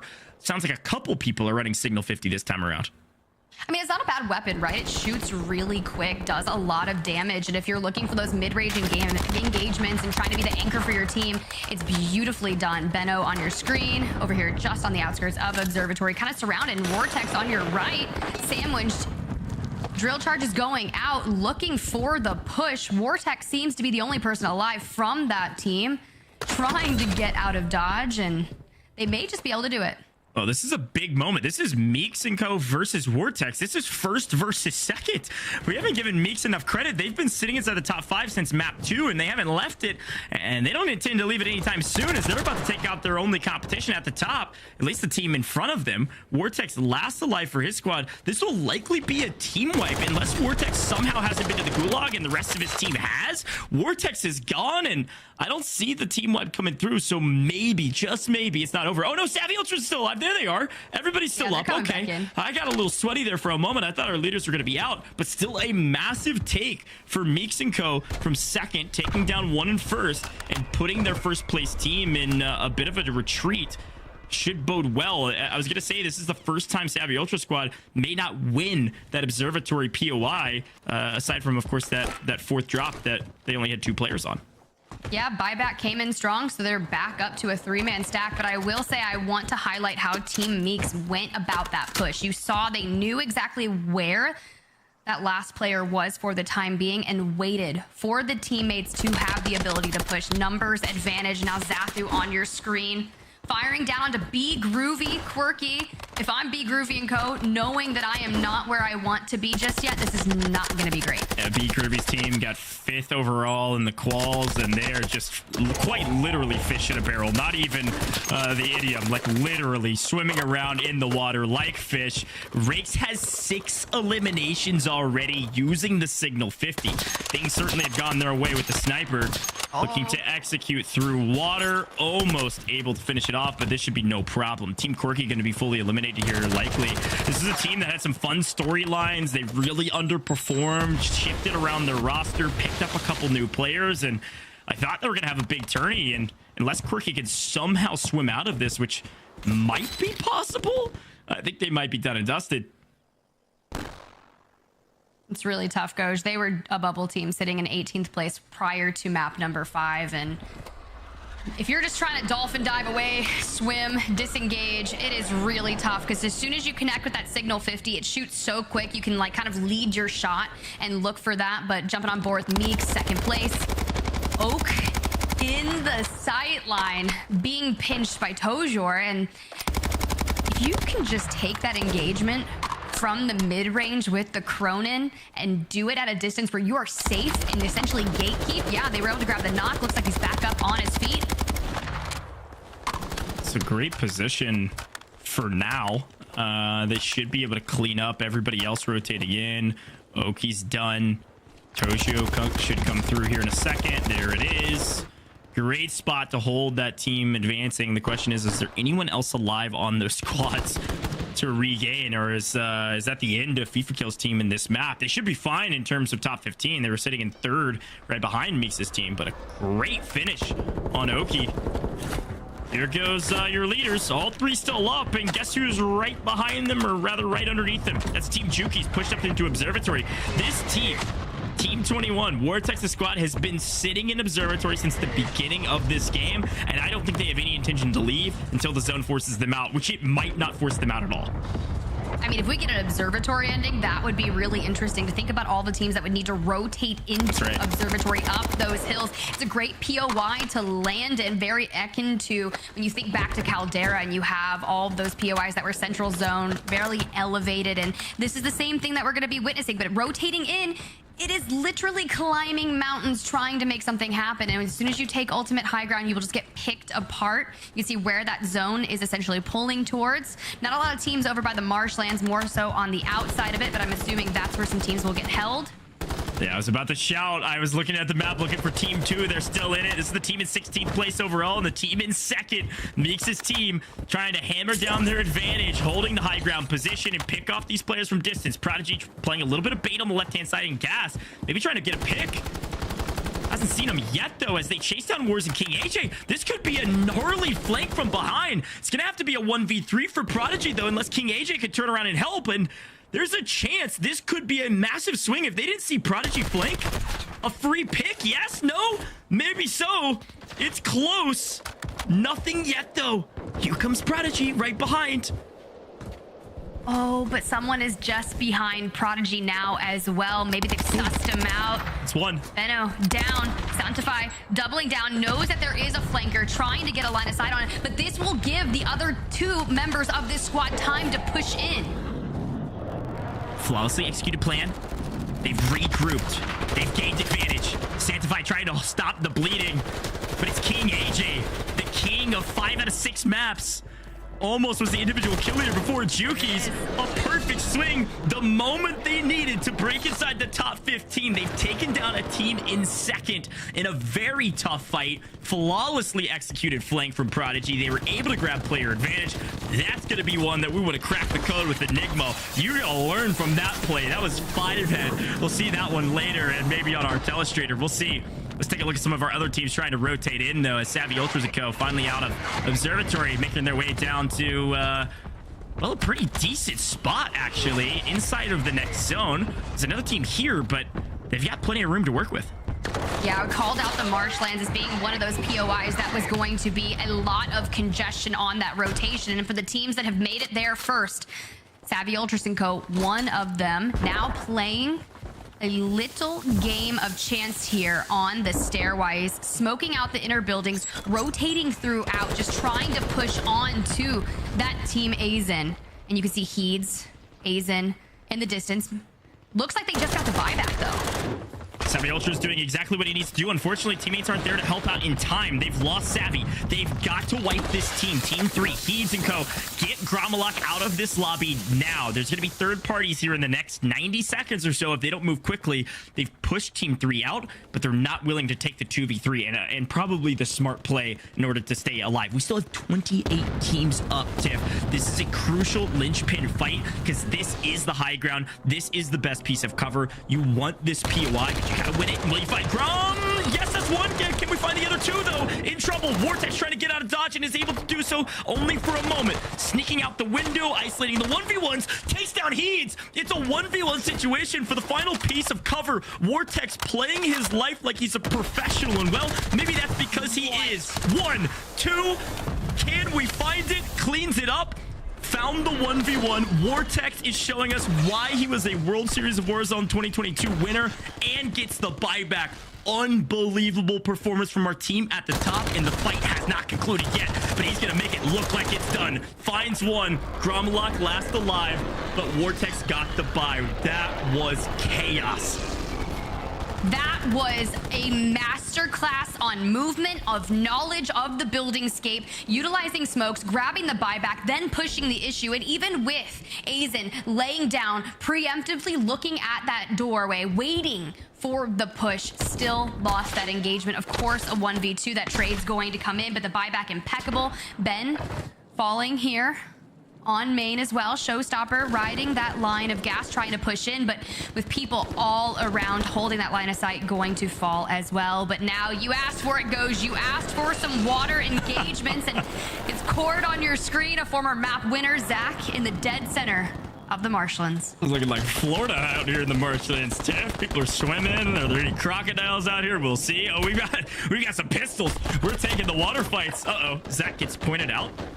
Likely pinged, and it's eliminated, but Hollow and Cord are still hanging out here in the water. Ghoul also swimming around like a shark or an alligator or whatever you want to call it. There's enough people in this area, though, that they are shooting the signal flares up in the eyes, up in the skies, rather, for people to turn their eyes down towards the water. But if you've got a pistol in the water, you win every single time if your opponent can't shoot. Strong, a team, Tiff, that was near the top of the leaderboard early, starting to fall out of favor on the leaderboard at the very least. Having a decent map thus far, having to push in a really tough rotation here. You've got Team 49 holding down an edge. A ton of teams trying to rotate in. Team 13, that's Hollow. They're not really holding that position well. That's Cord that was in the water. And finally, Cord gets taken out. See, we're talking about locations on the map that might be great to play endgame, but are not good right now. Sure, you can hide for a little bit, but you're not going to be able to hide forever. And Too Strong on 5 eliminations. Nade spamming immediately, knowing someone was up there trying to connect. Now pushing the issue is going to be Solitude.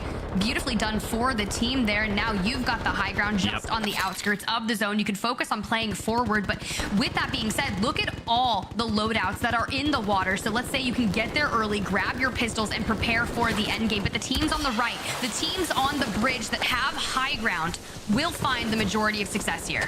Yeah, this is a massive rotation. Strong or Solitude rather is able to play inside the gas with the gas mask and the signal to give information on where to go for Team 36. Fantastic wrap. We're inside the top 15, and guess who's still alive? Savvy Ultra's dead center of zone, hanging out on a bush, just waiting, biding their time. If Savvy can hold on till the top 10, Savvy Ultras will likely push their way up and maintain the top spot on the leaderboard because of the heroic plays of Vortex. We'll check in back with our Bushwookie here in a moment, as there's a couple other swimmers hanging around. Robstar swimming, Solitude now making a play into the water, Ixian's in a bush right next to Savvy. But this team right here, Team 43, they also have all three alive. It's Team 7 I'm looking at.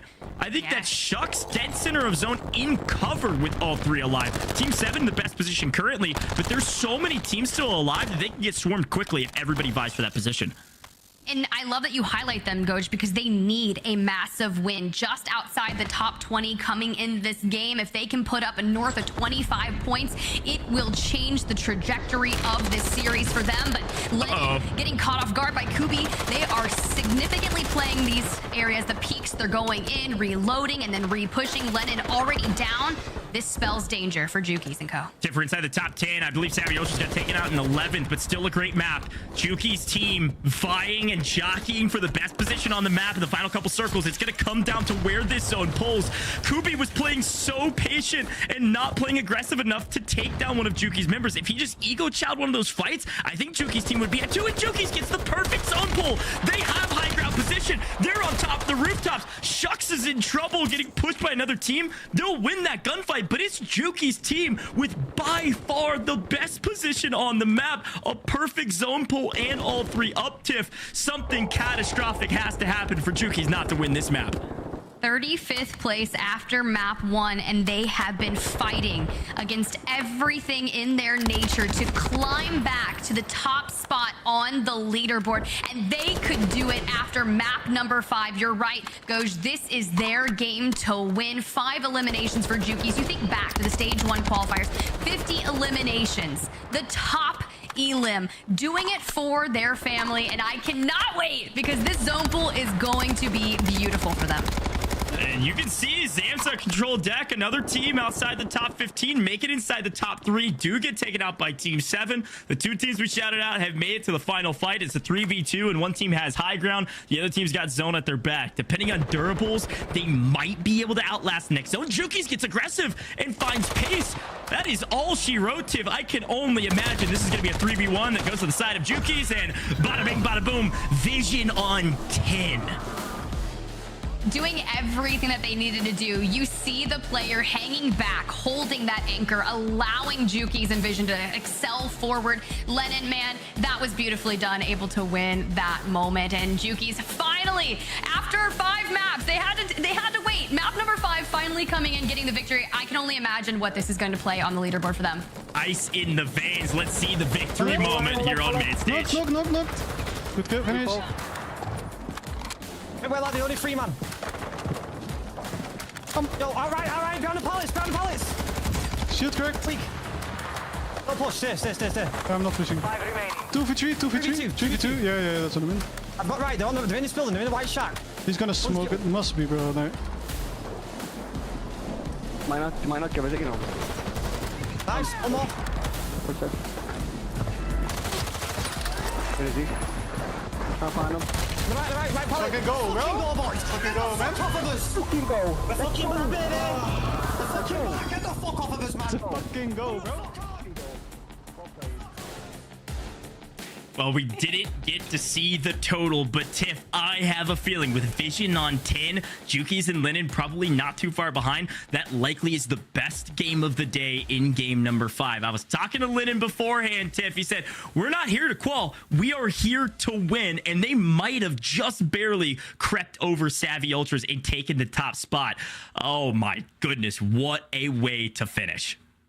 Lennon did say early on today that they were so confident coming into this. They were by far the best team in the lobby. and now they are proving so. And that's why we've been keeping up with them. You know, they just had a 4-point game in map number 1, but now putting down the potentially the best map, the best scoring game of the series, that's exactly what you need to do. Hey, all I'm saying is unofficial scores coming into my ears, potentially a 40-point game. They were sitting at about 5th place at 74.8. That would jump them all the way up to 114.8 points. That's about 20 ahead of where Savvy Ultra's team was. And I don't know if Savvy Ultra's squad were able to secure 20 points, but it's probably pretty close. This is going to be a nail-biter going into the very last map. You do not want to go anywhere before map number 6. Excited to hear what the Desk has to say. Don't go anywhere until this break.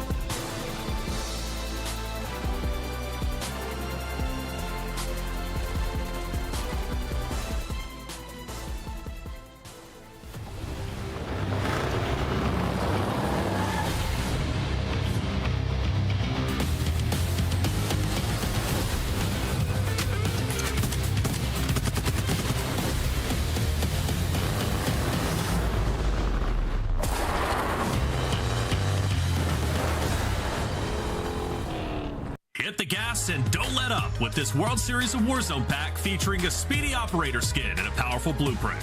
Available in store using Call of Duty points. Get free games and in-game content with Prime Gaming. Visit gaming.amazon.com. And welcome back, everybody, to World Series of Warzone Stage 2 EU Regional Finals presented by Prime Gaming. I'm Taylor Reflections Double, joined by Dream Crazy and Enigma. Before we break down that Game 5, which was absolutely exciting, I want to give you guys a shout out to get free games and in-game content with Prime Gaming. Use the command !Prime Gaming in chat to get all the information you need. Prime Gaming, one of the presenting sponsors of this event. We couldn't do it without them. Make sure to use !Prime Gaming in chat. Dream, let's get right into it. Game 5 was crazy. Juki's finally getting a win and the only team to get a victory, at least on the main broadcast, from last month to this month. But I first want to talk about Vortex and what he did, because he seemed like he was an absolute hero at one point in time.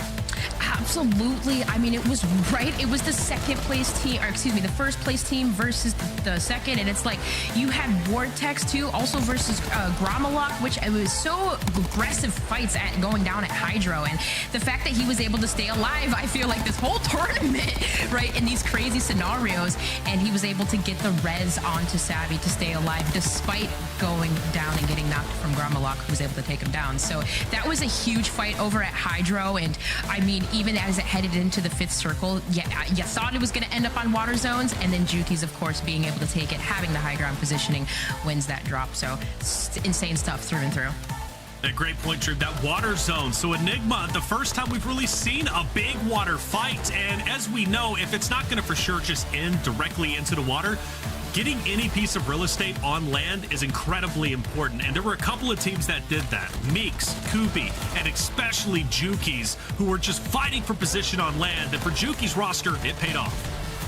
Yeah, 100%. I mean, the thing is, Marshlands, there is quite a bit of water around it, but it's shallow. So you can spot players in the water, and they are relatively vulnerable. And I think quite early, Juki's and Co. recognize that and instead decide to put themselves up on top of a building, giving them some overwatch. Do they get a little bit of luck with the zone pull? Sure, but if you're in endgame, you've basically made your own luck at that point. And they do a great job of capitalizing, locking down various areas, sealing it all off. And we have spoken about how their afternoons maybe been a bit underwhelming. They've still been a good part of the conversation, but it's not been their usual standard. Well, never mind. And shout out in particular to Vision, by the way, who drops 10 of his team's 20 kills in that map alone. Wow, 10, and yeah, like you said, 20 eliminations. That is massive. So that's a 40-point game. Believe sitting around 5th place, if I'm not mistaken, going from game number 4 to game 5. Now that game 5 is concluded, they've got first, nearly 40 points because of the 2x multiplier. Could very well have catapulted them up to first, which would be special, Dream, right? Because if Juki's, let's say, have a successful game number 6 to win not only the regional qualifiers a month ago and then win the final, stamp your ticket going into the global finals, Juki's roster could very well be that team to beat when we go to London. Absolutely. Very much so could be, which would be absolutely insane. But that's kind of like praising the thing that I was saying the whole time, right? Like one good game can really change up these standings from any one of these squads. But being able to take that first place spot, getting a huge 40-point game, putting you at 114.8 for Teams Juki's. Yeah, safe to say they did it. That's huge. That's the first time, Enigma, we've seen Savvy Ultra & Co. drop down a place, right? They've been in first literally 5 games, or I should say 4 completed games in a row. Game number 5, Juki's, they're up top. They are indeed, but as you said, it's not by much. And look at the difference in eliminations, though. There's 10 more for Team Juki's, but clearly the placement has not been on their side because the gap in points, only 4. It's been far better for Savvy Ultra & Co., obviously with the back-to-back wins earlier on this afternoon. So what I love about this, though, and looking at this particular snapshot we've got in front of us, is that last map means that essentially winner takes all in between these two. There's such a tiny margin. It's going to come down to literally whoever just slays out for those next couple of kills. We spoke about getting some strong starts in and getting those multipliers. Never been more important than right now for those two. Taking a look at the second page, and we see Wars can gauge a Prodigy. That was a big talking point for me, Dream, right? As we took a look at the standings from the last game, I said, man, you know, they're kind of a little bit down there. I think 16th place. After a successful game, they're now up to 11. Yeah, I mean a little bit of slowly inkling their way up there, but that is the thing. Like if you look at in terms of the score, you do not want to hit anything below 57.4, where currently Robstar, B Groovy, and Quirky are. But still, 4 Team Wars is still a little bit of a jump up. But as we go through this list, there's a couple of teams still that are still can very well, much so, make it. Just need to pick up those eliminations and be able to stay alive late game. I mean, one of the teams, Team Control Deck, we see till in that 27th spot as well. And Benny Central 2 as well, 21st. So 44 in score. The last map, anything can happen. Anything can happen. Top 15 is what's up for stakes here. Just to remind you all at home, top 15 guarantees you a spot in global finals. Top 25, though, will earn money, but they're going to have to compete in the LCQ, the last chance qualifier, taking place next week, if they want to secure the final 5 spots for the global finals. So top 15 today is what we're really looking out for. So those bubble teams, well, their at least LCQ run might be happening if they can't break into that threshold. But let's take a little bit of a pause on that storyline and talk to our Game 5 winner. Let's bring in Visions, who ended up taking it, and a heck of a job, man. I think it was your perspective, maybe it was Juki's perspective. Regardless, though, that was a tense end-game. You're in the marshland, you see some land, you sprint towards it, and you get the victory, brother. Yeah, bro, like it's just... yeah, you know, from the beginning, we're just picking up every kill that we can, making quick rotations, you know. We're always like in the middle of the zone as well. Like everything just works out perfectly for us. Yeah. It's been perfect. You're sitting at 36 total elims, and I believe you are still the overall elimination leader. So what's going on with you specifically? Why are you able to tally your score so high? I don't know. I guess I just win every gunfight. Yeah, basically. Yeah. Winning a gunfight is the key. Yeah, no? Go for it. Yeah, that's right. That's right. Having the gunny, baby, right? That's the important thing. I think someone we interviewed a little bit earlier said the same thing. I love it, Visions. Yeah, very Visions, and you do win your ones quite often. That is definitely key in those scenarios. In terms of, I mean, because you guys are obviously pretty consistent. You guys are so good. What was different about this last drop, though? Like, what felt different to you? I think every map we played well together, but this last map we were really, you know, sticking on each other, helping each other out when needed. And as I said before, our rotations were perfect. Yeah, everything just worked out perfectly, and we also were in the middle of the zone really early on, so yeah, that really helped as well. Yeah. Just to add to that, like in players though, like did you notice a difference in terms of other teams, like how they were playing? No, not really. We just like like every fight we can basically encounter. Yeah, we just fight everyone basically on the map. We don't run from people, so yeah. I love that. No running. So obviously you guys win stage 1, but in that stage 1, it felt like by the last map you'd kind of wrapped it up a little bit, right? You had a little bit of a gap. You were already looking good. Today, you're going into that last map, only 4 points clear at the top. How much pressure is that going to add onto you guys to get off to a great start and make sure you have a good map here? Or is it just business as usual for you going into this one? I mean, there are people to land on us. That's free licks anyway, so yeah, they can come if they want. And next to that, we're just going to win. Yeah. We're going to get back-to-back. Just going to win. Yeah, we're just going to win. Just gonna love that. Just gonna win. That's what Juki said, right? At least at the start of this interview last month, right? Yeah. Just gonna win. EUs can't touch us. We're the best out there. I love it, Visions. What do you want to say before you get out of here and go into your final game? Yeah, just what I just said. We're just gonna peace up, everyone. We're just gonna kill everyone on the map, and that's it. Yeah, that's it. Easy. Easy enough. Go out there, piece them up, gun them up. Like that, Visions. Good luck in your game number 6. We'll see if you can hold on to that first place position. Okay. Thank you, guys. Hey, no problem. No problem at all. Visions, there he is. Game 5 winner, looking to go back-to-back from qualifier to that. Looks like game number 6 is underway. This is going to decide it all. Let's bring in Spider Tiff and Goj because, hey, game number 6, right? Top 15 position. We've looked at the standings and saw how close the points are. So it comes down to this. Without further ado, Spider Tiff, Goj, take it away. Thank you so much, Reflections. One more game determining our top 15 that will be stamping their tickets to London. And you heard it from that interview with Visions. They're just going to run it back to back and take that top spot. I mean, and he says it, they can come to if they want, right? Do they want to hit that H5 area of the map and challenge them? Look at the eliminations, Coach. Yeah, I mean, this is what I wanted to take a look at. Top 10 eliminations. Visions at 36. A monumental effort after 5. That outclasses everyone in the qualifiers, by the way. Pentagon is the top after 5 at 32.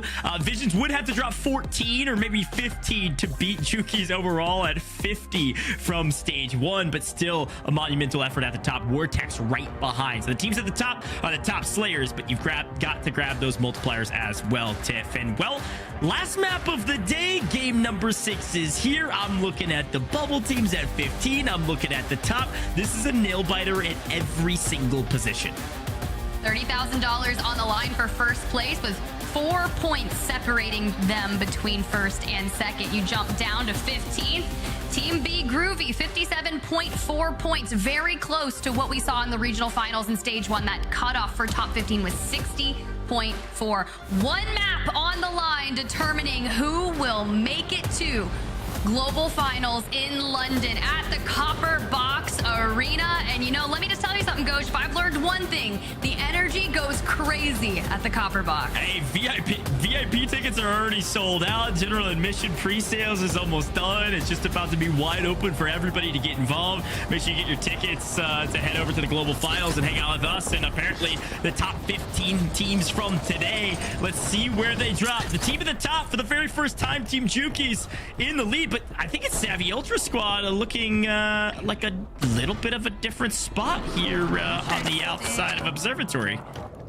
Hey, sometimes you got to change things up. If you know that you've been landing consistently, but you want to go to maybe a hotter drop or maybe something safe so you can grab your loadout and commence the eliminations, because they are 4 points outside that top spot. 30 grand, you know, the big difference when second place is 21 and Gromalok on your screen hitting the hidden caches underwater. Not a bad way to find some good cash, maybe some airstrikes. And Nobu Spartan's team's going to need a massive effort here to break inside the top 15. Certainly still possible with the skill that they have, but a tough feat nonetheless with so many teams on the bubble trying to make their way inside the top 15. Here's FIFA Kill Squad looking for an early encounter as well. Grab a couple guns, grab some loot, and then maybe push the fight if you feel like you have the advantage. Stronghold nearby, so this is probably why you had teams immediately drop to this location looking to find loadouts quickly, but Oki pushing the issue here. AB Wiz not far behind them. You can see navigating to the second story of this building, essentially sitting on top of them. Decent fight, taking nice outside lane. Wiz is trying to provide some covering fire, and now they need to make sure they work together. Teams on the outside, looks like just 38 here. Teams probably within a couple hundred meters, though. I don't think anybody's going to push all the way over here this early, so this really truly is a 3v2. Team FIFA Kill doesn't want to lose.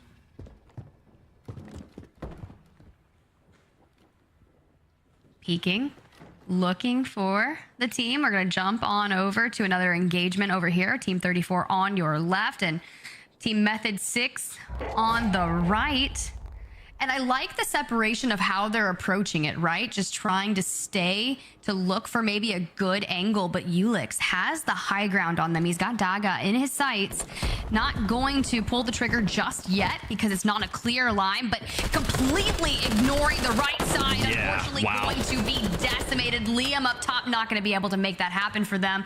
Cannot provide a trade. That's unfortunate. Yeah, it's just blown coverage. Like, we didn't have any eyes looking over to convey some of that information, or if we did, they didn't see him either. It's just, that's a tough fight to take, and especially when you don't have all the information at hand, and I think they thought they did. Now, Liam's gonna push the fight here. Apparently, they saw probably the third Heretics Methods roll out to the right, and they can maybe clean up Cam and try to take down Daga before Heretics can get involved, especially because it looks like Team 47 is here. Clue trying to get involved from the other side will actually take down the second player on Team 11 to push them completely out of this fight. Daga's got to run to stay alive. I mean, Team Ulix does need a massive game here, currently sitting in 41st place with 26 points. They would need north of a, 30-plus point game and prey on the downfall of everyone in between. Right. So it's all or nothing for them. Savvy, top here, nestled into Hydro. So this is a place where you go if you want to pick up a rather handful of eliminations. Meanwhile, cutting on over, you see Jukies, Lennon, Vision pushing the issue, pushing forward to Team 24. Yeah, I'm surprised to see Savvy Ultras and Co out of Observatory. This is the first map they've done that. Now it's a quick team wipe there for Vision, Lin, and Jukies. Apparently catching that team unaware. Team 24 is out of here, but this is the first map, literally of all 5 that have been played aside from this one, that Savvy Ultras and Co did not hang out in Observatory. They are in a completely different POI, so I wonder if maybe it was a little bit too hot for their liking, and they're trying to play a bit more defensive because they know they've likely qualled, but they're looking for some extra prize money. Not sure, but they're getting involved here. It looks like chasing down Echo. Yeah, Team Echo, they have had a rather tough run in this 6-game series. Yes, they did win map number 4, but it is not going to guarantee them a ticket to London. Currently sitting in 14th place, 60.2 points. Literally mere 0.8 separating them from 15th, and just that will not be enough. So they have to stay alive here, have to perform incredibly well. And if you're going to be running into Savvy Ultras and Co, Control Deck, though, able to win that engagement. You heard Vision say it earlier. You just have to win your ones. Win that gunfight, win the engagement. And Savvy Ultras and Co have been known to do so. Looks like Blade and Savvy are going to continue to hang out inside this building and see if they can win it. Well, Savvy's gone, so it's all up to Blade. The other 2 inside of the gulag. Maybe grab a free pick. Maybe. Patiently waiting, finds him. Thinks he gets spotted. Gonna push out. Grab an elimination, at least 1 trade, but bye-bye for Banzai. Team in second, all inside the gulag as Mubisti tries to get a third party. Vortex went big in Marshlands on map number 5, but teammate not going to be able to do that. They're all 3 going to be in the gulag. Prey on those 1v1s. Those are going to be massively important. Zamza, though, still alive for Team 25. PD just north, and we had a lot of 1v1s here.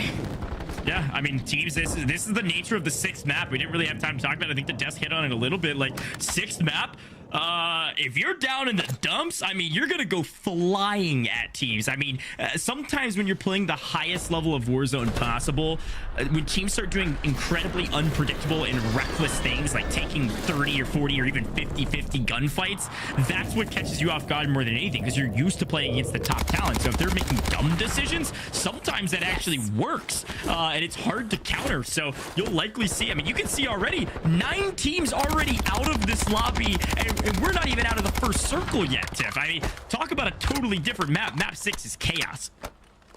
The chaos that ensues in map number 6 is tough to counteract. You call that right. It's easy to anticipate what a normal team would play in 2 strong on high ground. You can see they're making that push for the engagement, but already having 2 eliminations, looking for Stuvo, not able to land a line of sight on him. Does see him, but it's best to just jump off and pull the shoot at the right time to minimize the amount of time that you're floating in the air, because if you prolongate that, you can get shot out of the air. Looking a little bit like Duck Hunter. We've seen it happen to the floaties. Always. I will shout out too, I mean, we're at 5 maps and going into, of course, partway into the 6th, and we're already at the metric we talked about. We're already at that 60.4 metric after 5, so it's a little bit tighter competition this time around, and you know, it's more akin to where we were at with North America. The 15th cutoff in stage 1 was about 72, so that's likely where we're going to see our point totals, which means you really needed to average about 12 points per game rather than that 10 or 11. So fun to kind of see the differences in stage 1 and stage 2, how albeit if Jukies and Co win this map with a massive game, now they're gonna have to win this gunfight first, they could still dominate the entire competition similar to stage 1. We've lost Vision though. Did you see that interrogation about to come through on Vision? We don't talk about that enough. If you have a clean line of sight and you know you're not going to be immediately pressured, you can interrogate a player and find out the location of the other 2 members of the team. But Lennon trying to win this fight on Benny Central on the high ground. Good smoke. not going to rotate out of here, was looking to plate up, but it's not going to come through. Primza, they're going to close the deal here as Primza looks to put the pressure onto Lennon. Not going to be enough. Juki's in the air, 1 elimination, flying back in. Things are looking a little dire for them, Goj. I know, I'd love to go back to that fight and see if Meeks is maybe able to come in and clean up the third party there. Meeks was trying to push and almost save Lennon, but didn't get there in time. They should be fighting that exact same fight, but here goes Blade. Wait a minute. Blade last alive for his squad? Pops the Denny to try to rotate in and grab some loot. Has enough money to buy back, but he's got to get to a buy station. Should be right here. Yeah, able to find it. We'll get 1 back at the very least. Hanging on by the skin of their teeth. Team in second. Trying to salvage this last map to make sure they secure the cash money. I mean, there's a lot of money on the line. Yes, they've already qualified, but we're looking at a difference between first and second place of 9,000. It's 30,000 for first, 21,000 for second, 16,000 for third. I mean, these are crucial $1,000 moments every inch of the way through this map. You talk about cash. Duo, your current 3rd place team, looking to put themselves up the leaderboard, just a mere 14 points outside of that top position. And they're already starting off so strong, 6 eliminations for just 1 member of that team. And check it out, Sweezy, Tony, Dandaman squad up on the rooftop. Looks like they are having a building that is being sieged, but if they could just maintain the high ground, nade spam the ladder, prevent them from pushing up, you'll prolong it, but then you'll get third, and you can see Team 12 just in the distance out on the left of that mini-map. It feels like there was like a kill bounty that was set for the last map. That's how fast this is going. There are 35 teams here in the second circle. This is not even, there's not even a map that's even close to this in terms of raw numbers. Teams are flying at each other. Look at Blade in the kill feed. Blade just found, I think, a full team wipe on the Maze Diablo squad as Dandaman's getting some more covering fire from behind, but there's one creeping up, likely a dead silence. Can they get the trade? They do, just barely. Sweezy staying alive. Sweezy and Dandaman keeping the dream alive. Probably gonna have to get Tony back, but that's okay. You're right, 35 squads though, and with still 2 other teams in this location of Al Mazrah. You got a line of sight. Nades going out just for funsies. Probably not gonna connect, and if they did, wow, GG's to them. GG's to them indeed. Nice high ground position. Still looking over some of their competition. Continual kills flying through that feed. Vision and Lennon somehow scrapped away with their lives, but look who's in hot pursuit.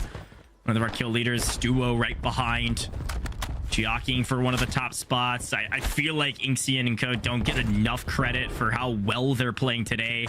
Of course, they had a fantastic stage 1, got 4th overall.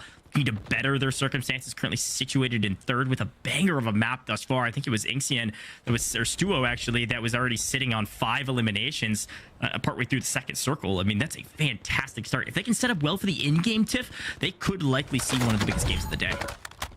I mean, that's exactly what they need to do. And then we saw a bit of Pentagon on your screen as we were coming on over to Vortex and Co. They're in 19th place and need a massive game here in map number 6. And I think that we're seeing a lot of anticipation or more aggressive game style here in map number 6 because the teams that are outside need to make it happen. One team already qualified. Pentagon done and dusted. Kazar trying to get out with their life. I was just talking about how they were a bubble team, how this is going to be such a significant fight for them, because if you can qual here and avoid going into the last chance qualifiers, that's what you need to do. Tiff, they're being pinched between the 3rd and 4th place squads. That's Meeks' team on the other side, holding the other edge. Kazar's in 17th. This is a must-survive circumstance. It looks like there's at least one more flying back in, so it's not all she wrote yet for this team. Fuzzin, Kazar, Pentagon on the brink of relegation, having to fight back through LCQs. But still an opportunity to make it. 17th overall, top 15 make London. Oh, a nail biter at every single position. It looks like Juki's squad was able to stabilize as well. Pentagon, you can see in the LM feed, did win their Gulag. Unfortunately, it was against Nobu Spartan, so Team Chow having some difficulties, and Juki's and Co navigating this engagement as they swarm upon Tamaki. Gonna go down. Prodigy going down in the kill feed as well. A lot of teams just vying for whatever points they can get. And if you think about it, Goj, every elimination that Juki's, Lennon, Vision get right now helps them maintain that top position, that 10K per team member. That's right. They're looking to go back to back. World Series of Warzone Stage 1. Winners trying to duplicate that win and secure 20 grand apiece between two competitions. Blade in trouble. Second place team. A decent map thus far. Blade's actually sitting on 6 individually, likely the kill leader for his team by a sizable amount. Decent map going and is somehow still able to survive. I'm telling you, these top 3 teams, yes, they can slay out. Yes, they've got great comms, IGL, and everything in between. Great chemistry. Their survivability is ridiculous. They've been put in circumstances that no other team's been able to get out of, and yet they're somehow still alive and still breathing in this 6th map. Incredible job from Juki squad, Savvy Ultra squad, and of course Meeks' team as well inside of our top 4. This has been nutty. We do need a big game out of the team that is pressuring Lennon. He's moving out into the open. You can see that player was trying to chow him. Lennon immediately doubling back to win that engagement. Now we have a 1v2 situation, and it's going to be massive. Juki's the only one alive for that squad, and with mere points separating them from Savvy Ultra's team, they cannot afford to go out here. We'll open the door for other teams to make a play for that top spot on the leaderboard, and Juki's just winning that gulag, coming back with just 1 weapon, 2 eliminations, and now has resulted to hiding within the trees. You got to rotate through here. I thought there was a chance there that Pentagon's team, who had also stabilized, was going to push up on Juki's when they saw one out in the open, or maybe even Meeks was flying over, but it's not exactly what happened. There's Echo's team holding this advance. Blade should find his death, and yeah, that's exactly what's happening. Blade fighting for his life. Vortex somehow got bought back. This team is nothing if not resilient. Able to stay alive. Blade likely going to hang out inside the gas, maybe try to make some massive wrap with some durable gas mask or otherwise, maybe some stems, but oh, nice, found a vehicle. Okay, so we might be able to relocate him from another angle. Very well done to stay alive. Team Wars going down in the elim feed early on. Now think about this, they were in 10th place with 72.6 points, needing to solidify that top 15, so things are looking a little dire in Juki's. This would be a massive comeback if he could find the cash to get at least 1 member of their team, but that's tough, right? This is vying it out. Every elimination will matter, as you see Blade essentially just roaming through the dunes. Gonna get out, plate back up. Vortex back in the lobby. Some massive eliminations down, and they are just inside as we make our way over to Rohan Oil. Similarly enough, I don't know if you remember these trees, but Juki's made this same rotation. It's a great shout. If I'm looking at the mini map, I was looking at our map.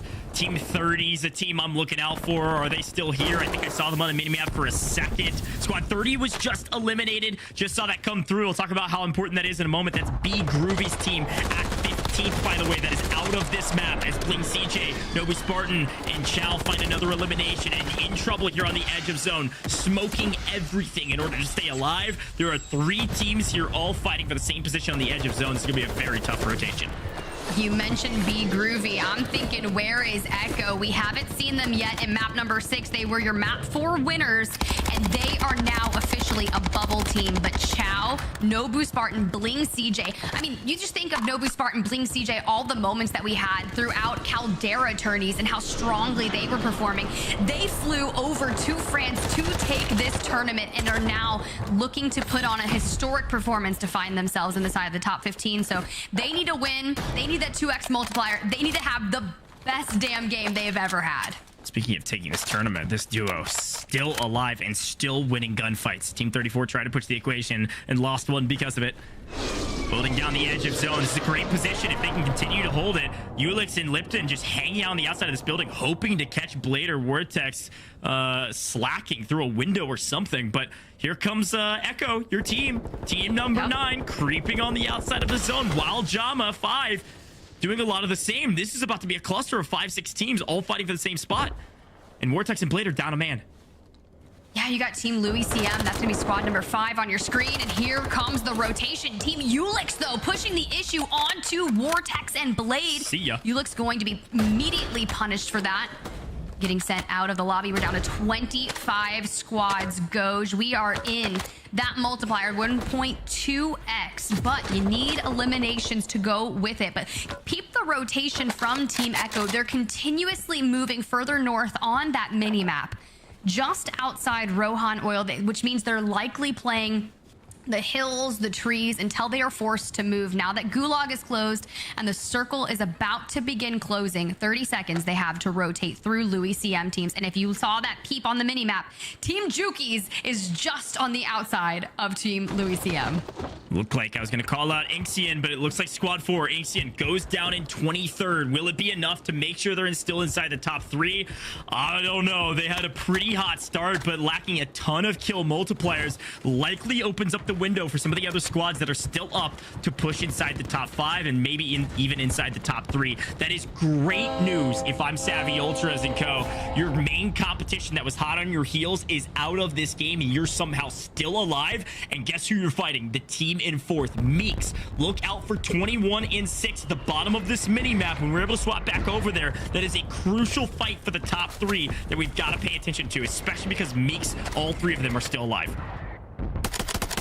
Doing everything that they need to do. Team Zathu, Rakes, Sisti, no strangers to picking up a lot of eliminations, looking down to Cord and co just in front of them, trying to gatekeep them from moving into zone. And even though Cord from Team Strays won map number 3, will it be enough? They were inside the top 10 coming into this map, but you never know. There could be a massive migration from the latter half of the teams outside the top 15 looking to put pressure.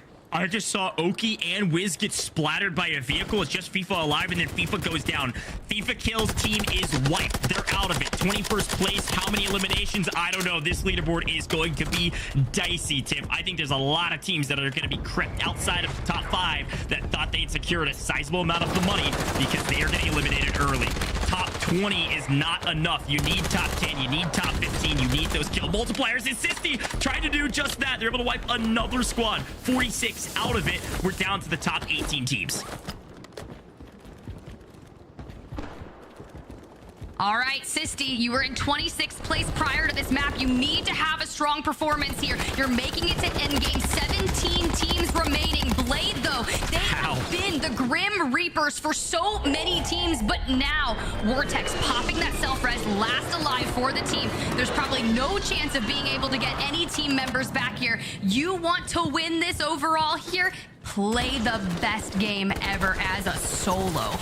Staying alive still, just barely. No, goes down. Still a great map and made it inside the top 15. In terms of overall multipliers, pretty solid. Made it to 1.4. Will it be enough to secure 2nd place? I don't know. I don't think it'll be enough to try to take down 1st, because guess who's still alive? There's Vision, the lone soldier, leading the kill feed individually by a sizable margin with 3 more in the tally. We're going to see Vision creep up likely inside of 40 individual eliminations through 6 maps and try to creep into top 10. If Visions can stay up here without a gas mask, this might be enough to lock down 1st place and go back to back, as some of their main competition is out of it. And I say some, I think most of their main competition is out of it at this point.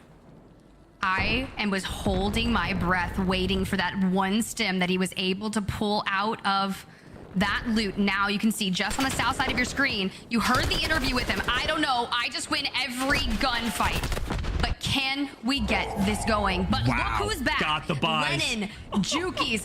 We are making it happen. Way. This is a masterclass of an endgame here in Rohan Oil, and you get the lay of the land from the position from the sky of where everyone is. Guns on top of this oil vat.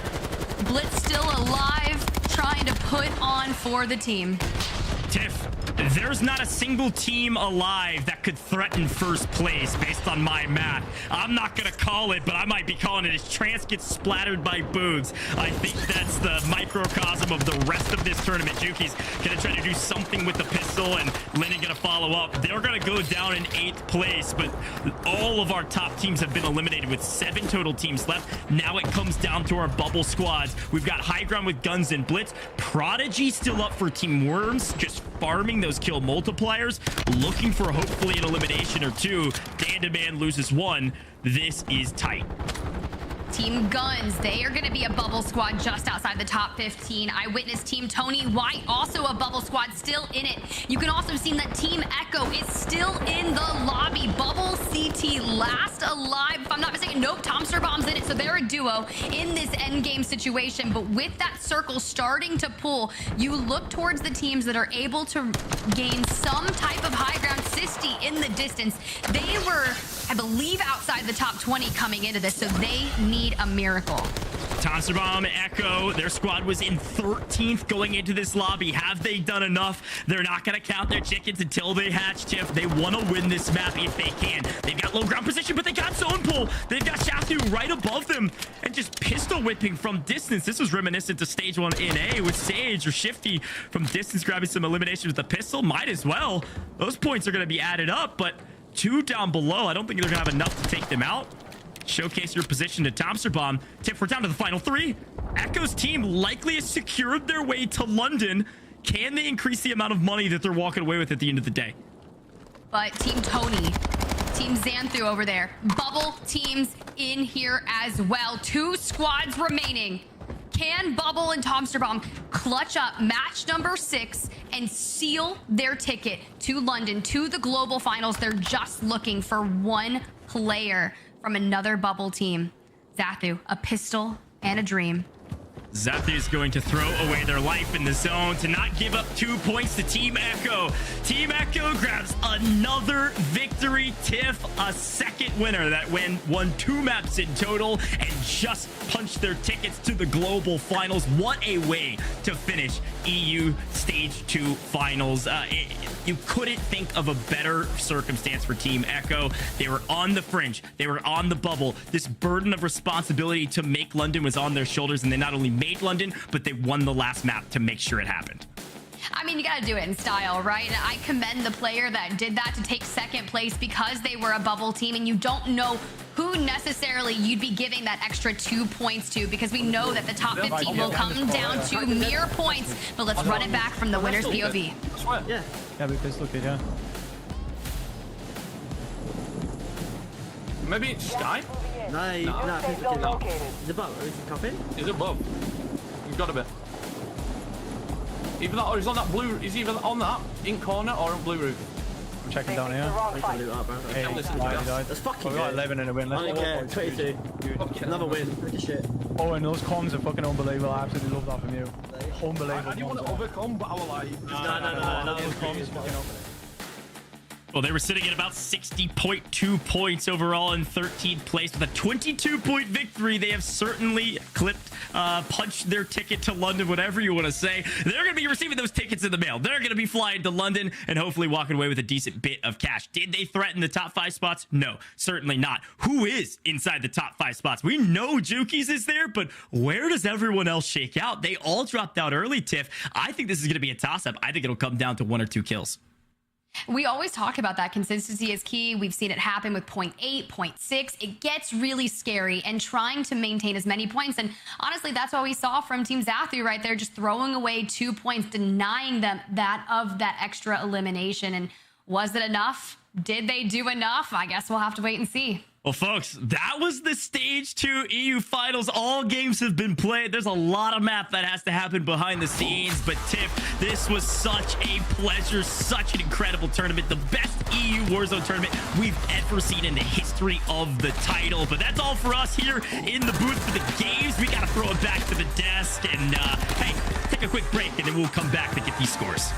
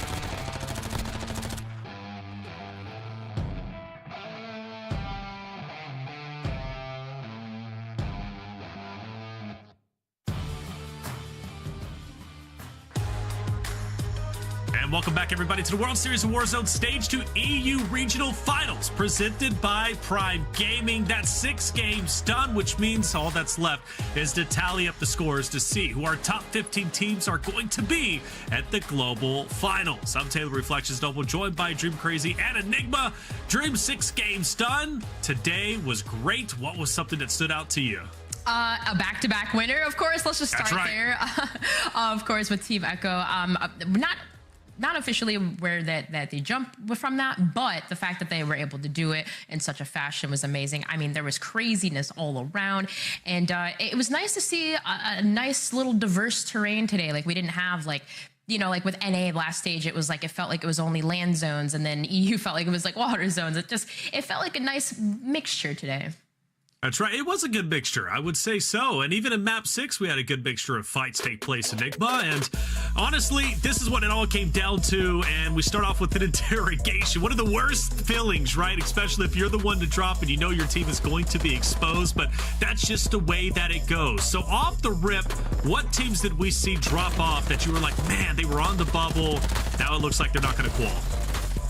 I mean, I've called out a couple of teams throughout this afternoon that it's looking like, we don't have 100% confirmation yet, but it's looking like I'm going to qual. So we're talking Pentagon and Co, but we're also talking that squad that I brought up earlier with Zamza and then his lineup. And I really hoped that they would step into things the more the afternoon went on. And as it seemed they reached that bubble, they suddenly went a bit quieter again through the afternoon. But we will have that LCQ next week. We're going to see all these teams again, and they're going to have another opportunity. I can't wait to see them again. I can't either, Dream. You know, it's just one thing. I just can't get enough Warzone, okay? We're going to have more Warzone next week, which is going to be a lot of fun. Now, fortunately for today, all our games are finished. What do we take away from that Game 6? I think for me, the biggest thing was grabbing the most wanted contract, and that was Visions, I believe, who ended up getting it.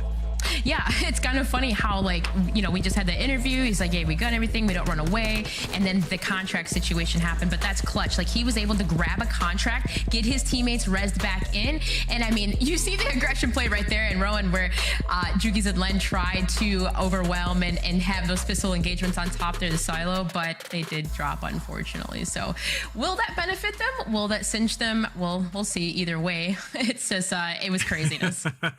It was craziness indeed. lead. Echo, Bubble, and Co were able to get that win, which they won game number 4. They come back, they win game number 6. And I believe they should have a better placing this time around than they did even in the Stage 1 regional qualifiers, where I believe they finished in 9th place. Will they break into top 5? Well, that win might very well have got them to that point. It's consolation, right? It's just more money, right? They already got the top 15. You would have to assume anyways. Think we're pretty comfortable to say, though, that Jukies and Co should get first place. Of course, we'll wait for the official standings, but let's recap the day. Because Enigma, we started off with map 1 with the team taking a victory that we probably wouldn't have expected. Well, the thing is with this Savvy Ultra squad is we spoke about it throughout Stage 1. You know, they win World Series of Warzone in Caldera, but other than that, they haven't done very much. So, you know, was it a case of, oh, they just had one really good day, or do they actually have it in them to compete with some of the best in the world consistently? Well, today they've shown that they have plenty of that, as in map 1, they absolutely pop off. We've talked about some of the great plays, broken them down, their incredible communication, and the passion that they have to bring it home for Italy, and they did just that in map 1. And the passion was there. It wasn't a dream. We had a chance to interview Savvy Ultra. Very well spoken, good answers as a whole. You could see the confidence rating true. One of the things I loved about him, and you being a competitor can respect this, he said that's just game 1. We've got 5 more games to go, and they stayed focused the whole way through. Oh my gosh. And then on top of like that, what was it, drop 3, where they had like essentially they had unfortunately lost their teammate, but like it's crazy that they still stayed alive for so long.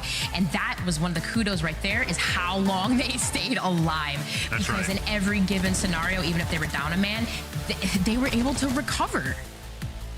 Game 1 to game 2, we see a repeat winner. Savvy Ultra gets it done once again with his crew. And I thought 32 points or 36 points was a lot. No, they get 38 Enigma in game number 2. And this was the first time in World Series of Warzone for this year that we have seen a repeat winner. Yeah, the thing is, you often get this situation in first games where teams are figuring things out. They're figuring out the lobby, trying to understand how they're playing on the day and how their opponents are playing on the day. And it's weird as well, looking at qualifiers just before, where the pace had slowed down a bit, and then today it felt a lot quicker. So you're trying to adjust to that. But usually what happens is map 1 occurs, and then everyone figures things out a little bit better, so you end up with a different winner for map 2. Savvy Ultra's come out and absolutely run the show. And we spoke about how they were setting up plays, communicating really well. These guys were the real deal early on, and the celebrations that we're going to see right here said just everything about what it meant to them.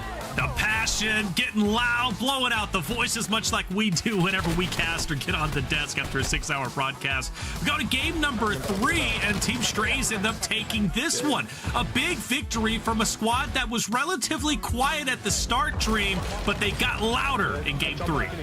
Yeah, and I mean, this game was crazy too. I believe this was that one where that signal ending and all the craziness going down. But I mean, 32 points and just having 17 elims and just having that game too, where I think that was like these water zones where there were so many people trying to get away. But I mean, just the fact that Hollow, I think he was one of the players that actually FIFA killed Beamed in the gas, where he had that gas mask elimination, and I thought they were actually gone, but no, they were able to recover still. And unfortunately, high ground positioning for another team that they were in that favor in the position, it just worked out for him.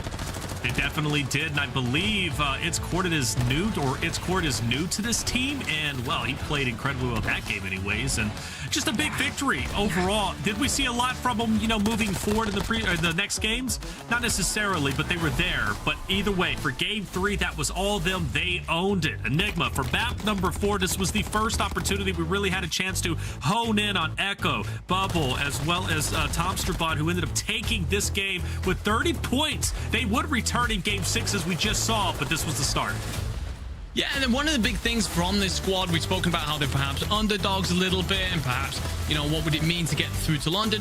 I saw a tweet from Tiff out on the timeline. Can we put some respect and stop underestimating? 100%. The thing is, the very impressive thing that these guys bring is the incredible level of communication. They're always calm. It's full of the correct information. There's no small chatter that is relatively irrelevant to the situation. They're a very collected unit, that team chemistry coming on through, and it delivered for them here in map 4.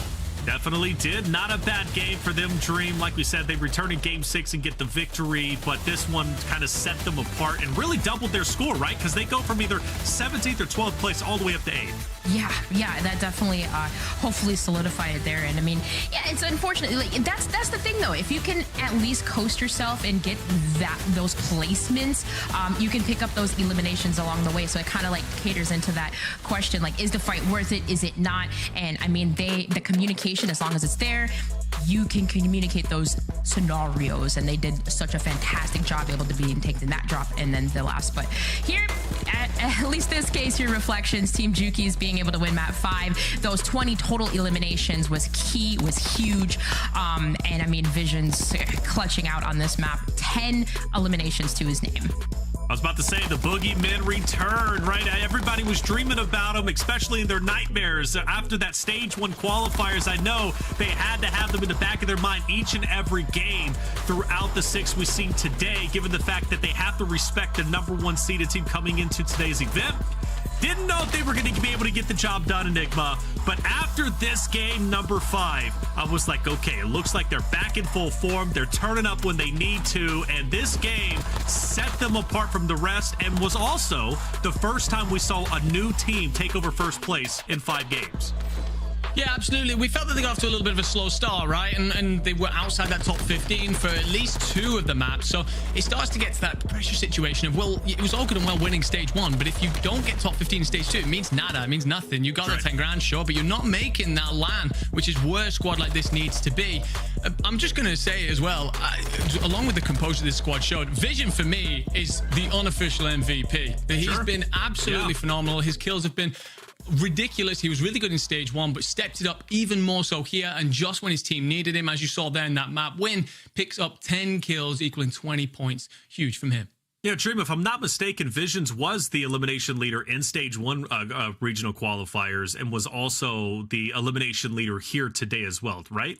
Yeah, I believe, and it's crazy because I think after map drop number 5, he had like 24 eliminations, and I think at the last stage it was like 32 or something like that. Wow. So it's just crazy to see like how much slower last stage was compared to this stage, and how like things have just shifted in terms of speed. That's right, and it was a lot quicker today. Hey, we have your standings. Let's pull them up. Who got first place? And more importantly, who got top 15? Well, no surprise, Juki's and Co. They lock in first. Back-to-back on-stream winners from Stage 1 qualifiers of EU to now in the finals. They punched their ticket into the Global Finals in London. Enigma, have you take it away? Let's run through 2nd through 10th. I mean, looking at some of these squads, we've spoken obviously a lot about Savvy Ultras and Co, but there's and FIFA Kill and his squad, but I mean, there's a couple here that have kind of gone under the radar a bit. Bobble CT and them, although they win 2 maps, 48 eliminations only, showing the effect of that multiplier. But the squads that go under the radar, Stuo and Co, 4th, Migs and Co in 3rd. Some really, really good performances here from squads that we weren't necessarily focusing on, but showing just how much action was going on around the map. And not to be overwritten, by the way, that squad of Cord, Hollow, and Zach, they do win a map. They've done that, bringing Cord in as a sub after Natshe retired. That is a ridiculously impressive performance for a brand new team coming into this level of competition. That's right. And also to highlight Team Strong, they didn't compete at all in Stage 1. They didn't make it through open quals or even try. They got 11th in Stage 2 quals, and then they get 8th place today to qualify. Well done from them. There are very few teams who qualified today from the qualifiers, but Dream, let's sober it up a little bit. We'll take a look at 11th through 15th and our bubble teams. Yeah, 11th through 15th. I'm sorry, I was looking at the 20th for a second. My eyes just drag. But yes, we had talked about, look at that, Team 14, Team StukX. That was Vision's Your Squad that literally cinched their way in 68.8. That's insane to me because I mean, I think at one point too, like, and miss the craziness, like you just see them using those vehicles to utilize around the map, but just how close that is, that's insane from them. But nonetheless, team 16th place, who is playing so consistently in the beginning, Team Flex. I'm surprised to see that sitting in that range with how strong they started.